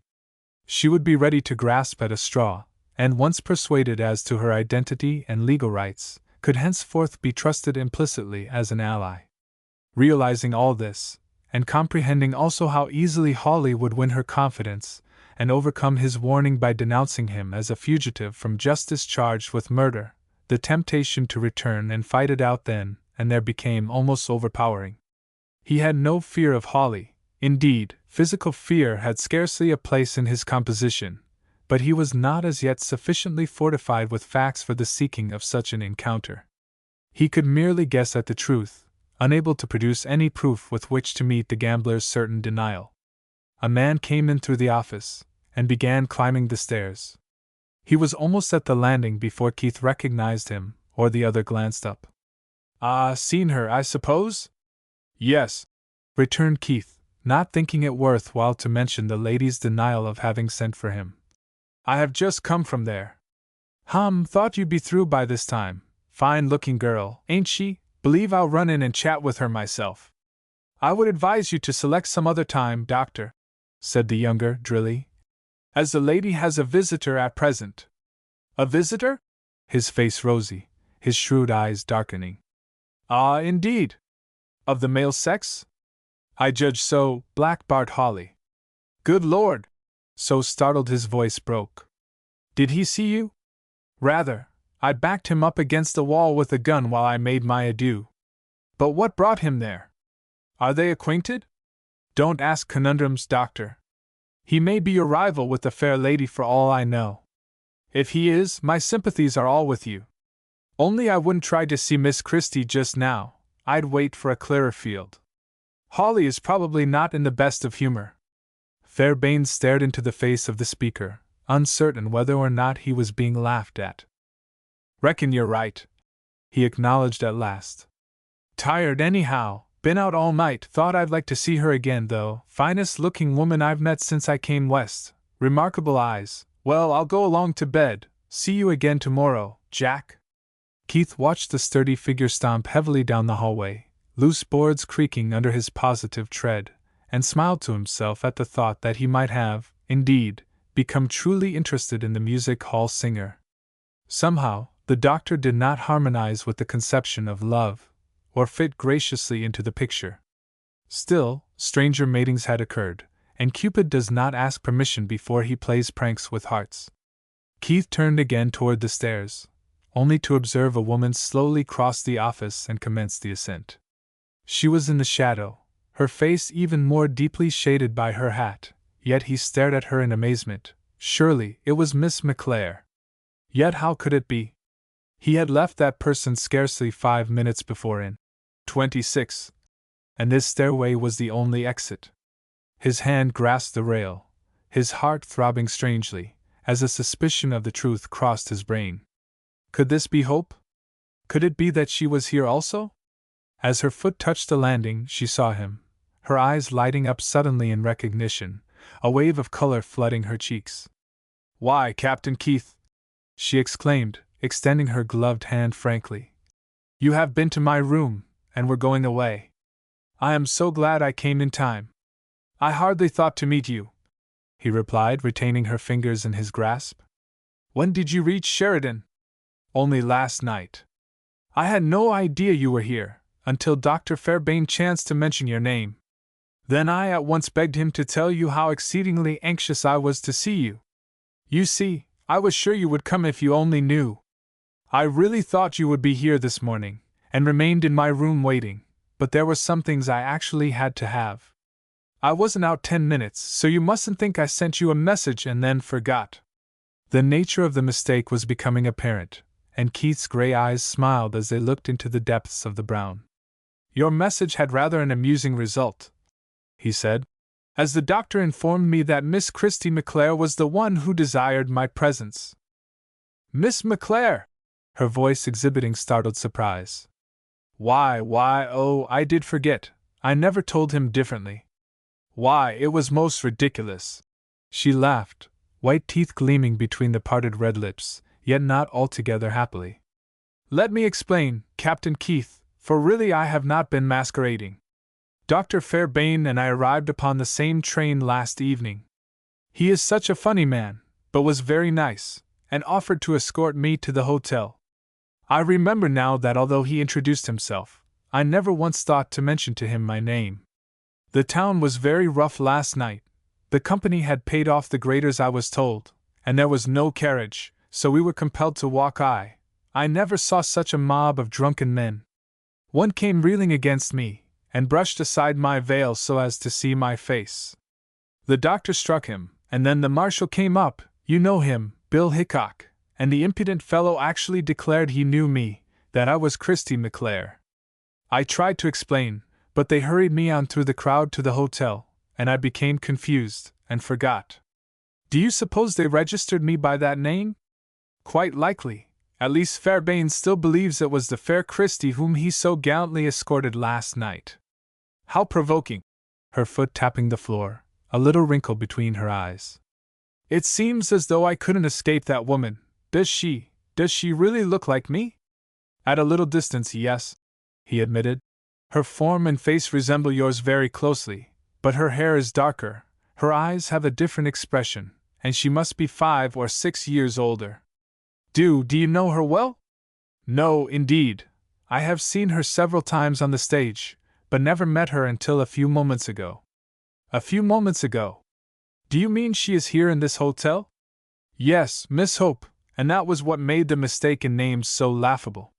Fairbairn gave me your message, but as coming from Christy. I was, of course, greatly surprised, yet responded. The lady very promptly denied having sent for me, but as I was anxious to interview her myself, we managed to drift into conversation, and I must have passed a half-hour there. I might have been there still, but for an interruption. Oh, indeed! With rising inflection. He glanced quickly about, reminded of the situation. Yes, Hawley came in, and I would prefer not to meet him here, or have him discover you were in Sheridan. Could we not go to your room? I have much to tell you. Her questioning eyes left his face, and stared down over the rail. A heavily built man, with red mustache, leaned against the clerk's desk, his face toward them. Do you know that man? She asked quickly. He followed me all the time I was shopping.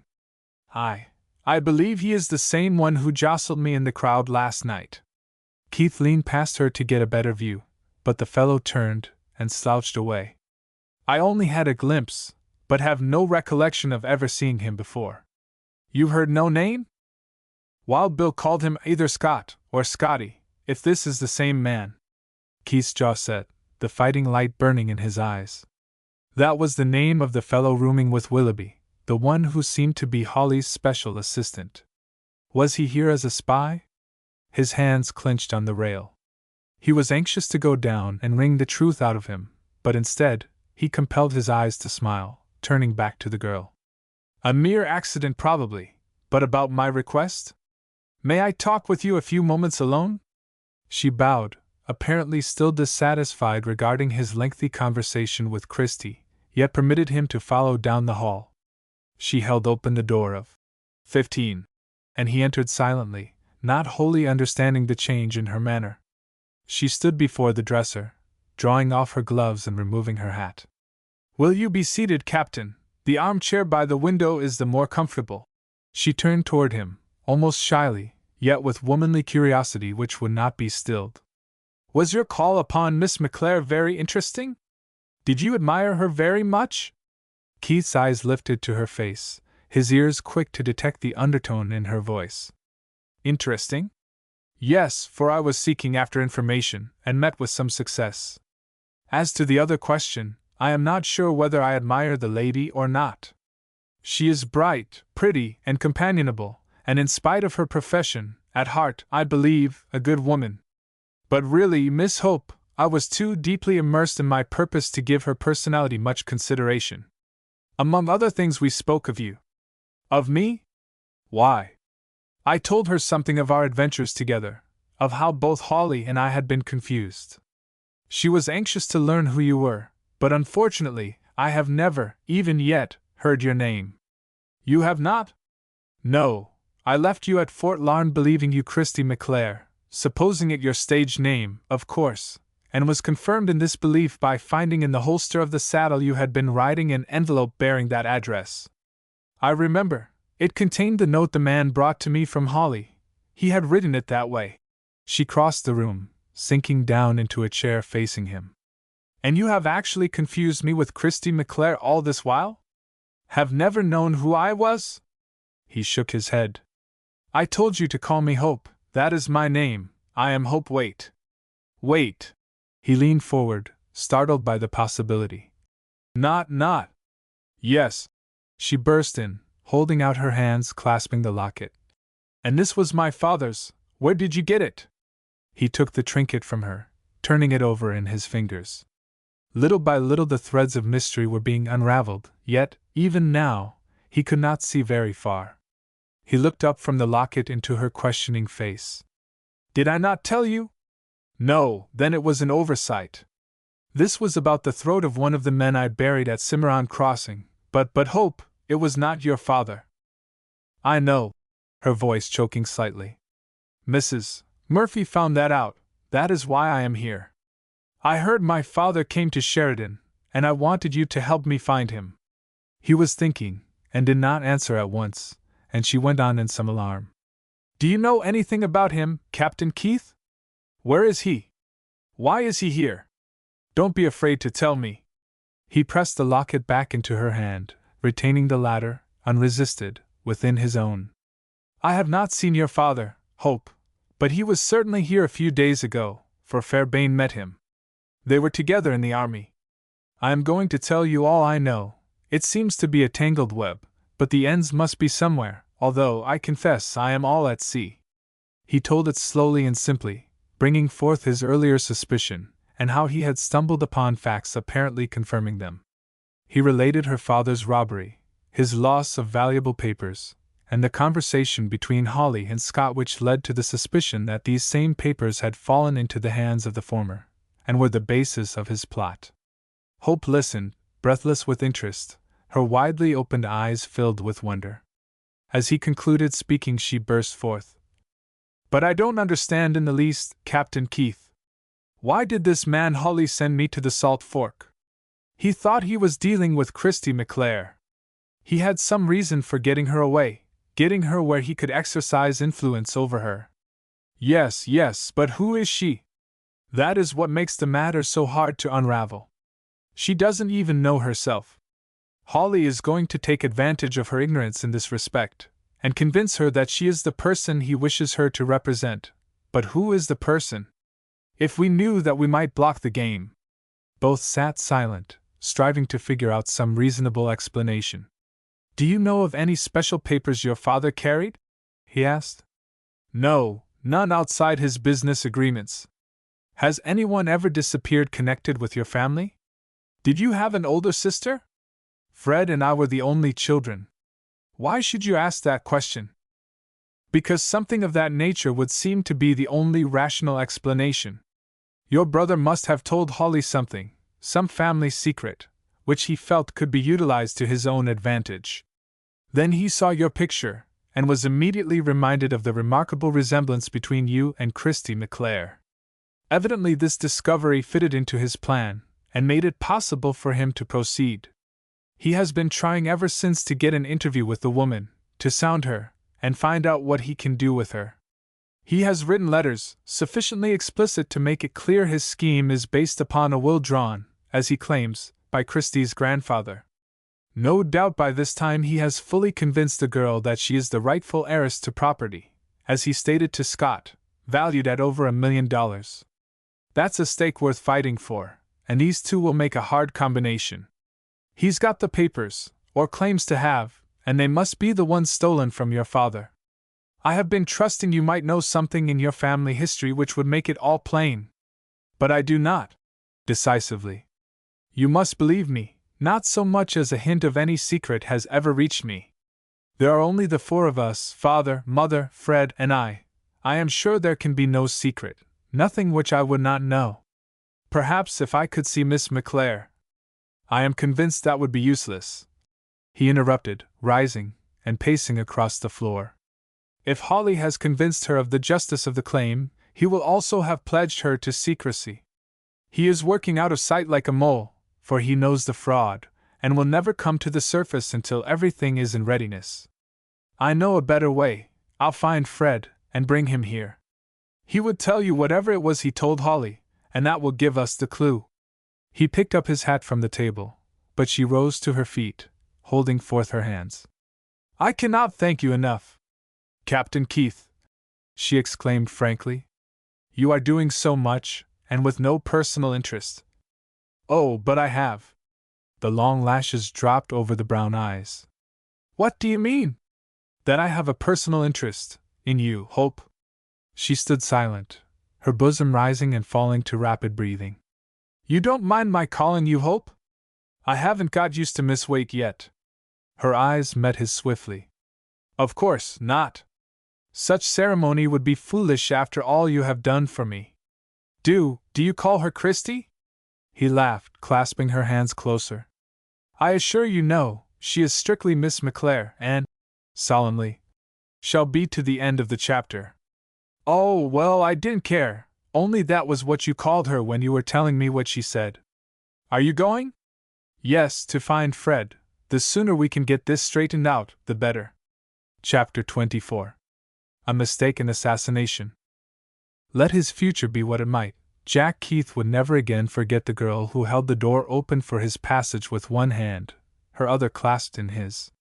Interested before, yet forcing himself into indifference now that he knew who she really was, the man made full surrender. It was a struggle that kept him from clasping the slender figure in his arms, and pouring forth the words of tenderness which he sternly choked back. This was neither the time, nor the place, yet his eyes must have spoken, for Hope's glance fell, and her cheeks grew crimson. I do not need to pledge you to return this time, do I? She questioned, her voice trembling. No, he answered, nor any time again. The hall was deserted, but a few men loitered in the office. Keith recognized none of the faces, and did not stop to make any inquiries of the clerk. It was growing dark, the lights already burning, and from the plashing of drops on the window, it must be raining outside. Hawley would surely have ended his call upon Miss McClare long before this, and left the hotel. However interesting his communication might have proven, she must fill her evening engagement at the Trocadero, and would require time for supper and rest. As to the result of that interview there could be little doubt. Providing the gambler possessed the proper papers, he would have small difficulty in convincing the girl that she was indeed the one sought. Keith had probed sufficiently into her mind to feel assured that her inclination was to side with Hawley. Under all the circumstances this was natural enough, and he did not blame her. He glanced into the barroom as he passed, not in any anticipation, but merely from the vigilance which becomes second nature upon the frontier. Hawley stood leaning against the bar, where he could see anyone passing through the hall. The eyes of the two men met, but the gambler never moved, never changed his attitude, although Keith noted that his right hand was hidden beneath the skirts of his long coat.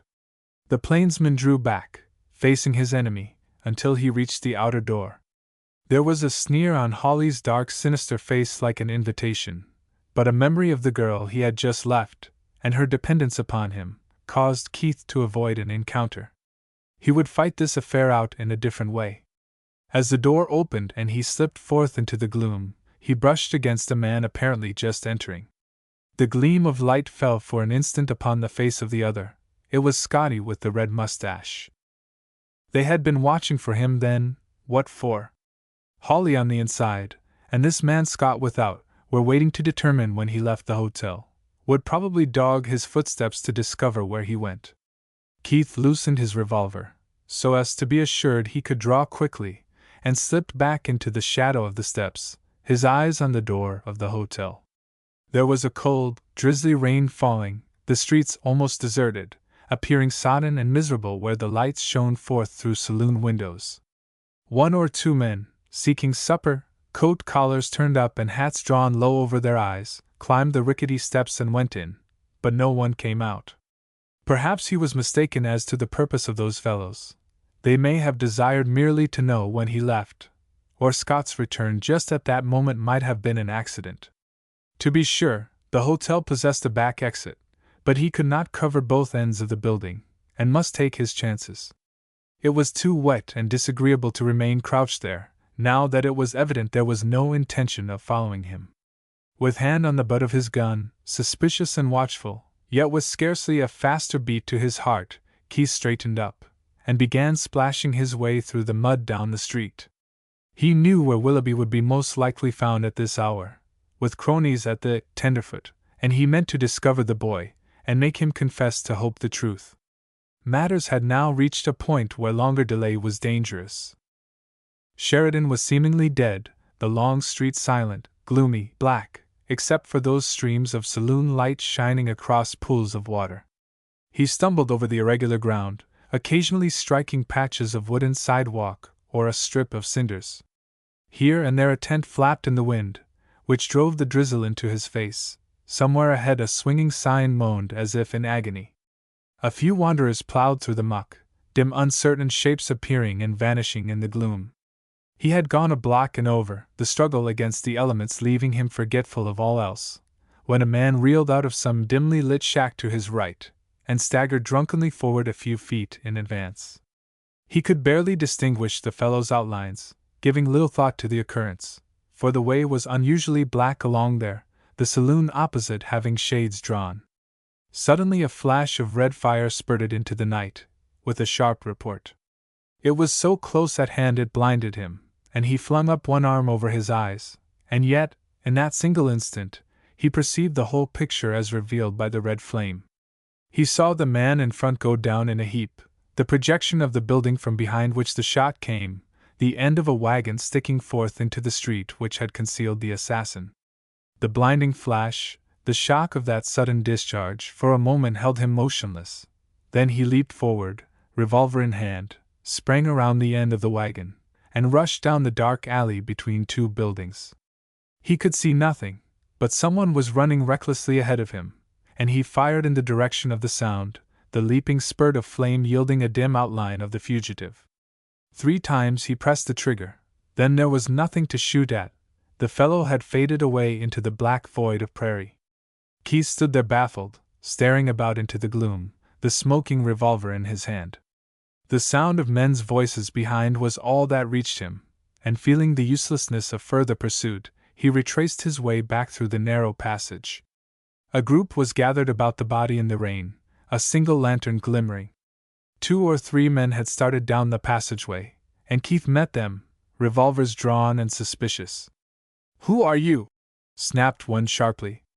"Were you doing all that shooting yonder?" Keith recognized the voice, thankful that he did so. "I fired at the fellow, but he got away onto the prairie." "I reckon you couldn't have done any better, Bill." "Jack Keith!" And Hickok's voice had a new tone, his hand dropping on the other's shoulder. "Never was gladder to meet a fellow in my life. Boys, this is an old deputy of mine down in Dodge. When he gives up chasing a murderer there isn't much use our trying. Let's go back, and find out how bad the fellow is hurt. While we're feeling our way, Jack, you might tell us what you know about this affair." "It was just a flash of a gun, and the man dropped," Keith explained briefly. I was 10 or a dozen feet behind, and the fellow fired from under the wagon there. He must have been laying for someone. I reckon maybe it was me. You? Then it's likely you have some notion who he was? Well, if I have, Bill, and Keith's lips were set tight, I'm not liable to tell you. If it's the lad I think likely, I'll attend to the case myself. You understand, this is my personal affair. Hickok nodded, his hand again pressing the other's shoulder.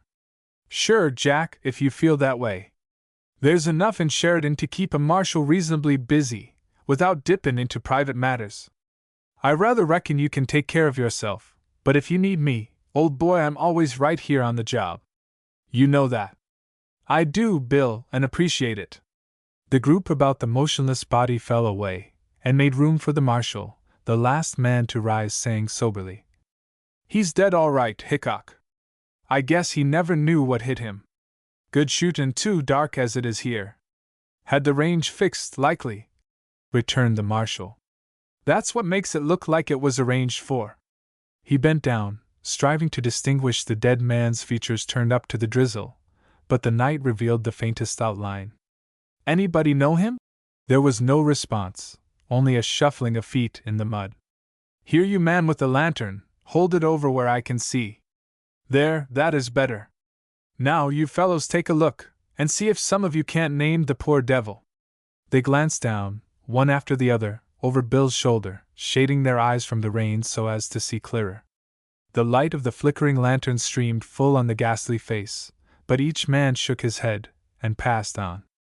Keith hung back, hoping someone would identify the body, and not make it necessary for him to take part in the gruesome task. It was not likely to be anyone he knew, and besides, he felt the man had died in his stead, and he dreaded to look upon the stricken face. When the last of the group had drifted back out of the radius of light, Hickok looked up and saw him.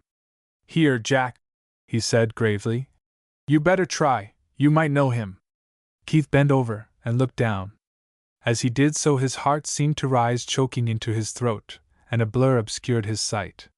He swept a hand over his eyes and dropped on his knees into the mud beside the body, staring speechless into the white face, the sightless eyes.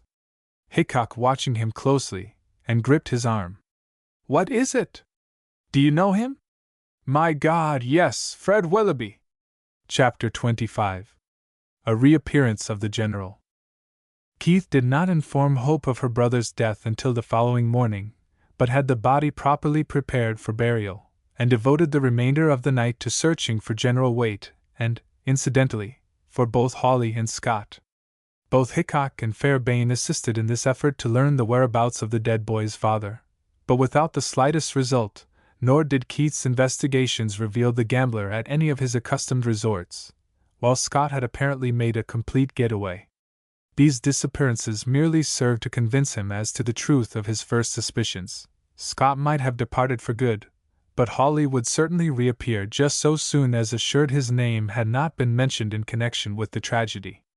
To Neb alone did the plainsman candidly confide his belief in the guilt of these two, and when other duties called him elsewhere, he left the Negro scouring the town for any possible reappearance of either. Heavy-eyed from lack of sleep, heavy-hearted with his message, yet fully decided as to what advice he should offer, Keith returned to the hotel, and requested an interview with Hope. Although still comparatively early, some premonition of evil had awakened the girl, and in a very few moments she was prepared to receive her visitor. A questioning glance into his face was sufficient to assure her of unpleasant news, but with one quick breath she grasped his arm as though his very presence afforded her strength. How tired you look! Something has occurred to keep you out all night, and I know you have brought me bad news. Don't be afraid to tell me. I can bear anything better than suspense. Is it about father? No, Hope. And he took her hand and led her to a chair.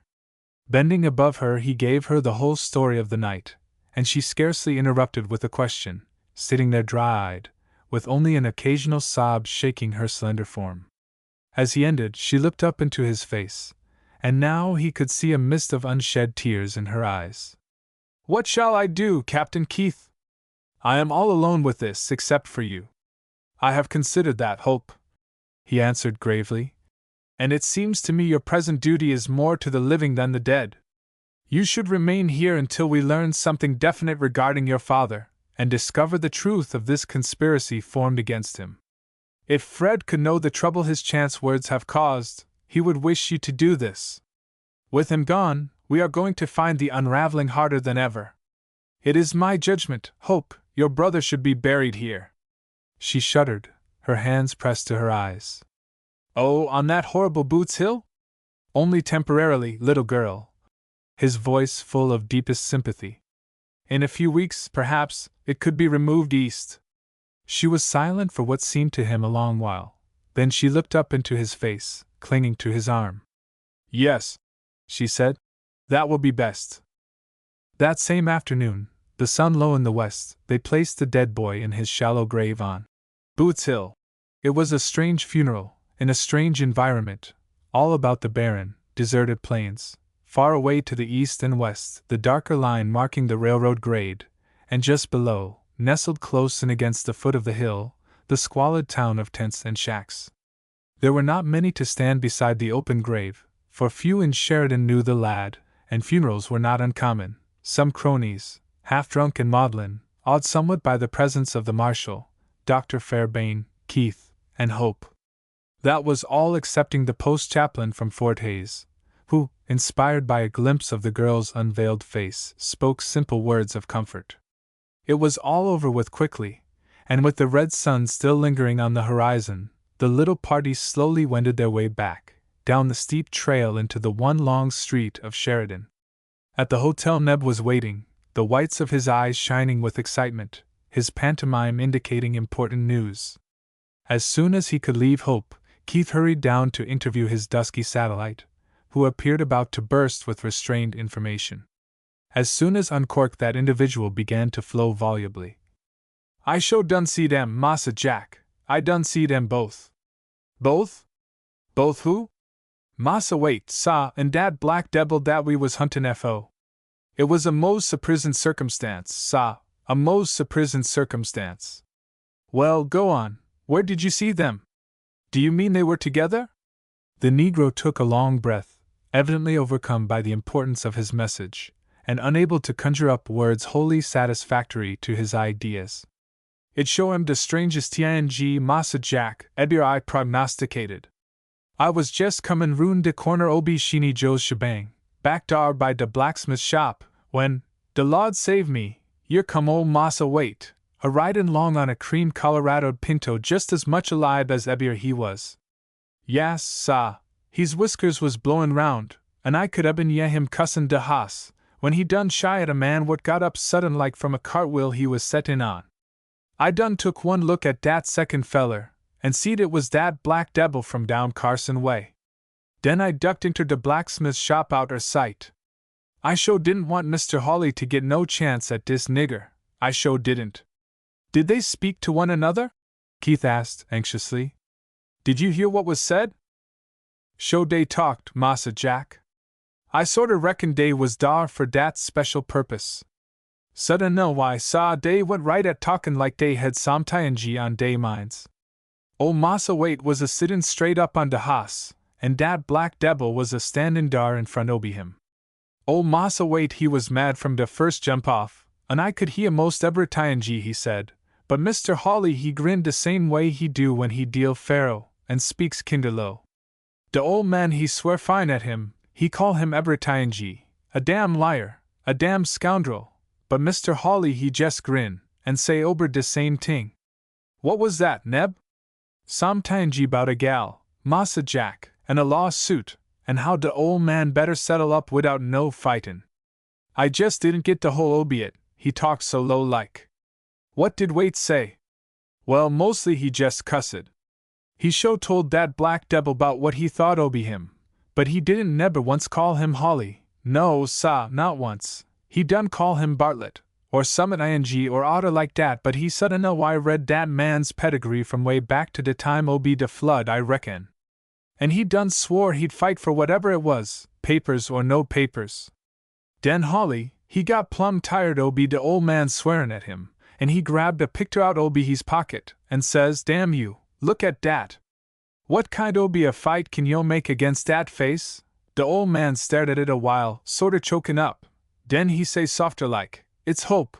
Where did yo' ebber get dat? And de black devil he laughed, and shoved de picter back into his pocket. Hope, hell, he say, it's Phyllis, and I'll put her before any jury yo' remind to get. Oh, I've got yo' nailed, wait, dis time. Was that all? De old Ginral he didn't seem ter know what ter say. He done set dar lookin' off ober de prairie like he was clar flumgasted. He sho did look like dat black devil had hit him mighty hard. Den he says slow like, tinnin' his hoss round, Bartlett, yo' am puttin' up a good bluff, but by God I'm goin' ter call yo'. Yo' don't get a cent o' be dat money less yo' put up de proof. I'll meet yo' war yo' say, but ef I can get hol' o' be some papers dat's missin' I'll take dat grin off yo' face. De odder one laughed, and de old Ginral started fo to ride away, den he pull up his hoss, and look back. Yo' sorter heard wid dat kind o' be cattle, Bartlett, he say, sharp like, maybe yo' know a gambler roun' here called Hawley? De black devil nebber eben lose his grin. Do yo' mean Black Bart Hawley? Dat's the man, where is he? Dealin' faro fo Mike Kenna in Topeka a week ago, friend o' be yours?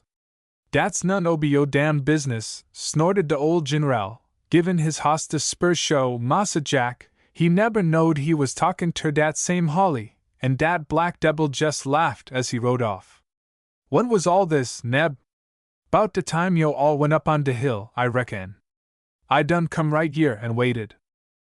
Keith walked across the room, selected a cigar, and came back, his mind busy with the problem. Hawley had in some manner, then, got into communication with Waite, and was threatening him. But Waite evidently knew the man under another name, his given name, and the gambler had sent him off on a false trail. The lost papers apparently contained the solution to all this mystery. Waite believed Hawley possessed them, but did not suspect that Bartlett and Hawley were the same person.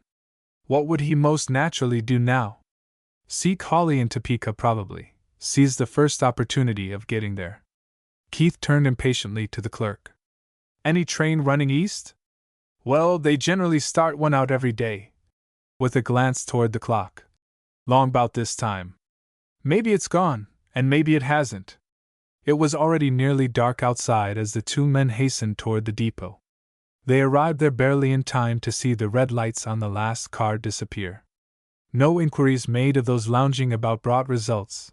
They had been interested in a lot of drunken graders loaded on the flat cars by force, and sent out under guard, and not one could tell whether any man answering Waite's description was in the single-passenger coach. Convinced, however, that the general would waste no time in prosecuting his search, Keith believed him already on his way east, and after dismissing Neb, with instructions to watch out closely for Hawley, he made his own way back to the hotel. It seemed strange enough how completely he was blocked each time, just as he thought the whole baffling mystery was about to be made clear. Hawley was playing in rare luck, all the cards running easily to his hand, thus, at least, gaining time and strengthening his position. There could no longer be any doubt that the gambler possessed some knowledge which made him a formidable adversary. From Waite's statement, it was the loss of the papers which left him helpless to openly resist the claim being made upon him on behalf of the mysterious Phyllis. His only hope, therefore, lay in recovering these, but with time limited he had been sent back on a wild goose chase, while Keith alone knew, with any degree of positiveness, where those documents really were. Hawley certainly had them in his possession the day before, for he had taken them to Miss McClare to thus convince her as to the truth of his statements. And Hawley was still in Sheridan. However, it was not likely the man would risk carrying documents of such value, and documents connecting him so closely with that murder on the Santa Fe trail, about upon his person. At best, life was cheap in that community, and Black Bart must possess enemies in plenty. Yet if not on his person, where? Scott was only a tool, a mere ignorant desperado, not to be trusted to such a degree, yet apparently he was the only one working with the gambler in this deal, the only one cognizant as to his plans. Christie, Keith came to a stop in the street at the recurrence of the woman's name. Why not? If she had been convinced, if she really believed that these papers proved her right to both property and parentage, then she would guard them as a tigress does her young. And Hawley would know that, and must realize they would be far safer in her hands than in his pocket. She could not use them without his aid and guidance, and yet, whatever happened to him, they would still be safely beyond reach. True, this might not have been done. The gambler might not yet have felt that he had sufficient hold upon the woman to trust her thus far, but it was, at least, a possibility to be considered and acted upon. Still wrestling with the intricate problem, Keith entered the dining room and weaved his way, as usual, through the miscellaneous crowd, toward the more exclusive tables at the rear. A woman sat alone at one of these, her back toward the door. His first thought was that it must be Hope, and he advanced toward her, his heart throbbing. She glanced up, a slight frown wrinkling her forehead, and he bowed, recognizing Christy McClare. Chapter 26. A Chance Conversation. The opportunity thus so unexpectedly afforded was not one to be wasted, and Keith accepted it with swift determination. The expression in the woman's face was scarcely one of welcome, yet his purpose was sufficiently serious to cause him to ignore this with easy confidence in himself. "I am, indeed, most fortunate to discover you alone, Miss McClare," he said, avoiding her eyes by a swift glance over the table. "And evidently at a time when you are only beginning your meal. May I join you?" She hesitated for an instant, debating with herself, and as quickly deciding on disagreeable tactics. "I presume this is a public table, and I consequently have little choice in the matter, if you insist," she replied, her voice more civil than her words.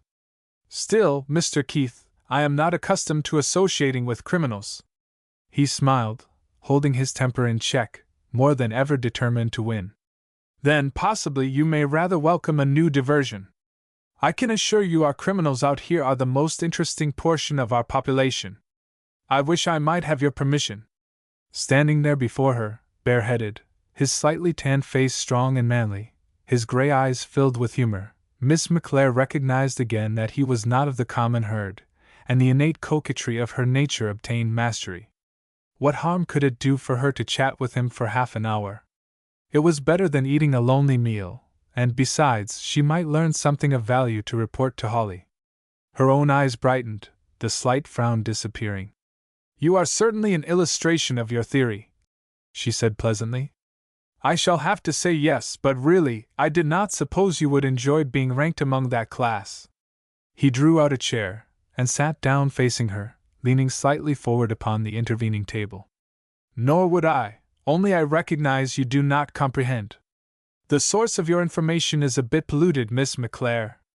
There are those whose good opinion I do not seek, and you should not form your decisions on the unsupported testimony of a personal enemy."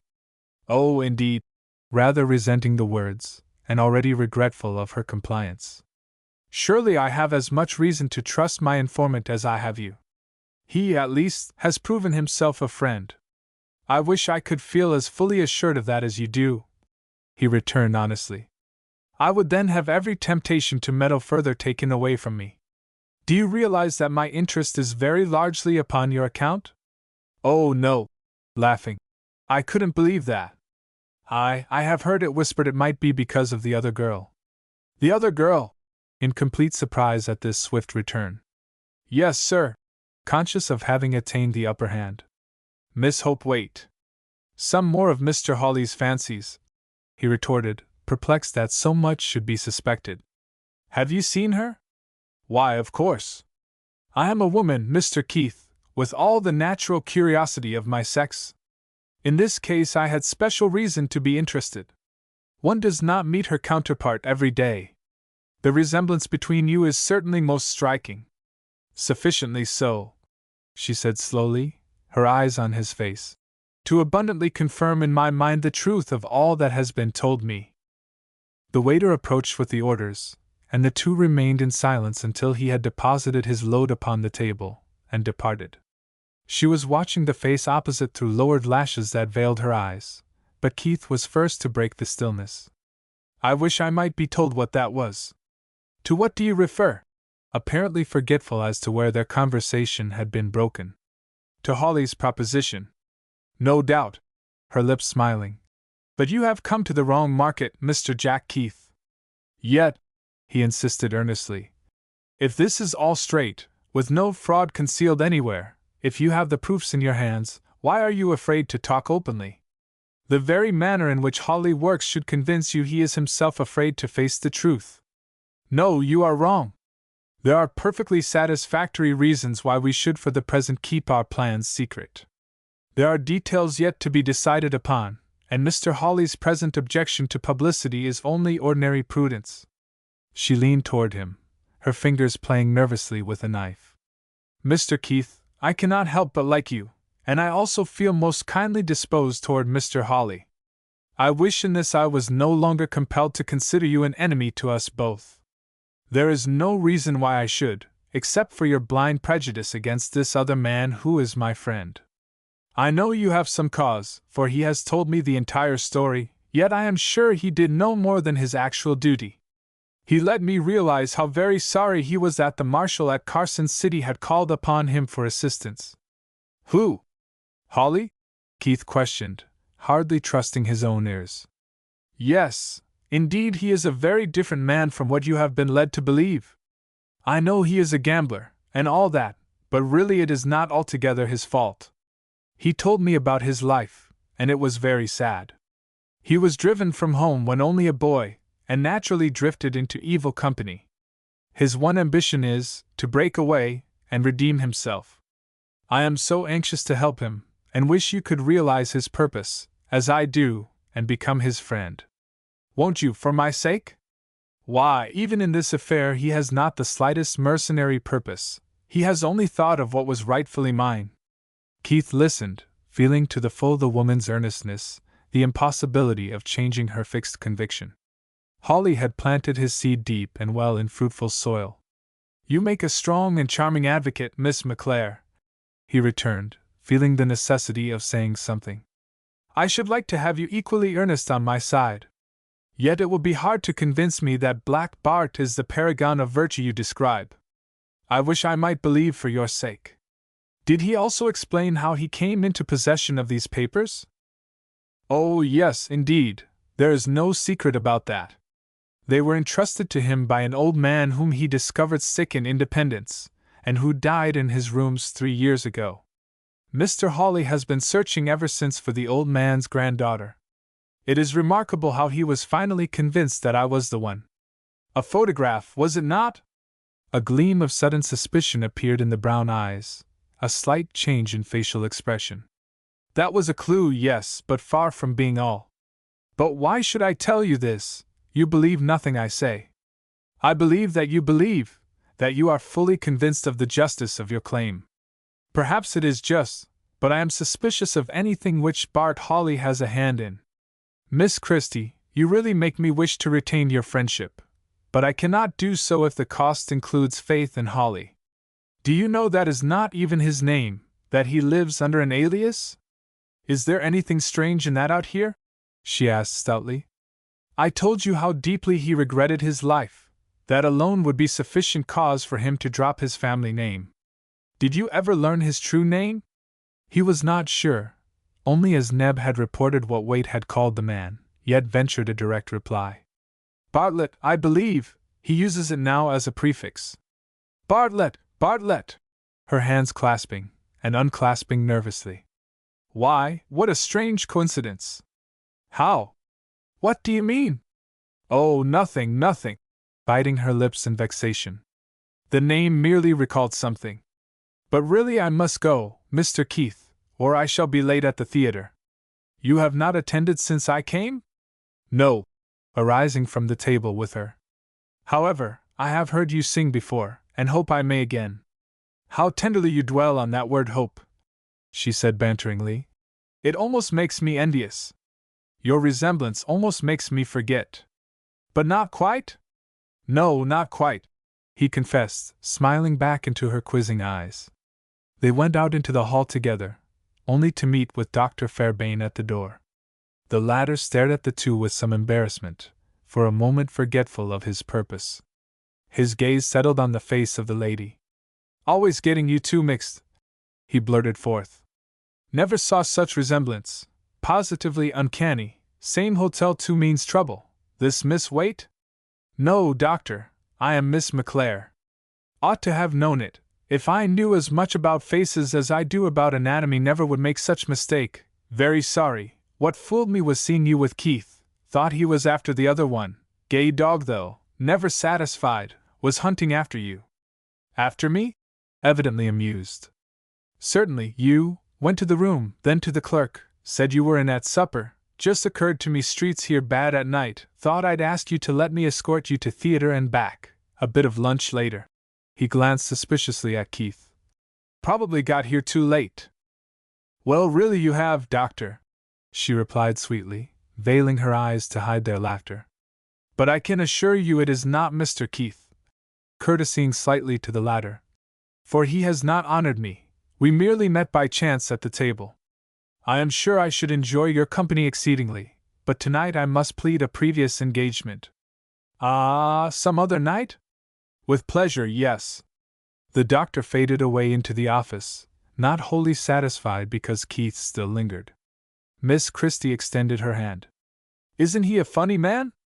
But I do like him, some way I like so many people whom perhaps I ought not, including you, Mr. Jack Keith. Please think over what I told you about Mr. Hawley, won't you? Certainly, you have given me food for thought. I presume he is to be your escort? She bowed, evidently resenting the question. Yes, and it may interest you to know that he has something of the utmost importance to tell me tonight. He has actually seen my guardian. Don't you wish you could be there? She gave him a tantalizing smile, withdrawing her hand, and running up the stairs before he could answer. Over the railing of the landing she glanced down, and then disappeared. Chapter 27. Miss Hope suggests. No sooner had Miss McClare vanished than Keith's thoughts turned toward Hope Waite. She would need someone in her loneliness to take her mind from off her brother's death, and besides, much had occurred of interest since the funeral, which he desired to talk over with her. Beyond even these considerations, he was becoming aware of a pleasure in the girl's company altogether foreign to this mystery which they were endeavoring together to solve. He yearned to be with her, to look into her face, to mark how clearly the differing soul changed her from Christie McClare. He could not help but like the latter, yet somehow was conscious of totally different atmospheres surrounding the two. With one he could be flippant, careless, even deceitful, but the other aroused only the best that was in him, her own sincerity making him sincere.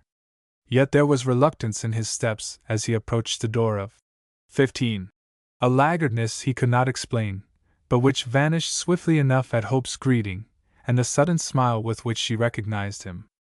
I was sure you would come, she declared frankly. And I took an early lunch so as to be certain and be here.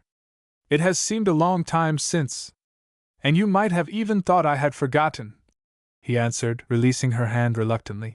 If you could have looked into the dining room since, instead of staring out of these windows. Why? How forgotten? Her eyes opening wide in surprise. I had the pleasure of taking supper with Miss McClare. Oh! The exclamation decidedly expressive. Yes, I come at once to you with the confession. However, our meeting was purely accidental, and so I hope for pardon. Pardon from me? Why, what difference can it possibly make to me? Would you have me consort with the enemy? He asked, scarcely daring to press his deeper meaning. Oh, no, of course not. What did you talk about?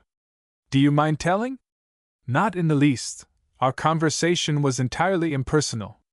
She was telling me about Hawley, what a wonderfully good man he is. I have begun to suspect the fellow has fascinated the poor girl. He is a good-looking devil, possessed of a tongue dripping with honey. Surely you do not mean she has fallen in love with him? And Hope shuddered at the thought. Why, that would be impossible for a good woman.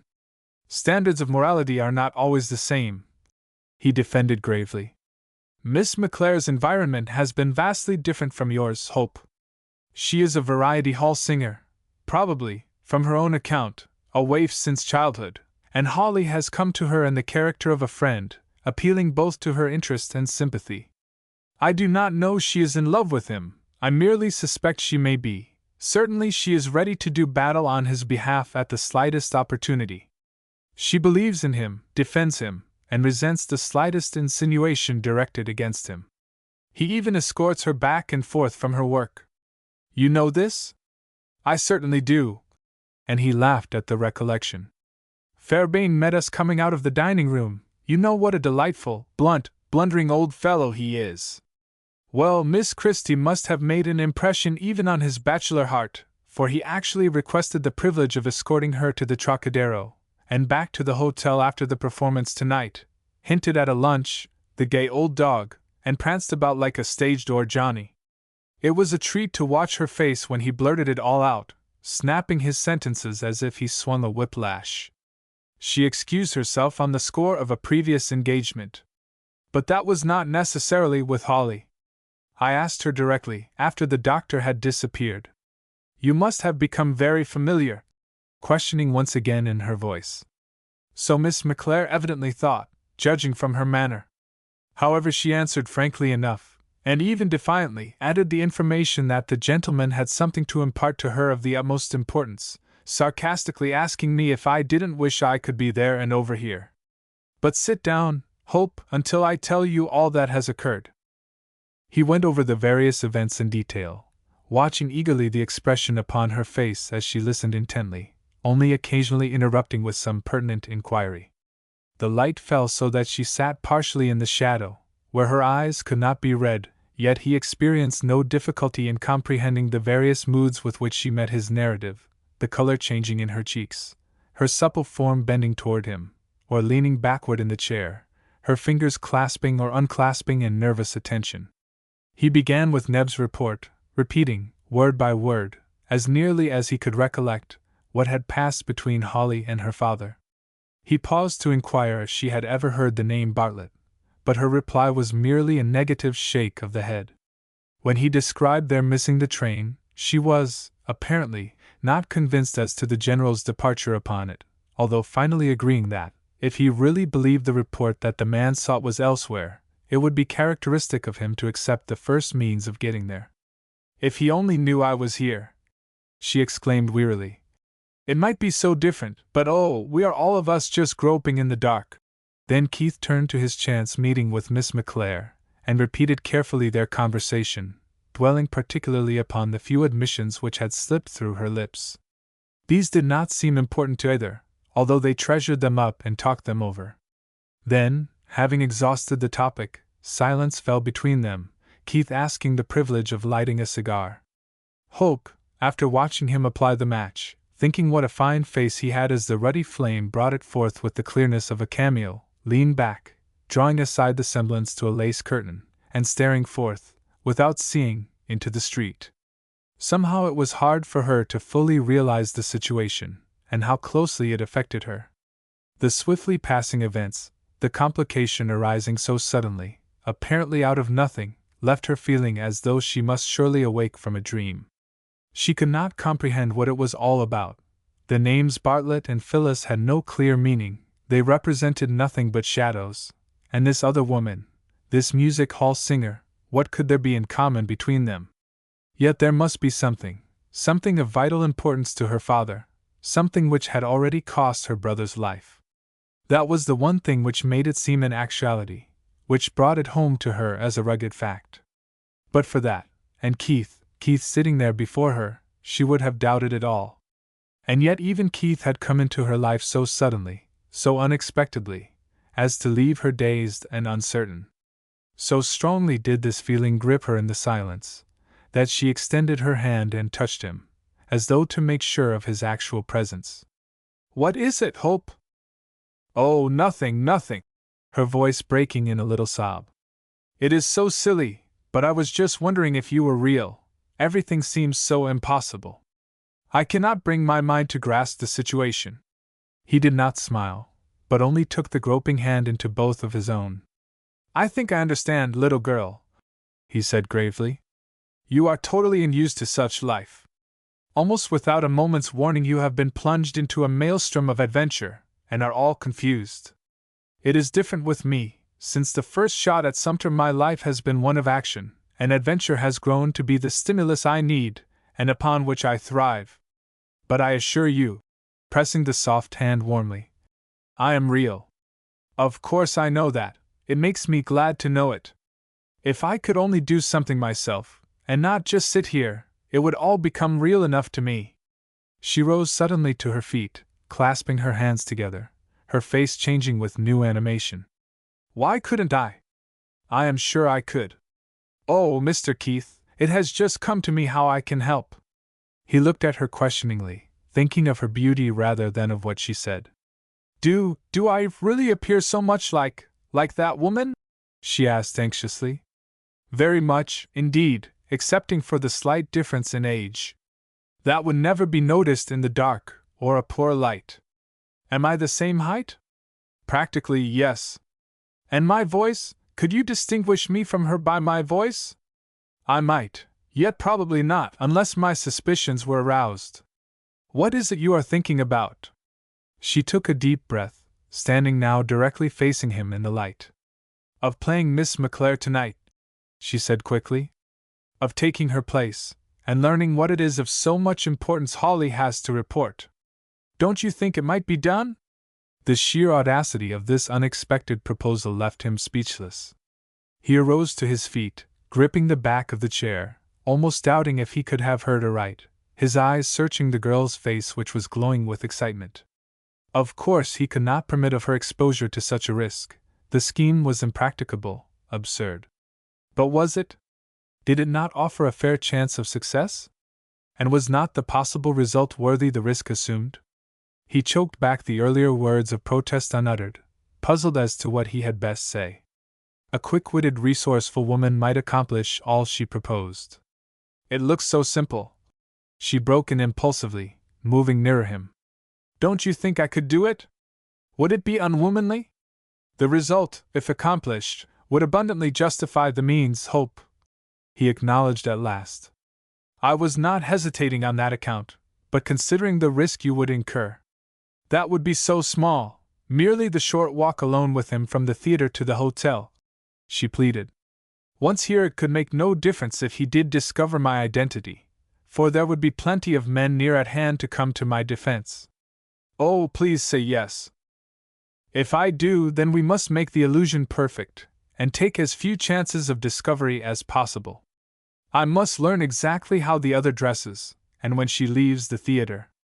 Fortunately for the success of your plan, the Trocadero permits no one but performers to come behind the scenes, so that Hawley will be compelled to wait for the lady outside the stage door. I had better go at once, and see to these details. Yes, she said, her eyes sparkling with anticipation. And I am so glad you are willing. I will be most discreet. You are not sorry I made the proposal? Certainly not. At first it struck me as altogether wrong, but the more I think of it the stronger it appeals to me. It may reveal to us the whole conspiracy, and I cannot believe Hawley would venture upon any gross familiarity likely to cost him the good opinion of his ally. There is too much at stake. Wait here, Hope, and I will be back the very moment I learn all that is necessary. A glance at the office clock convinced Keith that, in all probability, Miss McClare had not, as yet, departed for the scene of her evening triumph. Still, it could not be long before she would, and he lit a cigar, sitting down in a corner partially concealed by the clerk's desk to wait her appearance. This required longer than anticipated, and fearing lest he might have missed the departure entirely, he was about to question the busy Thomas, when he beheld Hawley enter hurriedly from the street and run up the stairs. He then had been the laggard. All the better, as he would now have no opportunity to unfold his tale to the lady, as it would be necessary for them to hurry to the theater. Whatever the nature of the revelation, it would have to wait until the walk home. The excitement of the adventure was already creeping into Keith's blood, his pulse quickening. The two returned almost immediately, conclusively proving that Miss McClare, fully dressed for the street, had been awaiting the arrival of her gallant with some impatience. Hawley was busily explaining his delay as they came down the stairs, and paid little attention to the seemingly deserted office. Indeed, Miss Christie monopolized all his thoughts. With quick scrutiny the watcher noted the more conspicuous articles of apparel constituting her costume, the white mantilla thrown over her head, the neatly fitting blue dress, the light cape covering the shoulders. Surely it would not be difficult to duplicate these, so as to pass muster under the dim light of the streets. Far enough in their rear to feel safe from observation he followed, noting with increased pleasure the rapidity with which they covered the required distance. Clearly Miss Christie was already nervous lest she have not sufficient time remaining in which to properly dress for her act, and there would be no exchange of confidences on the outward journey. Hawley left her, as Keith anticipated, at the stage entrance, the lady hastening within. Her escort strolled leisurely back to the front of the house, and finally, purchasing a ticket, entered, the performance already having begun. Keith knew perfectly the arrangement of the theater, the seats in front, tables all through the center, a gallery filled with benches, a noisy orchestra beneath the stage, a crowded audience of men, with only here and there a scattered representative of the gentler sex, busy waiters dodging in and out among the tables, and down the aisles, filling orders for liquids from the nearby saloon. The air would be pungent with the odor of drink, thick with the fumes of tobacco, and noisy with voices, except as some special favorite on the stage won temporary attention. The Trocadero possessed but one redeeming feature: no doorway connected stage and auditorium, and the management brooked no interference with his artists. It had required some nerve to originally enforce this rule, together with a smart fight or two, but at this period it was acknowledged and respected. No sooner had Hawley vanished than Keith found occasion to enter into casual conversation with the doorkeeper, asking a number of questions, and leaving impressed upon the mind of that astute individual the idea that he was dealing with a gent enamored of one of the stage beauties. A coin slipped quietly into the man's hand served to deepen this impression, and unlocked discreet lips otherwise sworn to secrecy. Out of much general information a little of real value was thus extracted. Miss McClare's act began at 9:45 and was over promptly at 10:10. It required about 20 minutes more for her to change again into street clothes, and she usually left the theater immediately after, which would be about 10:30. Yes, there was a vestibule outside the stage door, and on bad nights, those waiting for the ladies could slip in there. But on such a night as this they generally hung around outside. No, there was no watchman, but the manager was frequently prowling around. He'd be busy, however, at 10:30, getting the stage ready for the Flying Hermans. Abundantly satisfied and resisting the doorkeeper's professional suggestion that he'd better buy a ticket and take a look at the show, Keith slipped away and hastened back to the hotel.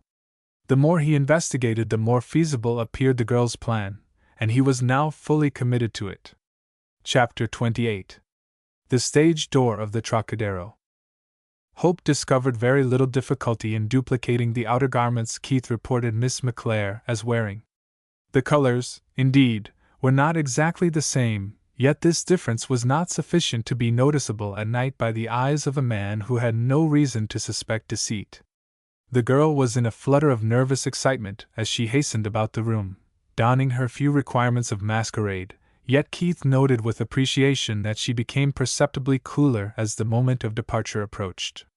With cheeks aflame and eyes sparkling, yet speaking with a voice revealing no falter, she pressed his arm and declared herself prepared for the ordeal. The face under the shadow of the mantilla was so arch and piquant, Keith could not disguise his admiration. "Am I Christie McClare?" she asked laughingly. "Sufficiently so to fool our friend," he returned, "but I am ready to swear that lady never looked so charming. A compliment, and spoken as though you really meant it. Have I not been honest enough with you in the past, to be credited with honesty now?" he protested, a little hurt by the bantering tone. "Of course you have. I merely talk lightly to keep my courage up. You can have no idea how afraid I am. Then you are truly an actress, for you appear the picture of enjoyment. But we must go, or Hawley will be there before us, and thus spoil all our plans." They passed out through the office together, seeing no one familiar to either, Hope keeping her face partially concealed. The east side of the street was less frequented than the other, having fewer saloons along its way, and they chose its darkness. As they advanced, the long habit of frontier life caused Keith to glance behind before they had progressed a block, and he was thus made aware that they were being followed. Conversing lightly, and without a word to alarm the girl, he yet managed to observe every movement of the dimly outlined figure which advanced with them, timing every motion to theirs. Long before they crossed the street to the Trocadero he was convinced there was no mistake. The fellow, whoever he might be, was trailing them. Keith smiled grimly to himself, resolving that, as soon as he had left the lady, he would teach the spy a lesson not soon to be forgotten. They barely entered the outer circle of the Trocadero lights, noting a group of men thronging about the doors, and hearing the sound of the band within, and then turned swiftly down the narrow dark alleyway leading toward the stage entrance. Keith, having been there before, advanced confidently, but Hope, her heart beating wildly, clung to his arm, scarcely venturing a word in reply to his whispered assurances. Fortunately they encountered no one, and Keith, feeling cautiously in the dark, easily succeeded in locating the opening to the vestibule. Listening intently, he became convinced that no one occupied the little shed. He had intended to remain with the girl until the time came for her to emerge, but the remembrance of that figure dogging them all the way from the hotel now caused a change of plan. He held her hand closely clasped in his. "Now, Hope, I am going to leave you," he whispered, "and your own wit will have to carry you through. I know you will play your part all right, and it will be mine to wait for Christie, and give her some explanation of why Holly failed to meet her as he promised. It will never do for her to suspect, until you time to learn all possible. You are not afraid?" "Yes, I am," clinging to him. But I am going through it just the same. The truest kind of courage, my girl. Now slip inside, but hold the door ajar. Holly will certainly be here within 10 minutes, and you must join him at once, or else the other might appear. You can judge as to its being him even in this darkness. Goodbye." The longing to clasp her in his arms, to speak the language of his heart, was almost overwhelming, yet the memory of that figure slinking along behind them, and the brief time before Holly's probable appearance, for he would leave the theater at the conclusion of Miss McClare's act, restrained all demonstration. This was a moment for action, not for words of love. No delay should hazard the success of their undertaking. He heard the slight creak of the door as the girl slipped within the concealment of the vestibule, and then he glided away through the darkness with the stealthy silence of an Indian.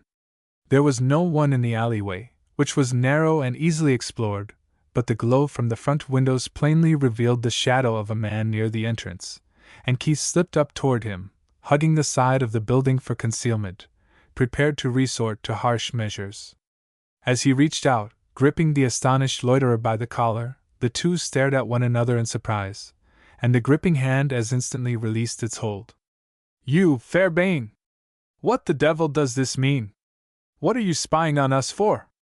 Clearly taken aback, yet not greatly disturbed, his eyes showing pugnacious and his jaw set, the doctor rubbed his throat where Keith's knuckles had left a red welt. "Damn you, I think I'm the one to ask for an explanation," he growled. "She said she was not going with you, and now you are around here together at this hour. I had a right to know whether I was being played with like that. But, man, that was not Miss McClare I was with, it was Hope. Wait.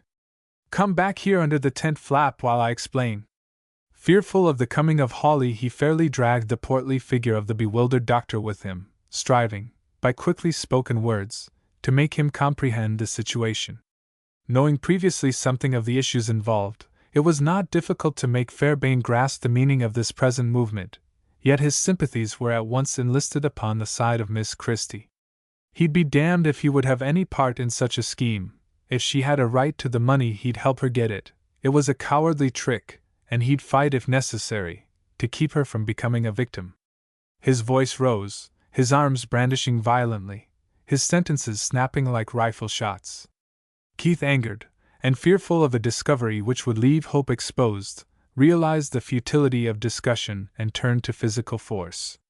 Grasping the gesticulating man with both hands, he flung him backward and dragged him into the empty tent, kneeling on him as he throttled him to the earth. "Now, doctor, you listen to me," he said sternly. "I'm through arguing. I hate to treat you like this, for you are my friend, but I'll not stand for interference here. Do you get that, you old fool? Lie still until I get through. I respect your feelings toward Miss McClare. She is a good girl, and I hope to heaven you get her if you want her. But you never will if you permit this affair to go on. Yes, I know what I am talking about. In all that Hope and I do, we are serving you and Christie. Our only fight is with Black Bart Holly. Stop being a bullet-headed old fool, Fairbairn, and understand this thing. Lie still, I tell you, and hear me out. Hawley is a liar, a thief, and a swindler. There is a swindle in this thing somewhere, and he hopes to pull out a big sum of money from it. He is merely using Christie to pull his own chestnuts out of the fire. She is innocent, we realize that, but this fellow is going to ruin the girl unless we succeed in exposing him. He's not only involving her in his criminal conspiracy, but he's making love to her, he's teaching her to love him. That's part of his scheme, no doubt, for then she will be so much easier handled. I tell you, Fairbairn, your only chance to ever win the interest of Christie McClare is to help us down this fellow Hawley. Yes, you can sit up. I reckon you're beginning to see clearer, ain't you? Keith drew aside the flap of the tent to glance without, the light falling on Fairbairn's face as he struggled to a sitting posture. He had had a new thought driven into him, yet failed to entirely grasp its significance. But Jack, he asked, still half angry, how about the girl? Hasn't she any right to this money? I don't know. Honestly. We don't any of us know, but whatever she has the right to she is going to get. You can bet on that, old man. We're bucking Hawley, not Christie McClare, get that into your head. He hasn't any right, that's certain, for he murdered and stole to get the papers. Be quiet. Here the fellow comes now. They peered out together through the convenient tent flap, Fairbairn scarcely less interested than the other, already dimly comprehending that his truly dangerous rival was the gambler, and that he could best serve the lady by helping to prove to her the real character of that individual. He was still blindly groping in the haze, yet out of Keith's sharp, stinging words there had come to him a guiding light. The latter gripped his arm in restraint. Easy, old man, easy, let him pass. Hawley turned into the alley whistling, evidently well pleased with the situation and anticipating other delights awaiting his coming.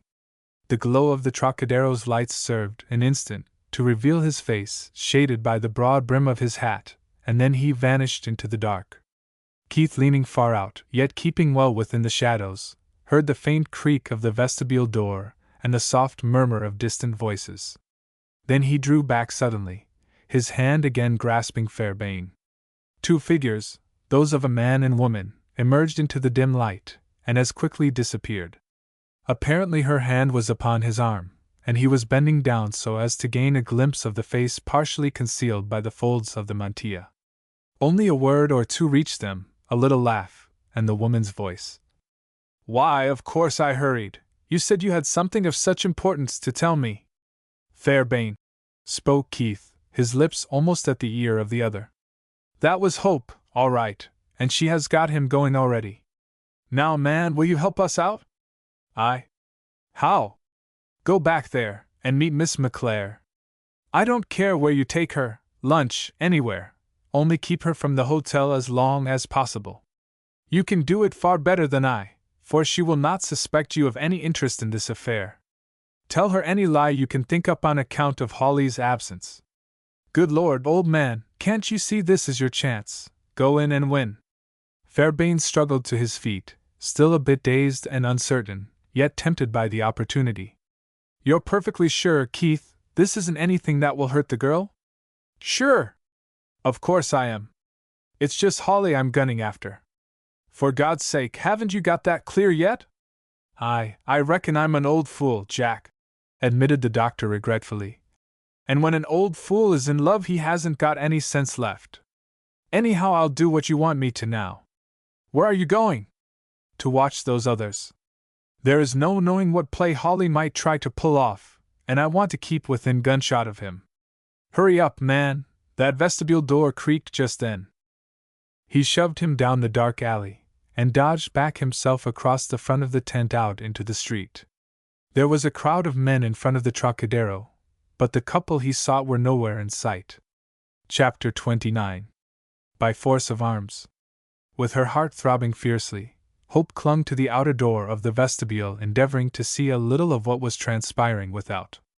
About her was dense darkness, and she dare not explore the surroundings. Behind could be heard, through what must have been a thin partition, the various distractions of the stage, shifting scenery, music, shuffling feet, voices, and the occasional sound of applause. The girl had nerved herself to the encounter with Holly, but this waiting here in darkness and uncertainty tried her to the uttermost. If someone should venture out that way, how could she excuse her presence or explain her purpose? She found herself trembling in every limb from nervous fear, startled by every strange sound. Would the man never come? Surely Christie herself must be ready to depart by this time. Almost prepared to flee before the terrors thus conjured up within her mind, they left her as if by magic the moment her straining eyes distinguished the approach of a dim figure without. She could not tell who it was, only that it was the unmistakable form of a man, and that he was whistling softly to himself. It might not prove to be the gambler, but she must accept the chance, for flesh and blood could stand the strain of waiting no longer. Yet she was not conscious of fear, only of exultation, as she stepped forth into the open, her blood again circulating freely in her veins. At the slight creak of the door the man saw her, his whistle ceasing, his hat lifted. Instantly she recognized him as Holly, her heart leaping with the excitement of encounter. "Why, hello, Christie," he said familiarly. "I thought I was early, and expected a 10 minutes wait. I came out as soon as you left the stage." "Oh, I can dress in a jiffy when there is any cause for hurry," Hope responded, permitting herself to drift under his guidance. "Are you disappointed? Would you prefer to commune with nature?" "Well, I should say not," drawing her hand through his arm, and then patting it with his own. "I have seen about all I care to of nature, but not of Christie McClare. You may learn to feel the same regarding her," Hope answered, afraid to encourage the man, yet eagerly fearful lest she fail to play her part aright. "Not the slightest danger," laughing lightly, and pressing her arm more closely against his body. "Although I must confess you exhibited some temper when I was late tonight. Did I not have occasion to? A woman should never be kept waiting, especially if her engagement be imperative." "Oh, I am not finding any fault, you little spitfire. I like you all the better because you fight. But the trouble was, Christie, you simply jumped on me without even asking how it occurred. You took it for granted I was late on purpose to spite you. Well, weren't you?" And the girl glanced inquiringly up into his face, as they passed out of the alley into the light of the Trocadero's windows. "You certainly acted that way." "No, I did not, but you wouldn't listen, and besides I had no time then to explain. There's a lot happened this afternoon I want to tell you about. Will you give me time to talk with you?" "Why, of course." Surprised at the question, yet full of eagerness. "Why should you ask that?" "Because I want you alone where no one can overhear a syllable. I'm afraid of that damned hotel. You never know who is in the next room, and the slightest whisper travels from one end to the other. That is one way in which Keith got onto our deal. He had a room next to Willoughby and Scott, and overheard them talking. I'm not going to take any more chances. Will you go to Sheeny Joe's with me?" She drew back from him. "Sheeny Joe's? You mean the saloon near the depot? Sure, what's the use of being so squeamish?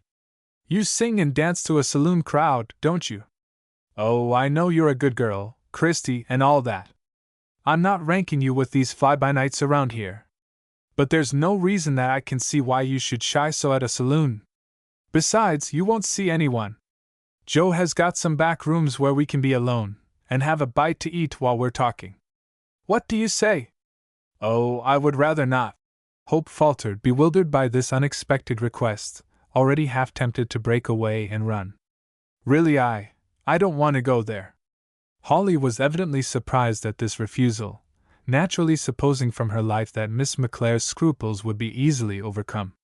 This obstinacy of the girl aroused his anger. "You women beat the devil," he ejaculated gruffly, "pretending to be so damn particular. Maybe you'd rather stand out there on the prairie and talk?" With a sweep of his hand around the horizon.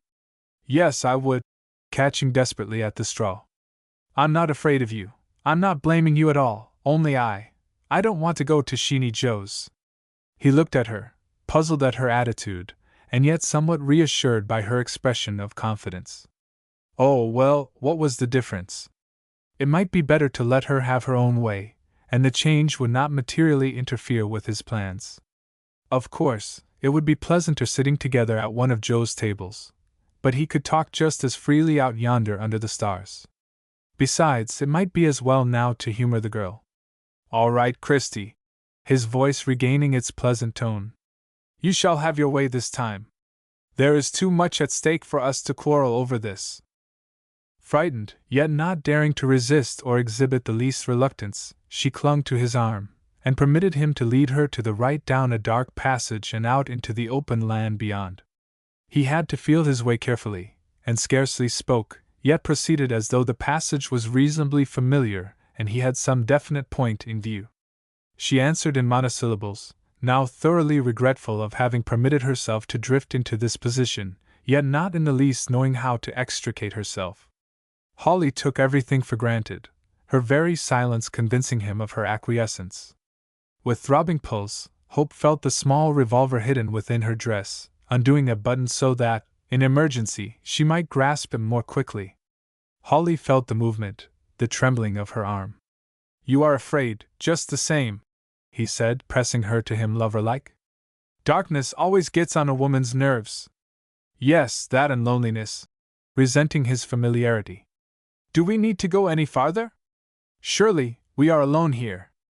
Only a few steps, the ravine is yonder, and we can sit down on the rocks. I want to smoke, and we will be entirely out of sight there. He helped her down the rather sharp declivity until both were thoroughly concealed below the prairie level. Feeling about with his hands, he found the surface of a smooth rock, and seated her upon it. Then a match flared, casting an instant's gleam across his face as he lighted his cigar. Blacker than ever the night shut down about them, and he groped for a seat beside her. She could perceive just one star peering through a rift of cloud, and in her nostrils was the pungent odor of tobacco. With a little shiver of disgust she drew slightly away from him, dreading what was to come. One thing alone she felt was in her favor.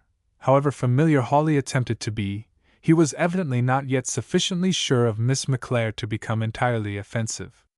She might not have frowned at his love-making, but apparently he had not yet progressed sufficiently far in her good graces to venture to extremes. Hope pressed her lips together, determined to resist any further approach of the man. However, his earliest words were a relief.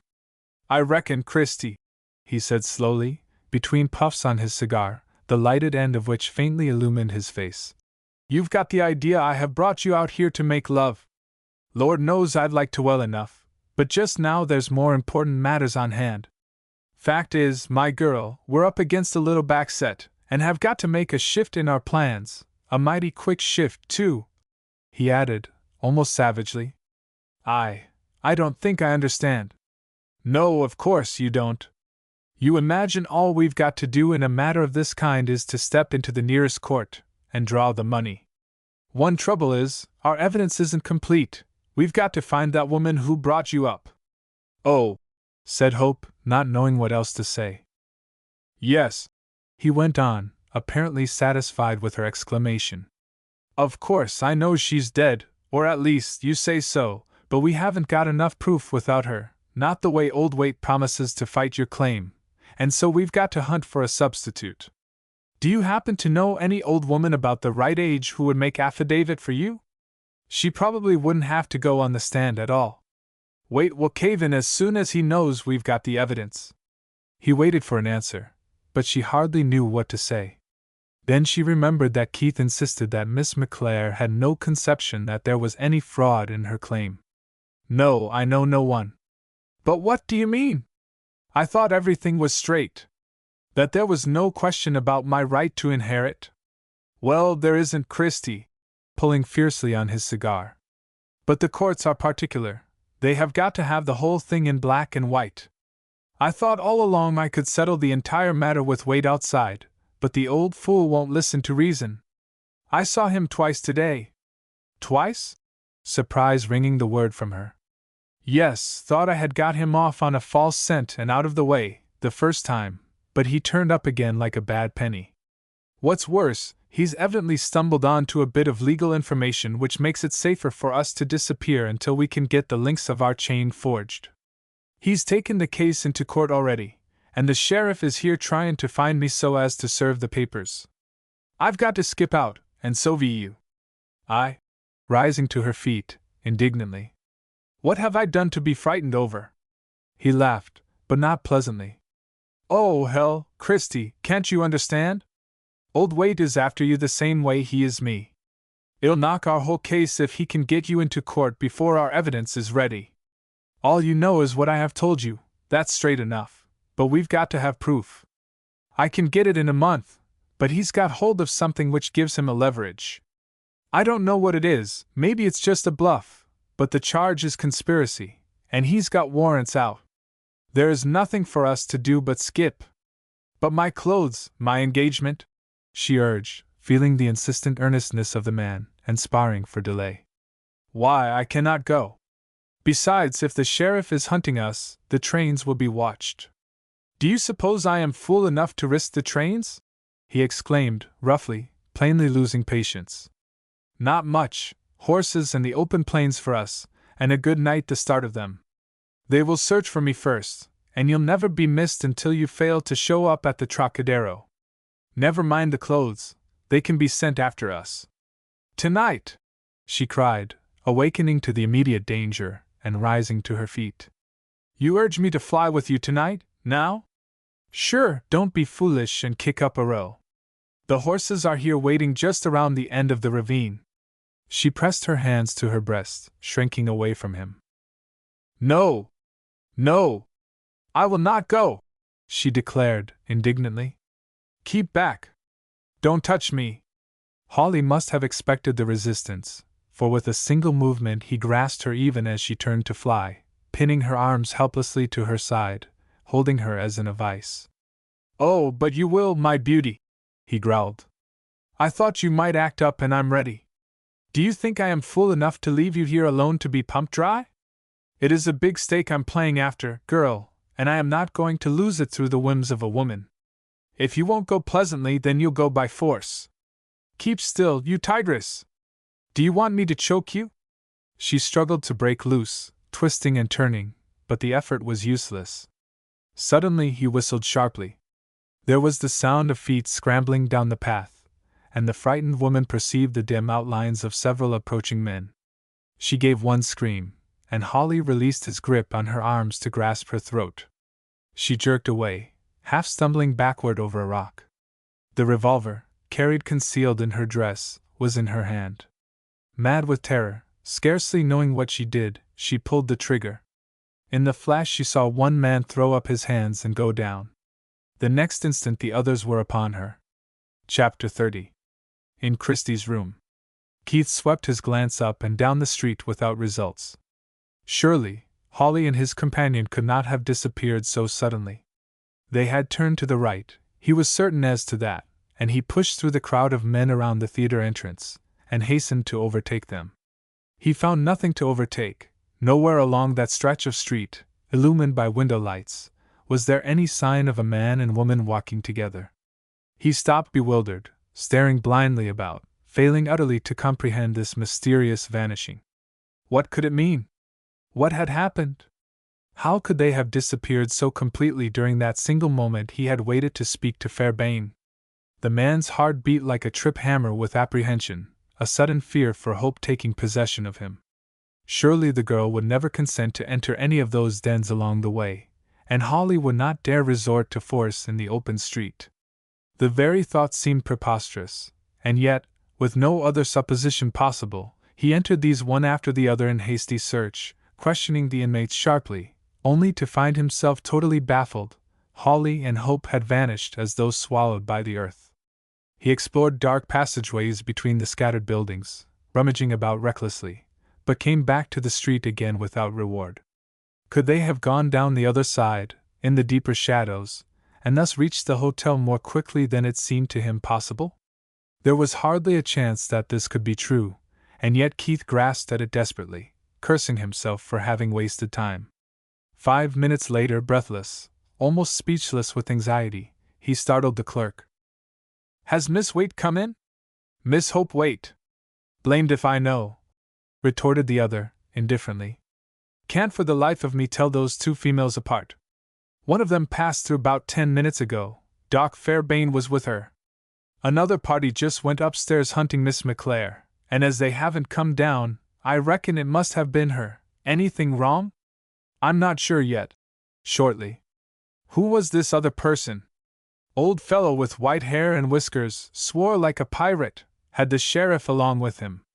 It came to Keith in a flash. It was Waite. Perhaps Christie knew. Perhaps the general knew. Certainly something of importance was crystallizing in the actress' room which might help to explain all else. He rushed up the stairs, barely waiting to rap once at the closed door before he pressed it open. The sight within held him silent, waiting opportunity to blurt out his news. Here, also, was tragedy intense, compelling, which for the instant seemed to even overshadow the fate of the girl he loved. There were 3 men present, and the woman. She stood clutching the back of a chair, white-faced and open-eyed, with Fairbairn slightly behind her, one hand grasping her arm, the other clenched, his jaw set pugnaciously. Facing these two was Waite, and a heavily built man wearing a brown beard closely trimmed. "You'd better acknowledge it," Waite snapped out, with a quick glance at the newcomer. "It will make it all the easier for you. I tell you this is the sheriff, and we've got you both dead to rights." "But," she urged, "why should I be arrested? I have done nothing."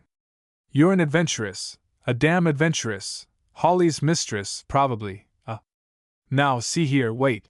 And Fairbairn swung himself forward. "You drop that. Miss McClare is my friend, and if you say another word I'll smash you, sheriff or no sheriff." Waite glared at him. "You old fool," he snorted. "What have you got to do with this?" "I've got this to do with it, you'll find. The woman is to be treated with respect or I'll blow your damned obstinate head off." The sheriff laid his hand on Waite's shoulder. "Come," he said firmly. "This is no way to get at it. We want to know certain facts, and then we can proceed lawfully. Let me question the woman." The 2 older men still faced one another belligerently, but Keith saw Christie draw the doctor back from between her and the sheriff. "You may ask me anything you please," she announced quietly. "I am sure these gentlemen will not fight here in my room." "Very well, Miss McClare. It will require only a moment. How long have you known this man Holly?" "Merely a few days, since I arrived in Sheridan." "But you were in communication with him before that?" The pleasant voice and quiet demeanor of the sheriff seemed to yield the girl confidence and courage. "Yes, he had written me 2 or 3 letters." "You met him here then by appointment?" "He was to come to Sheridan, and explain to me more fully what his letters had only hinted at." "You possess no previous knowledge of his purpose?" "Only the barest outline. Details were given me later." "Will you tell us briefly exactly what Holly told you?" The girl's bewildered eyes wandered from face to face, then returned to the waiting sheriff. May I sit down?" she asked. "Most certainly, and don't be afraid, for really we wish to be your friends." She sank down into the chair, and even Keith could see how her slender form trembled. There was a moment's silence. "Believe me, gentlemen," she began, falteringly, "if there is any fraud, any conspiracy, I have borne no conscious part in it. Mr. Hawley came to me saying a dying man had left with him certain papers, naming one, Phyllis Gale, as heiress to a very large estate in North Carolina, left by her grandfather in trust. He said the girl had been taken west, when scarcely 2 years old, by her father in a fit of drunken rage, and then deserted by him in St. Louis." You saw the papers?" Waite broke in. "Yes, those that Hawley had. He gave them to me to keep for him." She crossed to her trunk, and came back, a manila envelope in her hand. Waite opened it hastily, running his eyes over the contents. "The infernal scoundrel!" he exclaimed, hotly. "These were stolen from me at Carson City." "Let me see them." The sheriff ran them over, merely glancing at the endorsements. "Just as you represented, Waite," he said slowly. "A copy of the will, your commission as guardian, and memoranda of identification. Well, Miss McClare, how did you happen to be so easily convinced that you were the lost girl?" "Mr. Hawley brought me a picture which he said was of this girl's half-sister. The resemblance was most startling. This, with the fact that I have never known either father or mother or my real name, and that my earlier life was passed in St. Louis, sufficed to make me believe he must be right." You. Waite choked, leaning forward. You don't know your real name? No, I do not.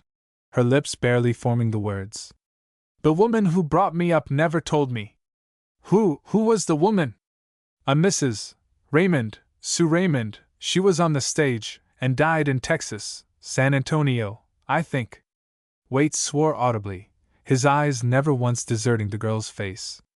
Hawley told you to say that? No, he did not, she protested warmly. It was never even mentioned between us, at least, not Sue Raymond's name. What difference can that make?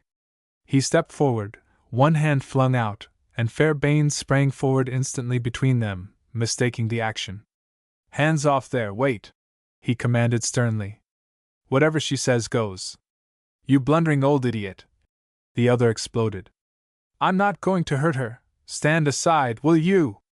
He reached the startled girl, thrust aside the dark hair combed low over the neck, swung her about toward the light, and stared at a birthmark behind her ear. No one spoke, old Waite seemingly stricken dumb, the woman shrinking away from him as though she feared he was crazed. What is it? Asked the sheriff, sternly. Slowly Waite turned about and faced him, running the sleeve of his coat across his eyes. He appeared dazed, confounded.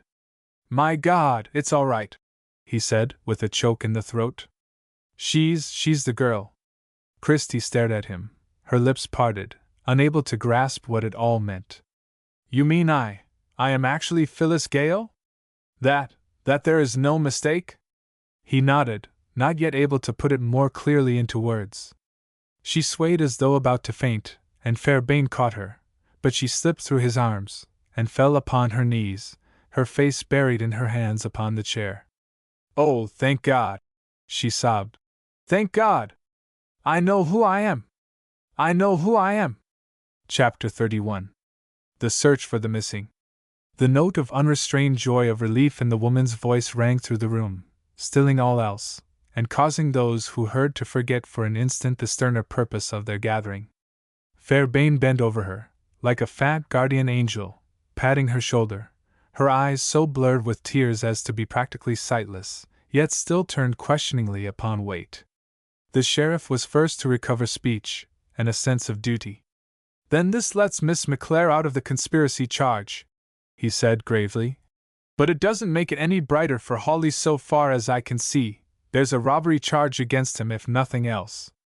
Anyone here know where the fellow is?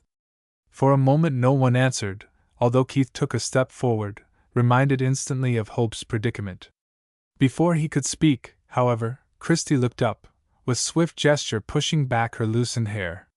He was to have met me at the theater tonight, she said, her voice trembling, but was not there when I came out. He said he had important news for me. And failed to show up. Did he send no message? Dr. Fairbairn was waiting for me instead. He said that Mr. Hawley was called suddenly out of town. The eyes of the sheriff turned to Fairbairn, whose face grew redder than usual, as he shifted his gaze toward Keith. That was a lie, he confessed lamely. I was told to say that. Just a moment, Sheriff. And Keith stood before them, his voice clear and convincing. My name is Keith, and I have unavoidably been mixed up in this affair from the beginning. Just now I can relieve the doctor of his embarrassment. Miss Hope Waite and I have been associated together in an effort to solve this mystery. This evening, taking advantage of the remarkable resemblance existing between herself and Miss McClare, Miss Hope decided upon a mask. What's that? Waite broke in excitedly. Is Hope here? Yes, has been for a week. We've had all the police force of Sheridan hunting you. The old man stared at the speaker, open-mouthed, and muttered something about Fort Hayes, but Keith, paying little attention to him, hurried on with his story. As I say, she decided upon impersonating Christie here, hoping in this way to learn more regarding Hawley's plans. We had discovered that the two were to meet after the evening performance at the stage door of the Trocadero. I escorted Hope there, dressed as near like Miss McClare as possible, and left her inside the vestibule waiting for Black Bart to appear. At the head of the alley I ran into Fairbairn, told him something of the circumstances, and persuaded him to escort Miss Christie back to the hotel. He was not very hard to persuade. Well, Holly came, and Hope met him. They went out of the alleyway together arm in arm, talking pleasantly, and turned this way toward the hotel. The doctor and I both saw and heard them. I was delayed not to exceed 2 minutes, speaking a final word to Fairbairn, and when I reached the street they had disappeared. I have hunted them everywhere without finding a trace. I have even been through the resorts. She has not returned to the hotel, and I burst in upon you here hoping that Miss McClare might have some information. She shook her head, and Waite, glaring impotently at the two of them, swore sharply. Good God, man! My girl! Hope, alone with that damn villain. Come on, Sheriff, we've got to find her. Wait, though, and he strode almost menacingly across the room. First, I want to know who the devil you are. Keith straightened up, looking directly into the fierce, questioning eyes. I have told you my name, Jack Keith, he replied quietly. Dr. Fairbairn knows something of me, but for your further information I will add that when we met before I was Captain Keith, 3rd Virginia Cavalry, and bearing dispatches from Longstreet to Stonewall Jackson.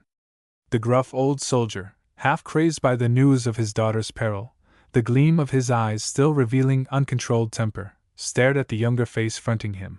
Then slowly he held out his hand.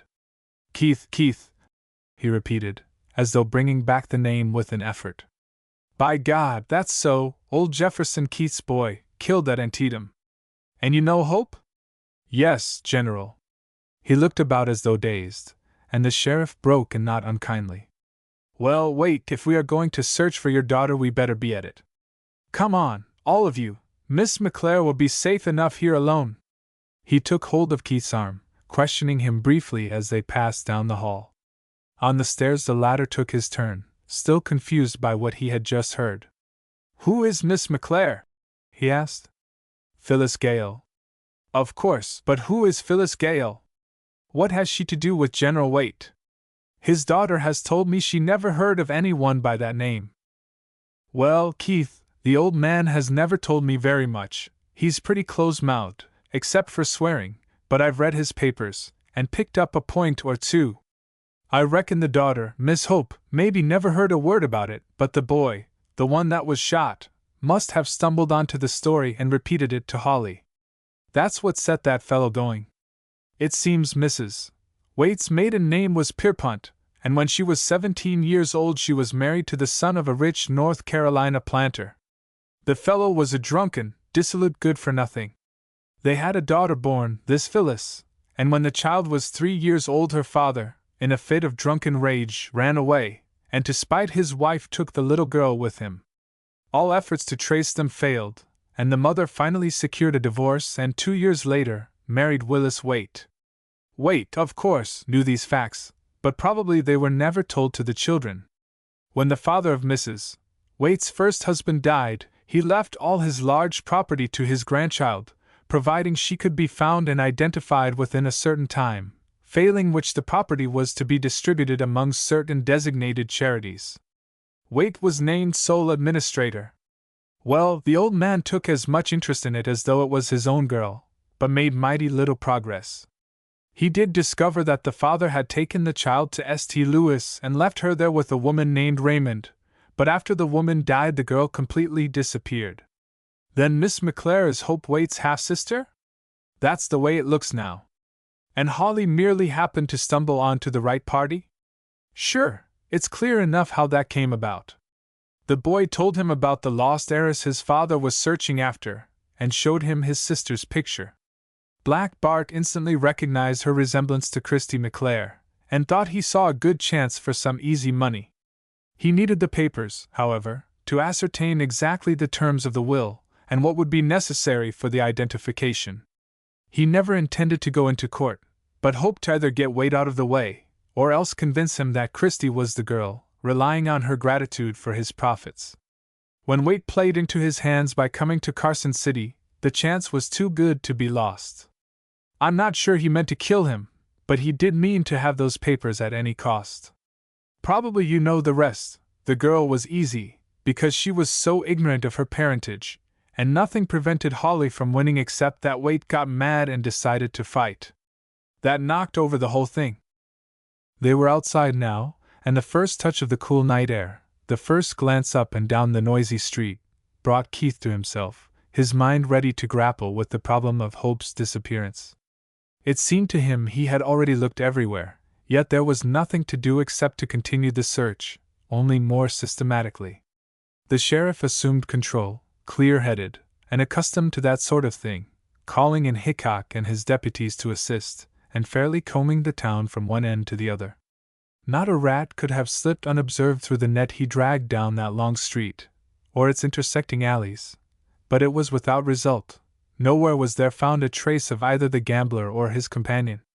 They dug into saloons, bagnios, dance halls, searching back rooms and questioning inmates.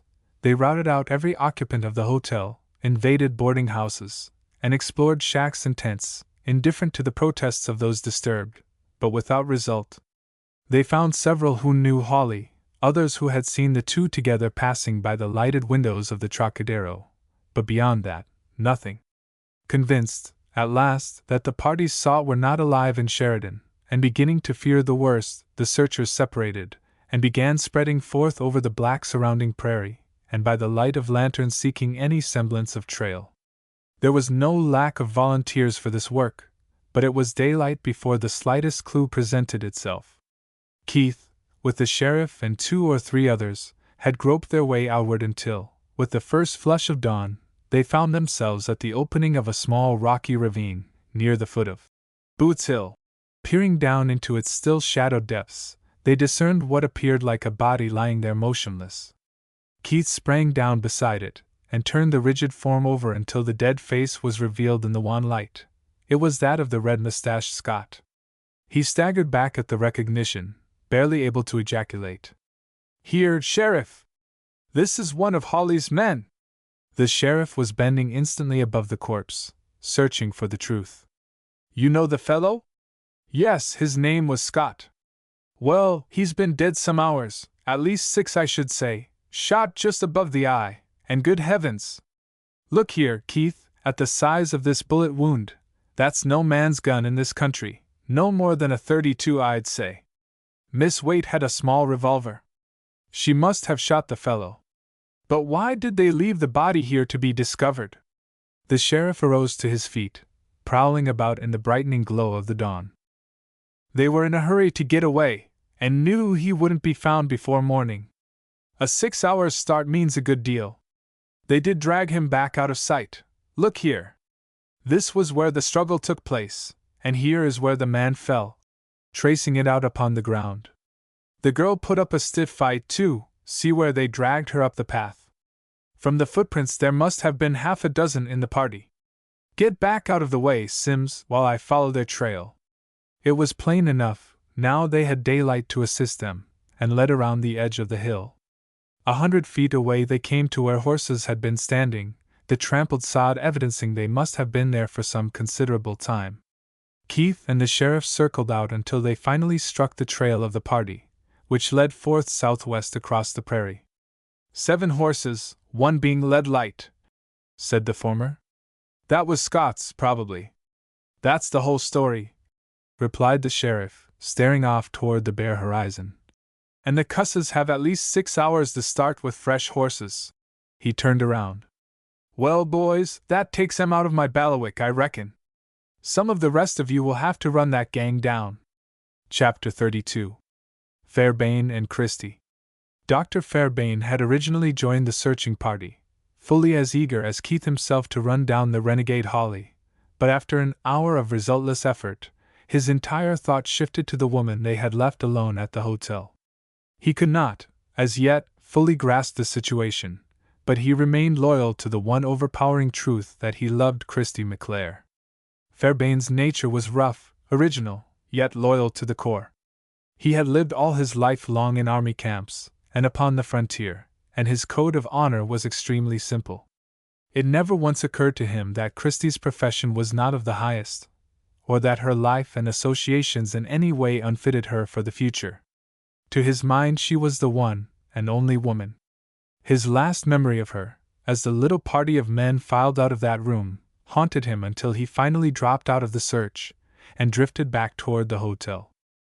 It was a late hour, Yet it was hardly likely the woman had retired. Her excitement, her interest in the pursuit, would surely prevent that. Moreover, he was certain he saw a light still burning in her room, as he looked up from the black street below. Nevertheless, he hesitated, uncertain of his reception. Bluff, emphatic, never afraid to face a man in his life, his heart now beat fiercely as he endeavored to muster the necessary courage. Far down the dark street some roisterer fired a shot, and sudden fear lest he might be sought after professionally sent the doctor hurriedly within, and up the stairs. He stood, just outside her door, quaking like a child, the perspiration beading his forehead, but a light streamed through the transom, and he could plainly hear movements within. At last, in a sudden spasm of courage, he knocked softly. Even in that noisy spot she heard instantly, opening the door without hesitation, and standing fully dressed within. She was no longer a discouraged, sobbing girl, but an aroused, intent woman, into whose pathetic, lonely life there had come a new hope. She appeared younger, fairer, with the light shimmering in her hair and her eyes smiling welcome. "Oh, doctor!" And her hands were thrust out towards him. "I am glad you have come. Somehow, I thought you would, and I have wanted so to talk to someone, to you." "To me? Do you really mean that, Miss Christie?" "Yes, I really mean that, you great bear of a man." And the girl laughed lightly, dragging him into the room, and closing the door. "Why, who else could I expect to come tonight? You were the only one really good to me. You acted as if you believed in me all the time." "I did, Christie, you bet I did," broke in the delighted doctor, every nerve tingling. "I'd 'a' cleaned out that whole gang if you'd only said so, but I reckon now it was better to let them tell all they knew. It was like a thunderstorm clearing the atmosphere. Oh, it was, indeed. Now I know who I am. Isn't that simply glorious? Sit down, Dr. Fairbairn, there in the big chair where I can see your face. I want to talk. I want to ask questions, 1,000 questions, but it wouldn't do any good to ask them of you, would it? You don't know anything about my family, do you?" "Not very much, I am afraid, only that you have got an almighty pretty half-sister," admitted the man, emphatically. "And old Waite possesses the vilest temper ever given a human being. He's no blood kin to you, though." "No, but he is awfully good underneath, isn't he? Got a heart of pure gold, old Waite. Why, I've seen him cry like a baby over one of his men that got hurt." "Have you known him, then, for a long while?" "Ever since the spring of '61. I was brigade with him all through the war, and had to cut a bullet or so out of his hide before it ended. If there was ever a fight, Willis Waite was sure to get his share. He could swear some then, but he's improved since, and I reckon now he could likely claim the championship." Did you know my mother also?" And Christie leaned forward, her eyes suddenly grown misty. "I haven't even the slightest memory of her." The doctor's heart was tender, and he was swift to respond, reaching forth and grasping the hand nearest him. He had made love before, yet somehow this was different. He felt half afraid of this woman, and it was a new sensation altogether, and not unpleasant. "I saw her often enough in those days, but not since. She was frequently in camp, a very sweet-faced woman. You have her eyes and hair, as I remember. Waite ought to have recognized you at first sight. By heavens! That was what made me so internally mad, the mulish obstinacy of the old fool. Your mother used to come to the hospital tent, too, one of the best nurses I ever saw. I thought she was a beauty then, but she's some older by this time." He paused regretfully. "You see, I'm no spring chicken, myself." Her eyes were upon his face, a slight flush showing in either cheek, and she made no effort to withdraw her imprisoned hand. "You are just a nice age," with firm conviction. "Boys are tiresome, and I think a little gray in the hair is an improvement. Oh, you mustn't imagine I say this just to please you. I have always thought so since I grew up. Besides, fleshy men generally look young, because they are so good-natured, perhaps. How old are you, doctor?" "It isn't the gray hairs I mind, either," he admitted hesitatingly. "But I'm too darned bald-headed. Oh, I ain't so old, for I was only 35 when the war broke out. I was so thin then I could hardly cast a shadow. I've changed some since, casting his eyes admiringly downward, and got quite a figure. I was 43 last month. That isn't old, that's just right. I've been afraid you looked on me as being an old fogey. I should say not. Indignantly. Why should you ever think that? Well, there were so many young fellows hanging about. Who? Oh, Keith, and Holly, and that bunch of officers from the fort. You never had any time to give me. She laughed again, her fingers tightening in their clasp on his hand. Why, how foolish! Holly is older than you are, and I was only playing with Keith. Surely you must know that now. And as to the officers, they were just fun. You see, in my profession, one has to be awfully nice to everybody. But didn't you really care for Holly? He insisted, bluntly probing for facts. He interested me, admitted the girl, hesitatingly, her eyes darkening with sudden anger. He lied and I believed him. I would have believed any one who came with such a story. Oh, Dr. Fairbairn! And she clung to him now eagerly. You cannot realize how hungry I have been for what he brought me. I wanted so to know the truth of my birth. Oh, I hated this life. She flung her disengaged hand into the air, with a gesture expressive of disgust. I was crazy to get away from it. That was what made the man look good to me. He promised so much. You will believe me, won't you? Oh, you must. I am going to make you. I am a singer in music halls. I was brought up to that life from a little girl, and of course, I know what you Western men think of us as a class. Hawley showed it in his whole manner toward me, and I resented it. Just for that, deep down in my heart, I hated him. I know it now that I really understand his purpose, but someway, when I was with him he seemed to fascinate me, to make me do just as he willed. But you have never been that way. You have acted as though I was somebody nice, and not just a music hall singer. Perhaps it's just your way, and maybe, deep down you don't think I'm any better than the others do, but I want you to think I am, and I am going to tell you the truth, and you must believe me, I am a good girl. Great God! Of course you are, he blurted out. Don't you suppose I know? That isn't what has been bothering me, lassie. Why, I'd have fought any buck who'd have sneered at you. What I wanted to know was, whether or not you really cared for any of those duffers. Can you tell me that, Christy? She lifted her eyes to his face, her lips parted. I can answer anything you ask. And you do not care for them? No. He drew his breath sharply, his round face rosy. Then you have got to listen to me, for I'm deadly in earnest. I'm an old, rough, bald-headed fool that don't know much about women. I never thought before I'd ever want to, but you can bet on one thing, I'm square. Anybody in this town will tell you I'm square. They'll tell you that whatever I say goes. I've never run around much with women. Somehow I never exactly liked the kind I've come up against, and maybe they didn't feel any particular interest in me. I didn't cut much shine as a ladies' man, but I reckon now, it's only because the right one hadn't happened along. She is here now, though, all right, and I knew it the very first time I set eyes on her. Oh, you roped and tied me all right the first throw. Maybe I did get you and that half-sister mixed up a bit, but just the same you were the one I really wanted. Hope's all right, she's a mighty fine girl, but you are the one for me, Christy. Could you care for such a duffer as I am? Her lips were smiling and so were her eyes, but it was a pleading smile. I don't think it would be so very hard, she admitted. Not if you really wanted me to. You know what I mean, that I love you, wish you to be my wife. I suppose that was it, that you wanted me. Yes, and you will love me? Her head drooped slowly, so slowly he did not realize the significance of the action, until her lips touched his hand. I do, she said. You are the best man in the world. Fairbairn could not move, could not seem to realize what it all meant. The outcome had been so sudden, so surprising, that all power of expression deserted him. In bewilderment he lifted her face, and looked into her eyes. Perhaps she realized, with the swift intuition of a clever woman, the man's perplexity, for instantly she led his mind to other things.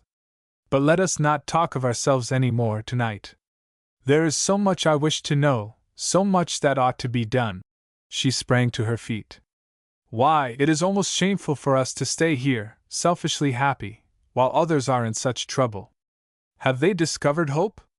No, we scoured the whole town and found no trace. Now they are outside on the prairie, but there can be little chance of their picking up a trail before daylight. And Holly?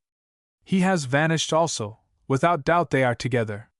What do you suppose he can want of her? How do you imagine he ever got her to go with him? She isn't that sort of a girl. She shook her head, shivering a little. He must have mistaken her for me, perhaps has not even yet discovered his mistake.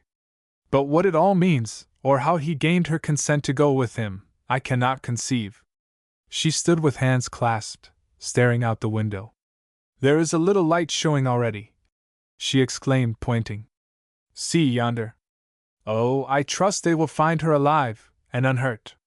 That man, I believe, is capable of any crime. But couldn't you be of some help? Why should you remain here with me? I am in no danger.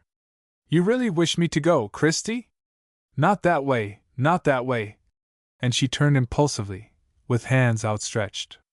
Of course I want you here with me, but I want you to help bring Hope back.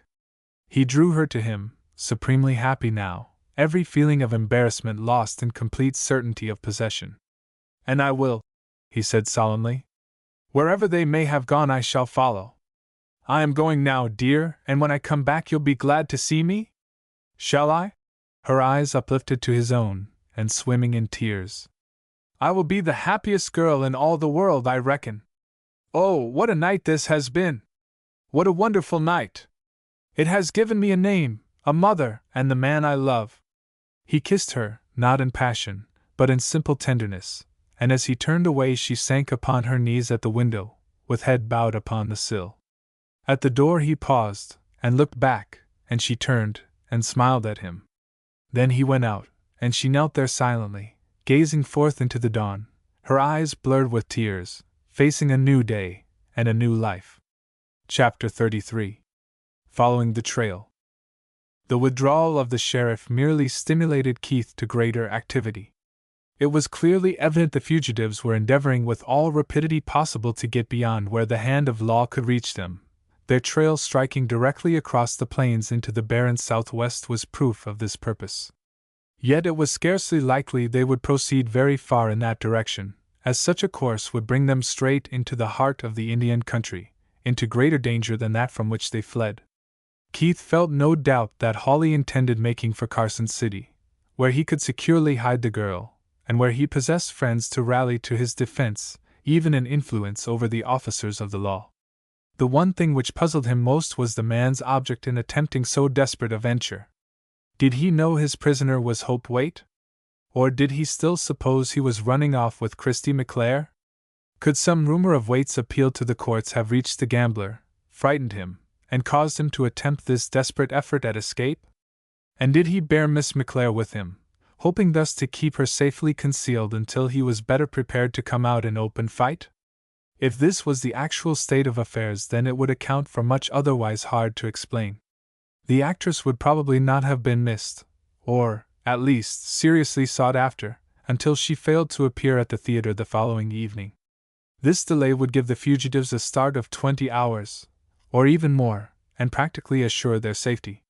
Besides, in the light of Waite's application to the sheriff for assistance, it was comparatively easy to conceive of a valid reason why Hawley should vanish, and desire, likewise, to take Miss McClare with him. But there was no apparent occasion for his forcible abduction of Hope. Of course, he might have done so from a suddenly aroused fit of anger at some discovery the girl had made, yet everything pointed rather to a deliberate plan. Both horses and men were certainly waiting there under orders, Hawley's adherents in charge, and every arrangement perfected in advance. Clearly enough, the gambler had planned it all out before he ever went to the Trocadero. No doubt the completion of these final arrangements was what delayed his appearance at the hotel. If this was all true, then it must have been Christie, and not Hope, he purposed bearing away with him, and the latter was merely a victim of her masquerade. What would result when the man discovered his mistake? Such a discovery could not be delayed long, although the girl was quick-witted, and would surely realize that her personal safety depended upon keeping up the deception to the last possible moment. Yet the discovery must finally occur, and there was no guessing what form Hawley's rage would assume when he found himself baffled, and all his plans for a fortune overturned. Keith fully realized Hope's peril, and his own helplessness to serve her in this emergency was agony. As they hurried back to the town, he briefly reviewed these conclusions with Waite and Fairbairn, all alike agreeing there was nothing remaining for them to do except to take up the trail. The fugitives had already gained too great an advantage to be overhauled, but they might be traced to whatever point they were heading for. In spite of the start being so far to the west, Keith was firmly convinced that their destination would prove to be Carson City. Procuring horses at the corral, their forces augmented by 2 volunteers, both men of experience, Keith, Waite, Fairbairn, and Neb departed without delay, not even pausing to eat but taking the necessary food with them. The sun had barely risen when they took up the trail, Keith, and a man named Bristow, slightly in advance, their keen eyes marking every slight sign left for guidance across the bare plain. It was a comparatively easy trail to follow, leading directly into the southwest, the pony tracks cutting into the sod as though the reckless riders had bunched together, their horses trotting rapidly. Evidently no attempt had been made at concealment, and this served to convince the pursuers that Hawley still believed his captive to be Miss McClare, and that her disappearance would not be suspected until after nightfall. In that case the trail could not be discovered before the following morning, and with such a start, pursuit would be useless. Tireless, steadily, scarcely speaking except upon the business in hand, the pursuers pressed forward at an easy trot, Keith, in spite of intense anxiety, with the remembrance of old cavalry days to guide him, insisting upon sparing the horses as much as possible. This was to be a stern chase and a long one, and it was impossible to tell when they could procure remounts. The constant swerving of the trail westward seemed to shatter his earlier theory, and brought him greater uneasiness. Finally he spoke of it to the old plainsman beside him. "What do you suppose those fellows are heading so far west for, Ben? They are taking a big risk of running into hostiles." "Oh, I don't know," returned the other gravely, lifting his eyes to the far-off skyline. "I reckon from the news that come in last night from Hayes, there ain't no Injuns a-rangin' that way jist now. They're too blame busy out on the Arickaree. Maybe them fellers heard the same story, and that's what makes them so bold." "What story? I've heard nothing." "Why, it's like this, Cap," drawling out the words. "Leastways, that's how it come into Sheridan. Sandy Forsyth and his outfit, mostly plainsmen, started a while ago across Solomon River and down Beaver Creek, headin' fair Fort Wallace. Over on the Arickaree, the whole damned Injun outfit jumped 'em. From all I heerd, thar must have been nigh on to 3,000 o' the varmints, droppin' on 'em all at oncet, hell-bent fair election, with ol' Roman nose a-lead in 'em. It was sure a good fight, fair the scouts got onto an island and stopped the bucks. 2 of the fellers got through to Wallace yistday, and a courier brought the news in ter Hayes. The Injuns had them boys cooped up thar fair 8 days before them fellers got out, and I reckon it'll be 2 or 3 days more 'fore the nigger sagas they sent out ter help ever git thar. So there won't be no Injuns long this route we're travelin', fair the whole kit and caboodle are up thar yit after Sandy. And you suppose Hawley knew about this? Why not, Cap? He was hangin' round till after 10 o'clock last night, and it was all over town by then. 'Tain't likely he's got an outfit long with him that's lost any Injuns. I don't know where they're bound, no more'n you do, but I reckon they're reasonably sure they've got a claw road." They pulled up on the banks of a small stream to water their horses, and ate hastily. The trail led directly across, and with only the slightest possible delay they forded the shallow water, and mounted the opposite bank. 100 yards farther on, Bristow reined up suddenly, pointing down at the trail. "One hoss left the bunch here," he declared positively. Keith swung himself out of the saddle, and bent over to study the tracks. There was no doubting the evidence. A single horse, the only one shod in the bunch, with a rider on its back, judging from the deep imprint of the hoofs, had swerved sharply to the left of the main body, heading directly into the southeast. The plainsman ran forward for 100 yards to assure himself the man had not circled back. At that point the animal had been spurred into a lope. Keith rejoined the others. Must have been about daylight they reached here, he said, picking up his dangling rein and looking into the questioning faces about him.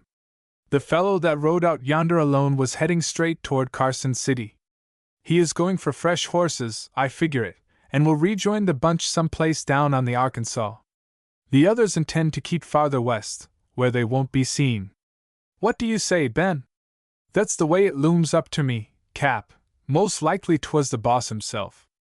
Well, whoever it was, the girl is still with the others, and their trail is the easiest to follow. We'll keep after them. They pushed on hour after hour, as long as daylight lasted or they could perceive the faintest trace to follow.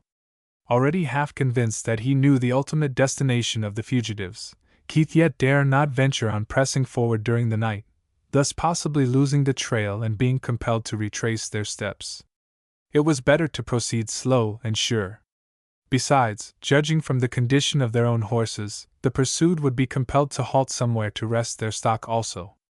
Their trail even revealed the fact that they were already traveling far less rapidly than at first, although evidently making every effort to cover the greatest possible distance before stopping. Just as the dust shut in close about them, they rode down into the valley of Shawnee Fork, and discovered signs of a recent camp at the edge of the stream. Here, apparently, judging from the campfire ashes, and the trampled grass along the fork, the party must have halted for several hours. By lighting matches, Keith and Bristow discerned where some among them had laid down to sleep, and through various signs, decided they must have again departed some 5 or 6 hours previous, one of their horses limping as if lame. The tired pursuers went into camp at the same spot, but without venturing to light any fire, merely snatching a cold bite, and dropping off to sleep with heads pillowed upon their saddles. They were upon the trail again with the first dimness of the gray dawn, wading the waters of the fork, and striking forth across the dull level of brown prairie and white alkali toward the Arkansas.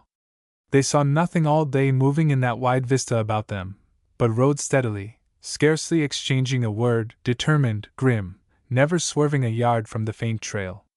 The pursued were moving slower, hampered, no doubt, by their lame horse, but were still well in advance. Moreover, the strain of the saddle was already beginning to tell severely on weight, weakened somewhat by years, and the pursuers were compelled to halt oftener on his account. The end of the second day found them approaching the broken land bordering the Arkansas Valley, and just before nightfall they picked up a lame horse, evidently discarded by the party ahead. By this time Keith had reached a definite decision as to his course. If the fugitives received a fresh relay of horses down there somewhere, and crossed the Arkansas, he felt positively sure as to their destination. But it would be useless pushing on after them in the present shape of his party, their horses worn out, and Waite reeling giddily in the saddle. If Hawley's outfit crossed the upper ford, toward which they were evidently heading, and struck through the sand hills, then they were making for the refuge of that lone cabin on Salt Fork. Should this prove true, then it was probable the gambler had not even yet discovered the identity of Hope, for if he had, he would scarcely venture upon taking her there, knowing that Keith would naturally suspect the spot. But Keith would not be likely to personally take up the trail and search for Christy McClare. It must have been Hawley then who had left the party and ridden east, and up to that time he had not found out his mistake. Yet if he brought out the fresh animals, the chances were that Hope's identity would be revealed. Bristow, who had turned aside to examine the straying horse, came trotting up. "Belong to their outfit all right, Cap," he reported. "Carries the double-cross brand, and that shebang is upon the Smoky. Saddle gall's still bleeding." Waite was now suffering so acutely they were obliged to halt before gaining sight of the river, finding, fortunately, a waterhole fed by a spring.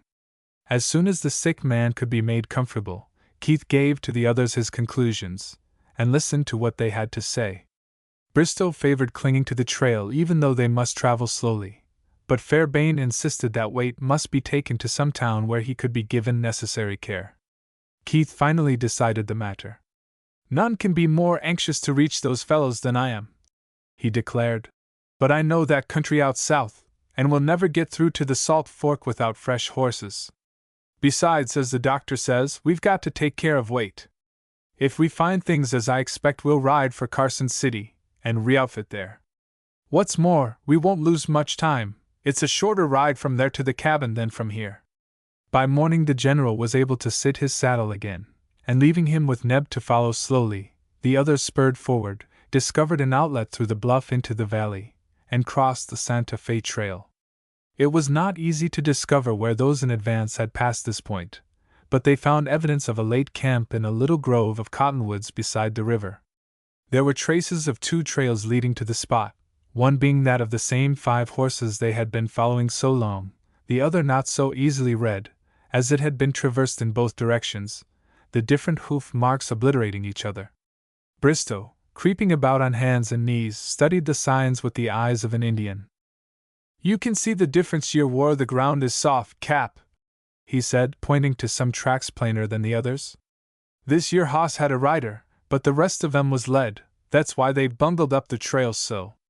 And it wa'n't the same bunch that went back east what come from thar. See that split hoof? Thar ain't no split hoof p'inting the other way, but yer is the mark of the critter that puts her foot down so fur outside that we've been a-trailin' from Sheridan, and she's p'inting east, and being led. Now let's see where the bunch went from yer with that split hoof." This was not so easily accomplished owing to the nature of the ground, but at last the searchers stumbled onto tracks close in under the bank, and one of these revealed the split hoof. "That makes it clear, Ben," exclaimed Keith, decidedly, staring out across the river at the white sandhills. "They have kept in the edge of the water, making for the ford, which is yonder at the bend. They are out in the sand desert by this time riding for the Salt Fork. Whoever he was, the fellow brought them 5 horses, and the 5 old ones were taken east again on the trail. The girl is still with the party, and will go into Carson City and re-outfit." Chapter 34. Again at the cabin. They were 2 weary days reaching Carson City, traveling along the open trail yet meeting with no one, not even a mail coach passing them. Evidently the Indians were so troublesome as to interrupt all traffic with Santa Fe and the more western forts. The slowness of their progress was on account of the general, whose condition became worse in spite of Fairbairn's assiduous attentions. With no medicine the doctor could do but little to relieve the sufferings of the older man, although he declared that his illness was not a serious one, and would yield quickly to proper medical treatment. They constructed a rude travois from limbs of the cottonwood, and securely strapped him thereon, one man leading the horse, while the doctor tramped behind. Keith, fretting more and more over this necessary delay, and now obsessed with the thought that Hawley must have rejoined his party on the Arkansas and gone south with them, finally broke away from the others and rode ahead, to gather together the necessary horses and supplies in advance of their arrival.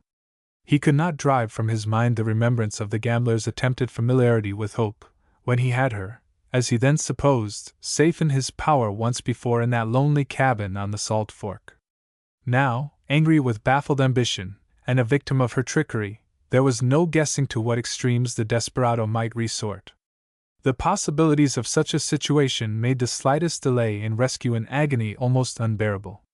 Reaching Carson City, and perfectly reckless as to his own safety there from arrest, the plainsman lost no time in perfecting arrangements for pushing forward. Horses and provisions were procured, and he very fortunately discovered in town 2 cowboys belonging to the Bar X outfit, their work there accomplished and about ready to return to the ranch on the Canadian, who gladly allied themselves with his party, looking forward to the possibilities of a fight with keen anticipation. Keith was more than ever delighted with adding these to his outfit, when, on the final arrival of the others, the extra man brought from Sheridan announced that he had had enough, and was going to remain there. No efforts made revealed any knowledge of Hawley's presence in Carson City.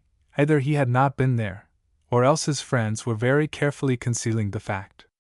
The utter absence of any trace, however, led Keith to believe that the gambler had gone elsewhere, probably to Fort Larned, for his new outfit, and this belief left him more fully convinced than ever of the fellow's efforts to conceal his trail.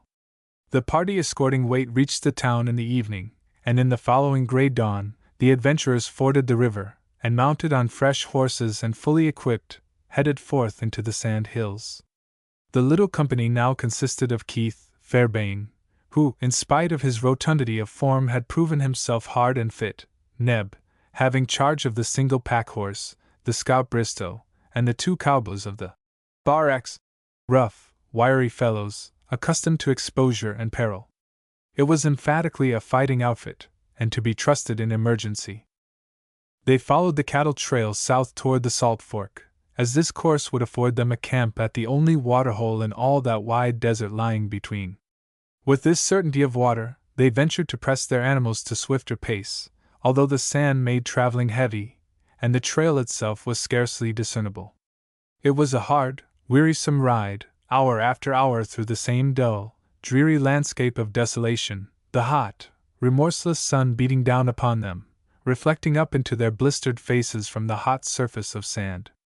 There was scarcely a breath of air, and the bodies of men and horses were bathed in perspiration. Not a cloud hung in the blue sky, no wing of a bird broke the monotony of distance, no living animal crept across the blazing surface of the desert. Occasionally a distant mirage attracted the eye, making the dead reality even more horrible by its semblance to water, yet never tempting them to stray aside. After the first mile conversation ceased, the men riding grimly, silently forward, intent only on covering all the distance possible.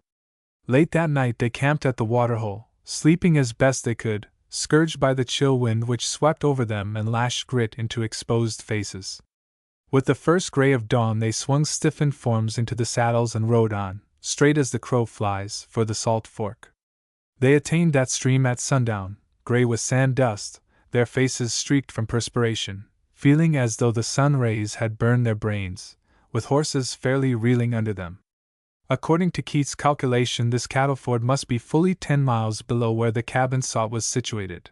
2 hours' rest, with water and food, would put both horses and men again in condition, and the traveling was easier along the banks of the fork. With this in mind, cinches were loosened, the animals turned out to graze, and the men, snatching a hasty bite, flung themselves wearily on the ground. All but Fairbairn were asleep when Keith aroused them once more, a little before 9, unable in his impatience to brook longer delay. Within 10 minutes horses were saddled, weapons looked to carefully, and the little party began their advance through the darkness, moving cautiously over the uneven ground, assisted greatly by the bright desert stars gleaming down upon them from the cloudless sky overhead. The distance proved somewhat less than had been anticipated, and Keith's watch was not yet at 11, when his eyes revealed the fact that they had reached the near vicinity of the lonely island on which the cabin stood.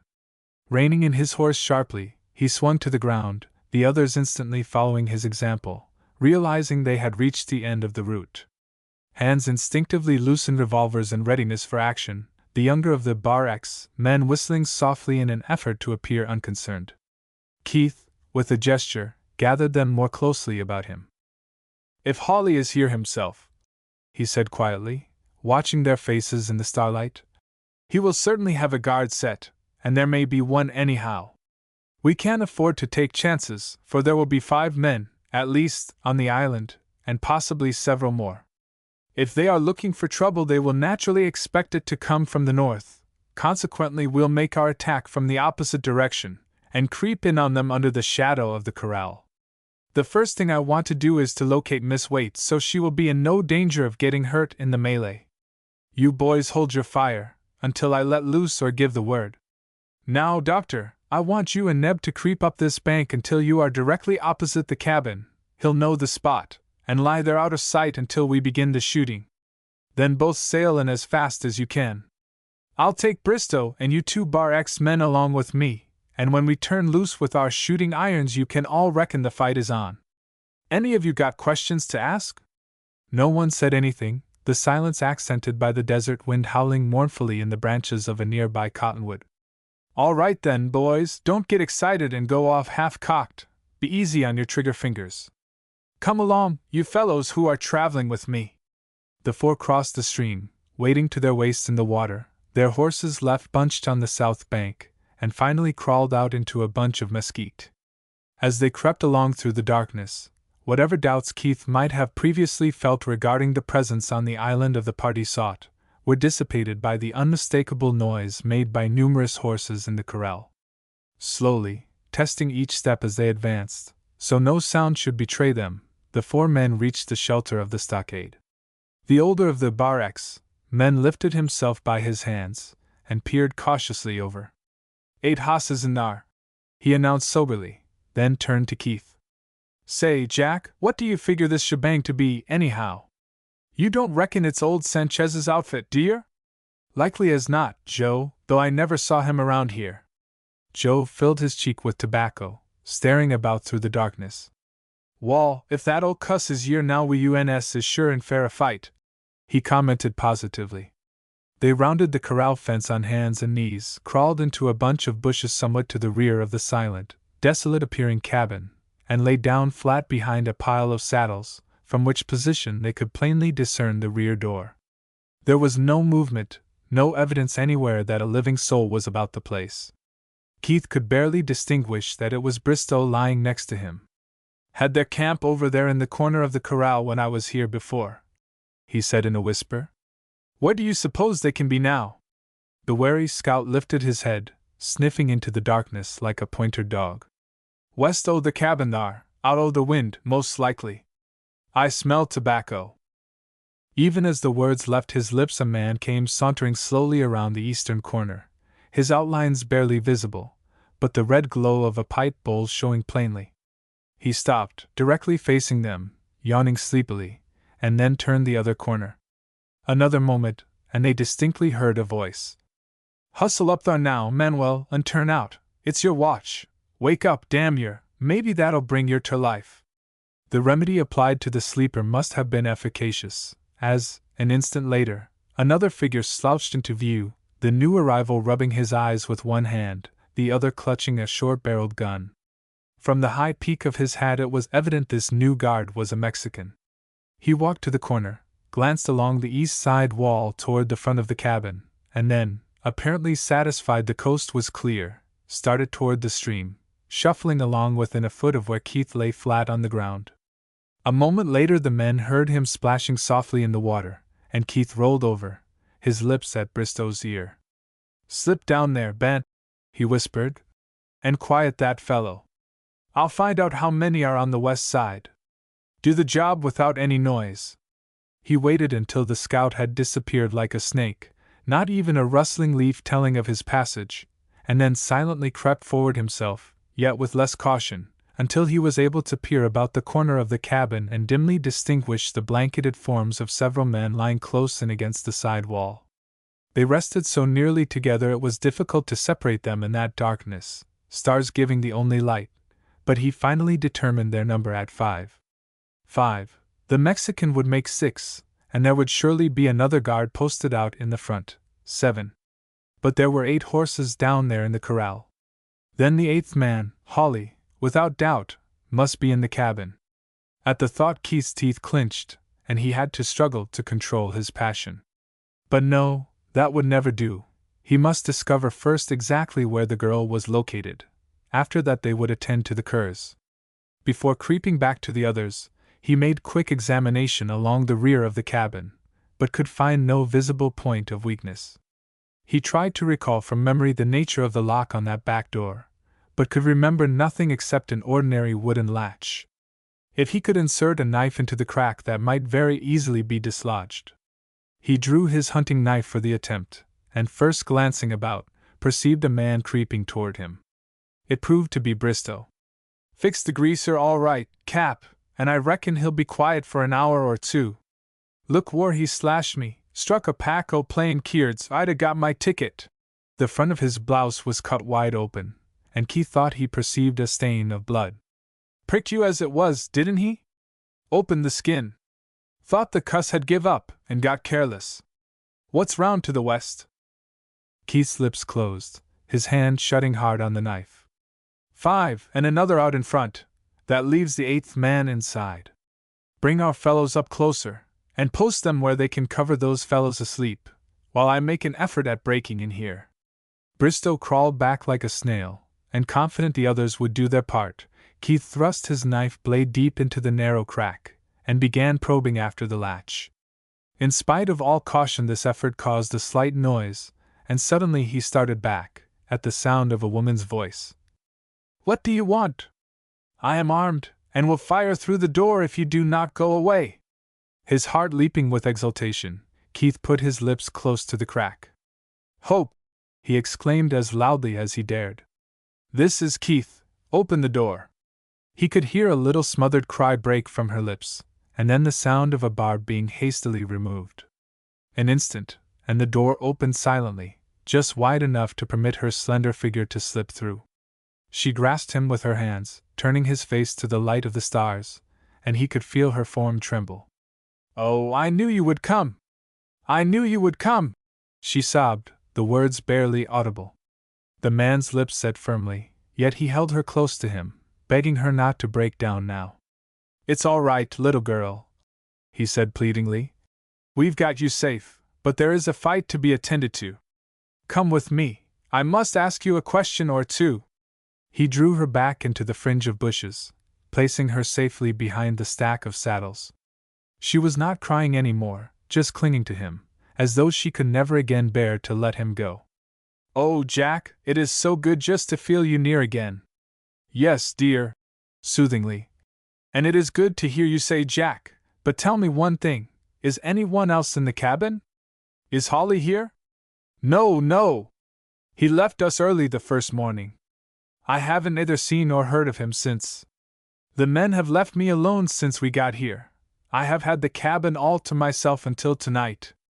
I have not suffered, only mentally, from dread of what they intended doing with me, until tonight. 3 men rode in here just before sundown, 2 Mexicans and an Indian. One of them was an awful-looking old man, with a scar on his cheek, and a face that made me shudder. He didn't see me, but I saw him through the window, and he had such strange eyes. All the men acted as though they were afraid of him, and I heard him say he didn't care what Holly's orders were, he was going to sleep inside. If the girl didn't like it, she could take the other room.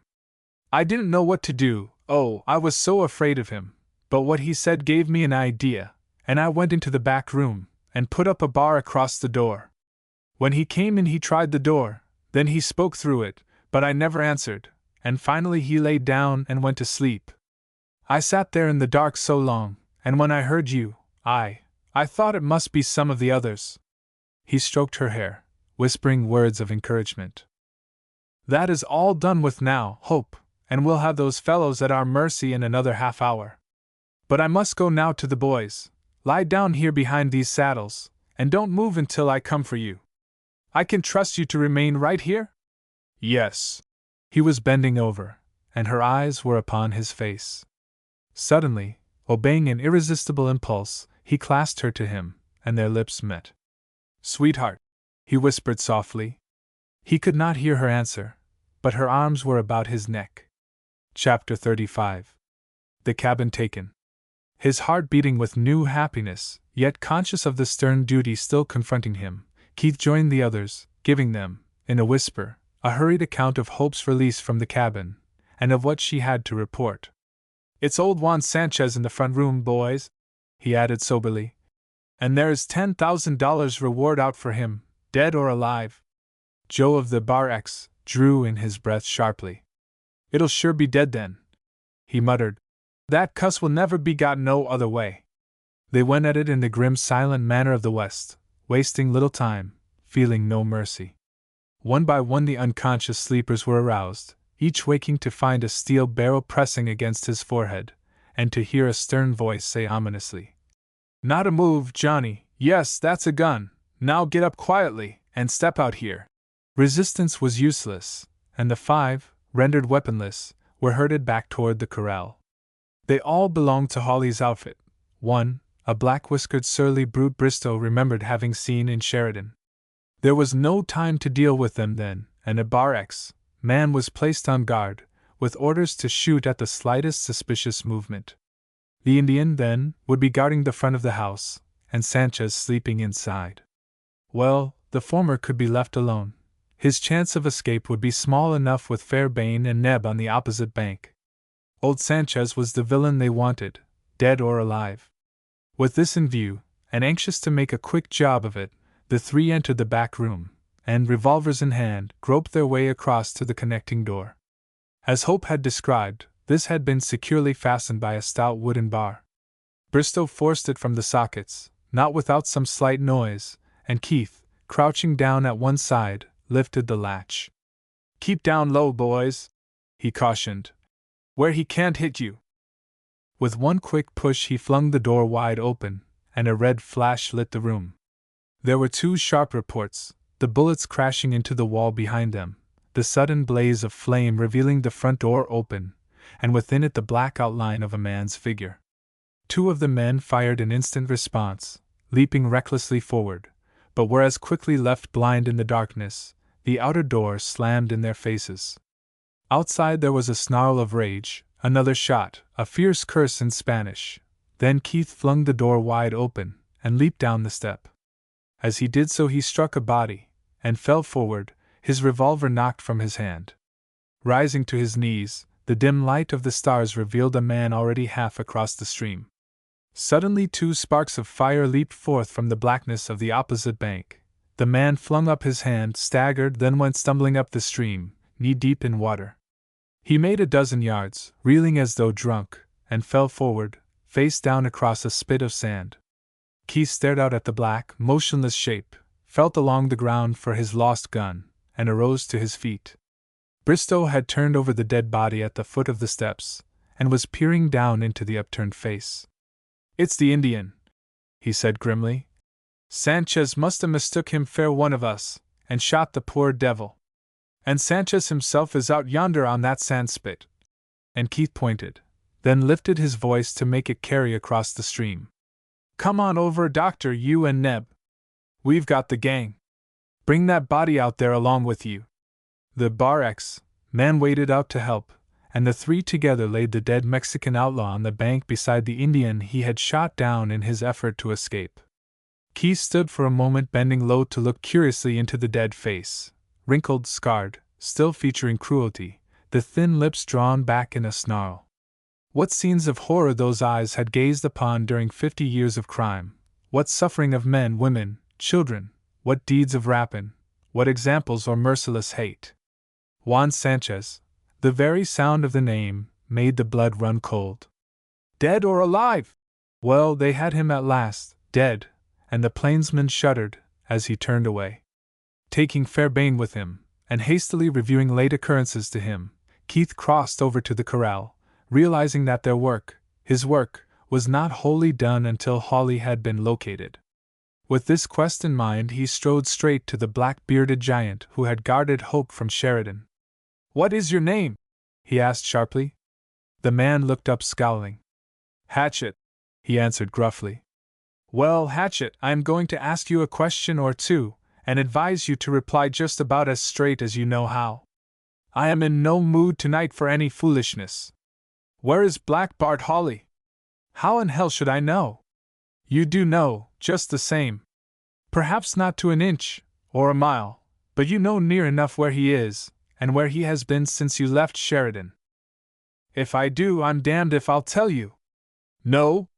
Well now, Hatchet, listen to me." And Keith's voice had in it the click of a steel trap. "You'll either answer, and answer straight, or we'll hang you to that cottonwood in about 5 minutes.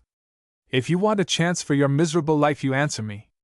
We have our way of treating your kind out in this country. Sit up, you brute. Now, where did Hawley go after he left you?" "To Fort Larned." "After those fresh horses?" "Yes." "He didn't bring them to you, I know that. Where has he been since?" "Topke and Leavenworth." "How do you know?" "He writ me a note the boss herder brought." "Hand it over." Keith took the dirty slip of paper the man reluctantly extracted from his belt, and Fairbairn lit matches while he ran his eyes hastily over the lines. As he ended, he crushed the paper between his fingers, and walked away to the end of the corral. He wanted to be alone, to think, to decide definitely upon what he ought to do. Hawley, according to the schedule just read, must have left Larn alone early the day before. This night he would be camped at the waterhole. With daybreak he expected to resume his lonely journey across the desert to the Salt Fork. For years Keith had lived a primitive life, and in some ways his thought had grown primitive. His code of honor was that of the border, tinged by that of the South before the war. The antagonism existing between him and this gambler was personal, private, deadly, not an affair for any others, outsiders, to meddle with.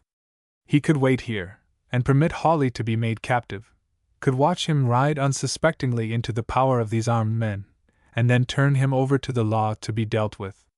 The very thought nauseated him. That would be a coward's act, leaving a stain never to be eradicated. No, he must meet this as became a man, and now before Hope so much as dreamed of his purpose, and before he spoke another word of love to Hope. He wheeled about fully decided on his course, his duty, and met Fairbairn face to face. "Jack," the latter said earnestly, "I read the note over your shoulder, and of course I know what you mean to do. A Southern gentleman could not choose otherwise. But I've come here to beg you to let me have the chance." "You?" Surprised and curious. "What greater claim on that fellow's life have you than I?" The pudgy hands of the doctor grasped the plainsman's shoulders. "It's for Christie," he explained brokenly. "She was the one he tried to run away with. You know how I feel." "Sure, I know," shaking the other off, yet not roughly.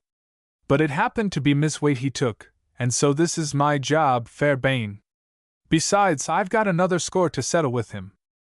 He wasted little time upon preparations, a few brief words of instruction to Bristow, a request to the doctor not to leave Hope alone, the extracting of a promise from the two men to return to Larne with the prisoners.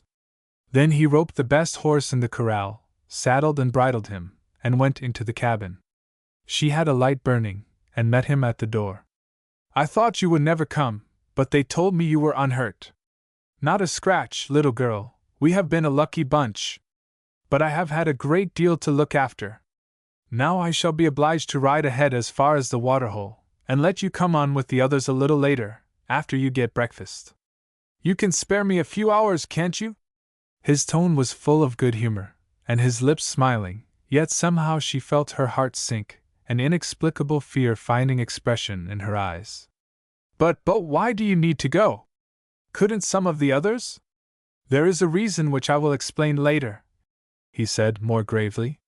"Surely you can trust me, Hope, and feel that I am only doing what it seems absolutely necessary for me to do."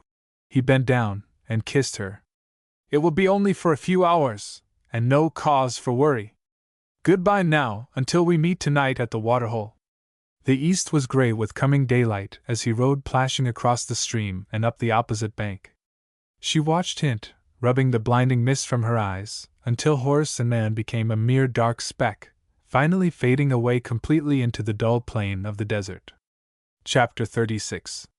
The Duel in the Desert. Keith rode straight forward into the sandy desolation, spurring his horse into a swift trot. After one glance backward as they clambered up the steep bank, a glance which revealed Hope's slender form in the cabin door, his eyes never turned again that way. He had a man's stern work to do out yonder, and his purpose could not be swerved, his firmness of hand and keenness of eye affected, by any thought of her. His lips compressed, his fingers gripping the rein, he drove all regretful memory from his mind, until every nerve within him throbbed in unison with his present purpose. He was right. He knew he was right. It was not hate, not even revenge, which had sent him forth, leaving love behind, but honor, the honor of the South, and of the frontier, of his ancestry and his training, honor that drove him now to meet Hawley face to face, man to man, to settle the feud between them for all time. And he rode smiling, gladly, as to a tryst, now that he was at last alone, free in the desert. The hours passed, the sun rising higher in the blazing blue of the sky. The horse, wearied by the constant pull of the sand, had long since slowed down to a walk. The last dim blur of the cottonwoods along the fork had disappeared, and the rider swayed in the saddle, the dead lifelessness of sky and desert dulling his brain. Yet he had not forgotten his errand, rousing constantly from lethargy to sweep his shaded eyes about the rounded horizon, keenly marking the slightest shadow across the sands, taking advantage of every drift to give him wider viewpoint, rising in his stirrups to scan the leagues of desolation ahead. Twice he drew his revolver from out its sheath, tested it, and slipped in a fresh cartridge, returning the weapon more lightly to its place, the flap of the holster turned back and held open by his leg. The sun beat upon him like a ball of fire, the hot sand flinging the blaze back into his face. He pushed back the upper part of his shirt, and drank a swallow of tepid water from a canteen strapped behind the saddle. His eyes ached with the glare, until he saw fantastic red and yellow shapes dancing dizzily before him. The weariness of the long night pressed upon his eyeballs. He felt the strain of the past hours, the lack of food, the need of rest. His head nodded, and he brought himself to life again with a jerk and a muttered word, staring out into the dim, formless distance. Lord, if there was only something moving, something he could concentrate his attention upon, something to rest the straining eyes. But there was nothing, absolutely nothing, just that seemingly endless stretch of sand, circled by the blazing sky, the wind sweeping its surface soundless and hot, as though from the pits of hell. No stir, no motion, no movement of anything animate or inanimate to break the awful monotony. Death. It was death everywhere. His aching eyes rested on nothing but what was typical of death. Even the heat waves seemed fantastic, grotesque, assuming spectral forms, as though ghosts beckoned and danced in the haze, luring him on to become one of themselves. Keith was not a dreamer, nor one to yield easily to such brain fancies, but the mad delirium of loneliness gripped him, and he had to struggle back to sanity, beating his hands upon his breast to stir anew the sluggish circulation of his blood, and talking to the horse in strange feverishness. With every step of advance the brooding silence seemed more profound, more deathlike. He got to marking the sand ridges, their slight variations giving play to the brain. Way off to the left was the mirage of a lake, apparently so real that he had to battle with himself to keep from turning aside. He dropped forward in the saddle, his head hanging low, so blinded by the incessant sun glare he could no longer bear the glitter of that horrible ocean of sand. It was noon now, noon, and he had been riding steadily 7 hours. The thought brought his blurred eyes again to the horizon. Where could he be, the man he sought in the heart of this solitude? Surely he should be here by now, if he had left the water-hole at dawn. Could he have gone the longer route, south to the fork? The possibility of such a thing seared through him like a hot iron, driving the dullness from his brain, the lethargy from his limbs. God! No! Fate could never play such a scurvy trick as that. The man must have been delayed, had failed to leave camp early. Somewhere ahead, yonder where the blue haze marked the union of sand and sky, he was surely coming, riding half dead, and drooping in the saddle. Again Keith rose in his stirrups, rubbing the mist out of his eyes that he might see clearer, and stared ahead. What was that away out yonder? A shadow? A spot dancing before his tortured vision? Or a moving, living something which he actually saw? He could not tell, he could not be sure, yet he straightened up expectantly, shading his eyes, and never losing sight of the object. It moved, grew larger, darker, more real, yet how it crawled toward him. It seemed as if the vague, shapeless thing would never take form, never stand out revealed against the sky so he could determine the truth. He had forgotten all else, the silent desert, the blazing sun, the burning wind, all his soul concentrated on that speck yonder. Suddenly it disappeared, a swale in the sand probably, and when it rose into view again, he uttered a cry of joy. It was a horse and rider. Little by little they drew nearer one another, two black specks in that vast ocean of sand, the only moving, living things under the brazen circle of the sky. Keith was ready now, his eyes bright, the cocked revolver gripped hard in his hand. The space between them narrowed, and Holly saw him, caught a glimpse of the face under the broad hat brim, the burning eyes surveying him. With an oath he stopped his horse, dragging at his gun, surprised, dazed, yet instantly understanding. Keith also halted, and across the intervening desert the eyes of the two men met in grim defiance. The latter wet his dry lips, and spoke shortly. "I reckon you know what this means, Holly, and why I am here. We're Southerners both of us, and we settle our own personal affairs. You've got to fight me now, man to man." The gambler glanced about him, and down at his horse. If he thought of flight it was useless. His lip curled with contempt. "Damn your talking, Keith," he returned savagely. "Let's have it over with," and spurred his horse. The gun of the other came up. "Wait!" and Holly paused, dragging at his rein. "One of us most likely is going to die here, perhaps both. But if either survives, he'll need a horse to get out of this alive. Dismount, I'll do the same, step away so the horses are out of range, and then we'll fight it out, is that square? Without a word, his eyes gleaming with cunning hatred, the gambler swung down from his saddle onto the sand, his horse interposed between him and the other. Keith did the same, his eyes peering across the back of his animal. "Now," he said steadily, "when I count 3, drive your horse aside and let go. Are you ready?" "Damn you, yes!" "Then look out, 1, 2, 3. The plainsman struck his horse with the quirt in his left hand, and sprang swiftly aside so as to clear the flank of the animal, his shooting arm flung out. There was a flash of flame across Holly's saddle, a sharp report, and Keith reeled backward, dropping to his knees, one hand clutching the sand. Again Holly fired, but the horse, startled by the double report, leaped aside, and the ball went wild. Keith wheeled about, steadying himself with his outstretched hand, and let drive, pressing the trigger, until, through the haze over his eyes, he saw Holly go stumbling down, shooting wildly as he fell. The man never moved, and Keith endeavored to get up, his guns still held ready, the smoke circling about them. He had been shot treacherously, as a cowardly cur might shoot, and he could not clear his mind of the thought that this last act hid treachery also. But he could not raise himself, could not stand. Red and black shadows danced before his eyes. He believed he saw the arm of the other move. Like a snake he crept forward, holding himself up with one hand, his head dizzily reeling, but his gun held steadily on that black, shapeless object lying on the sand. Then the revolver hand began to quiver, to shake, to make odd circles. He couldn't see. It was all black, all nothingness. Suddenly he went down face first into the sand. They both lay motionless, the thirsty sand drinking in their life blood, Holly huddled up upon his left side, his hat still shading the glazing eyes, Keith lying flat, his face in the crook of an arm whose hand still gripped a revolver.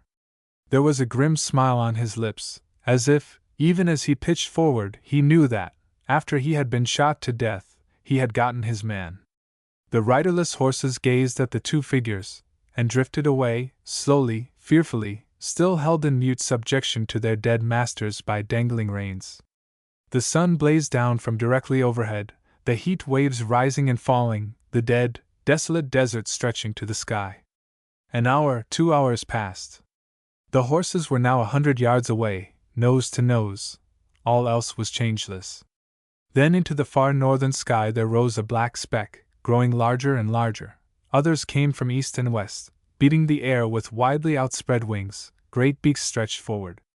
Out from their nests of foulness the desert scavengers were coming for their spoil. Chapter 37. At the waterhole. Up from the far, dim southwest they rode slowly, silently, wearied still by the exertions of the past night, and burned by the fierce rays of the desert Sunday. No wind of sufficient force had blown since Keith passed that way, and they could easily follow the hoof prints of his horse across the sand waste. Bristow was ahead, hat brim drawn low, scanning the horizon line unceasingly. Somewhere out in the midst of that mystery was hidden tragedy, and he dreaded the knowledge of its truth. Behind him Fairbairn and Hope rode together, their lips long since grown silent, the man ever glancing uneasily aside at her, the girl drooping slightly in the saddle, with pale face and heavy eyes. 5 prisoners, lashed together, the binding ropes fastened to the pommels of the 2 Bar-X men's saddles, were bunched together, and behind all came Neb, his black face glistening in the heat. Suddenly Bristow drew rein, and rose to his full length in the stirrups, shading his eyes from the sun's glare, as he stared ahead. 2 motionless black specks were visible, yet were they motionless? Or was it the heat waves which seemed to yield them movement? He drove in his spurs, driving his startled horse to the summit of a low sand ridge, and again halted, gazing intently forward. He was not mistaken, they were horses. Knowing instantly what it meant, those riderless animals drifting derelict in the heart of the desert. His throat dry with fear, the scout wheeled, and spurred back to his party, quickly resolving on a course of action. Holly and Keith had met, both had fallen, either dead or wounded. A moment's delay now might cost a life. He would need Fairbairn, but he must keep the girl back, if possible. But could he? She straightened up in the saddle as he came spurring toward them, her eyes wide open, one hand clutching at her throat. "Doctor," he called as soon as he was near enough, his horse circling. "Thar is something showin' out yonder I'd like ter take a look at, and I reckon you better go 'long. The nigger kin come up ahead yer with Miss Waite." She struck her horse, and he plunged forward, bringing her face to face with Bristow. "What is it? Tell me, what is it?" "Nothin' but a loose hoss, miss." "A horse? Here on the desert?" Looking about, her eyes dark with horror. "But how could that be? Could it be Captain Keith's?"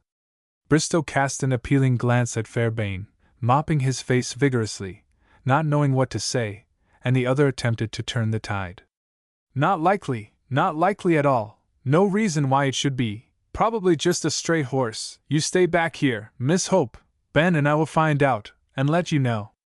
She looked at the two faces, realizing intuitively that they were concealing something.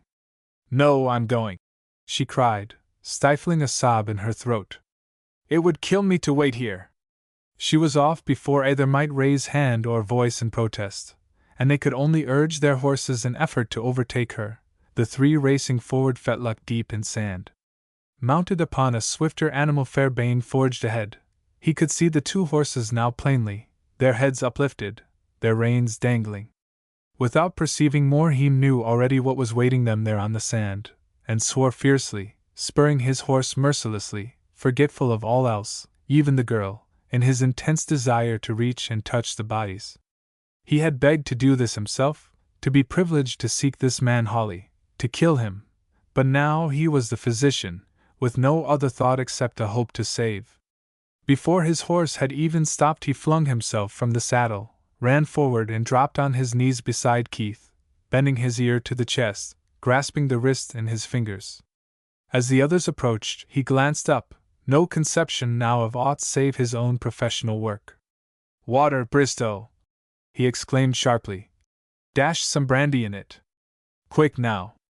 There, that's it. Hold his head up, higher. Yes, you do it, Miss Hope. Here, Ben, take this, and pry his teeth open. Well, he got a swallow anyhow. Hold him just as he is. Can you stand it?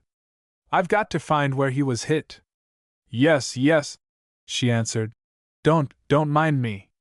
He tore open the woolen shirt, soaked with blood already hardening, felt within with skilled fingers, his eyes keen, his lips muttering unconsciously. Quarter of an inch too high, scraped the lung, Lord, if I can only get it out, got to do it now, can't wait. Here, Bristow, that leather case on my saddle, run, damn you, we'll save him yet, girl. There, drop his head in your lap, yes, cry if you want to, only hold still. Open the case, will you, down here, where I can reach it. Now water, all our canteens. Hope, tear me off a strip of your underskirt. What am I going to do? Extract the ball. Got to do it, blood poison in this Sunday. She ripped her skirt, handing it to him without a word, then dropped her white face in her hands, bending, with closed eyes, over the whiter face resting on her lap, her lips trembling with the one prayer. "Oh God! Oh God!"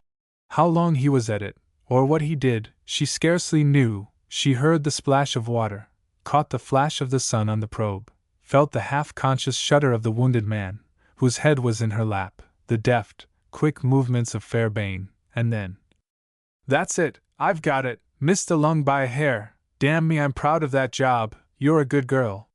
She looked at him, scarce able to see, her eyes blinded with tears. Will he live? Oh, tell me! Live! Why shouldn't he? Nothing but a hole to close up, nature'll do that, with a bit of nursing. Here, now, don't you keel over, give me the rest of that skirt. He bandaged the wound, then glanced about suddenly. How's the other fellow? Dead? Returned Bristow. Shot through the heart.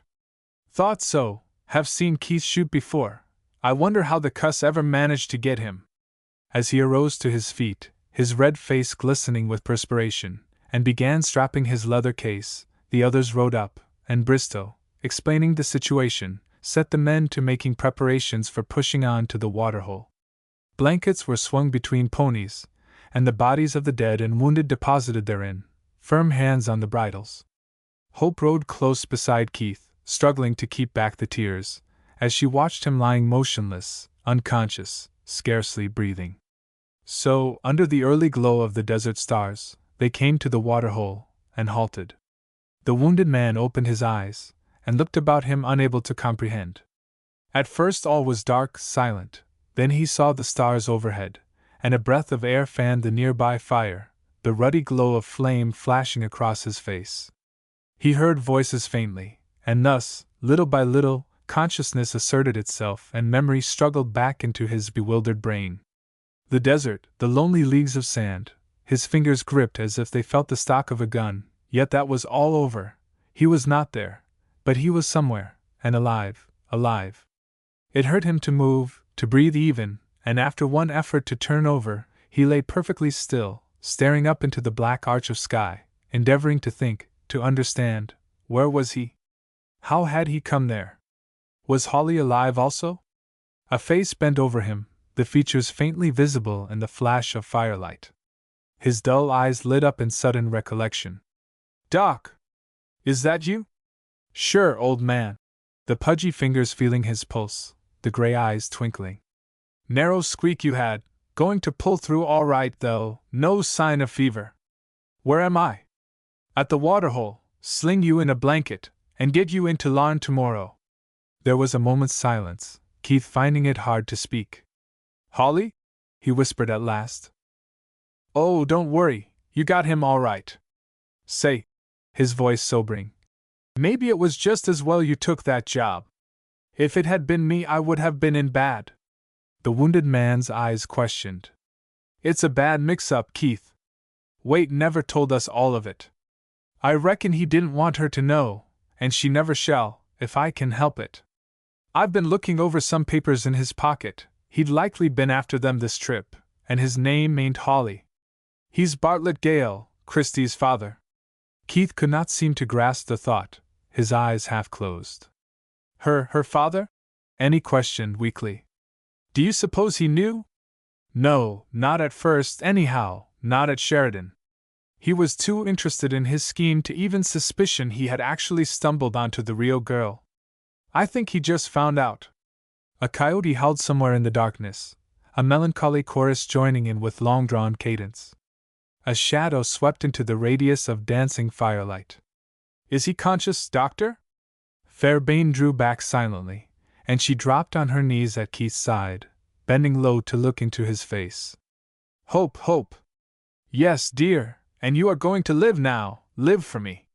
He found her hand, and held it, clasped within his own, his eyes wide open. "I have never told you," he said softly, "how much I love you." She bent lower until her cheek touched his. "No, Jack, but you may now." The end.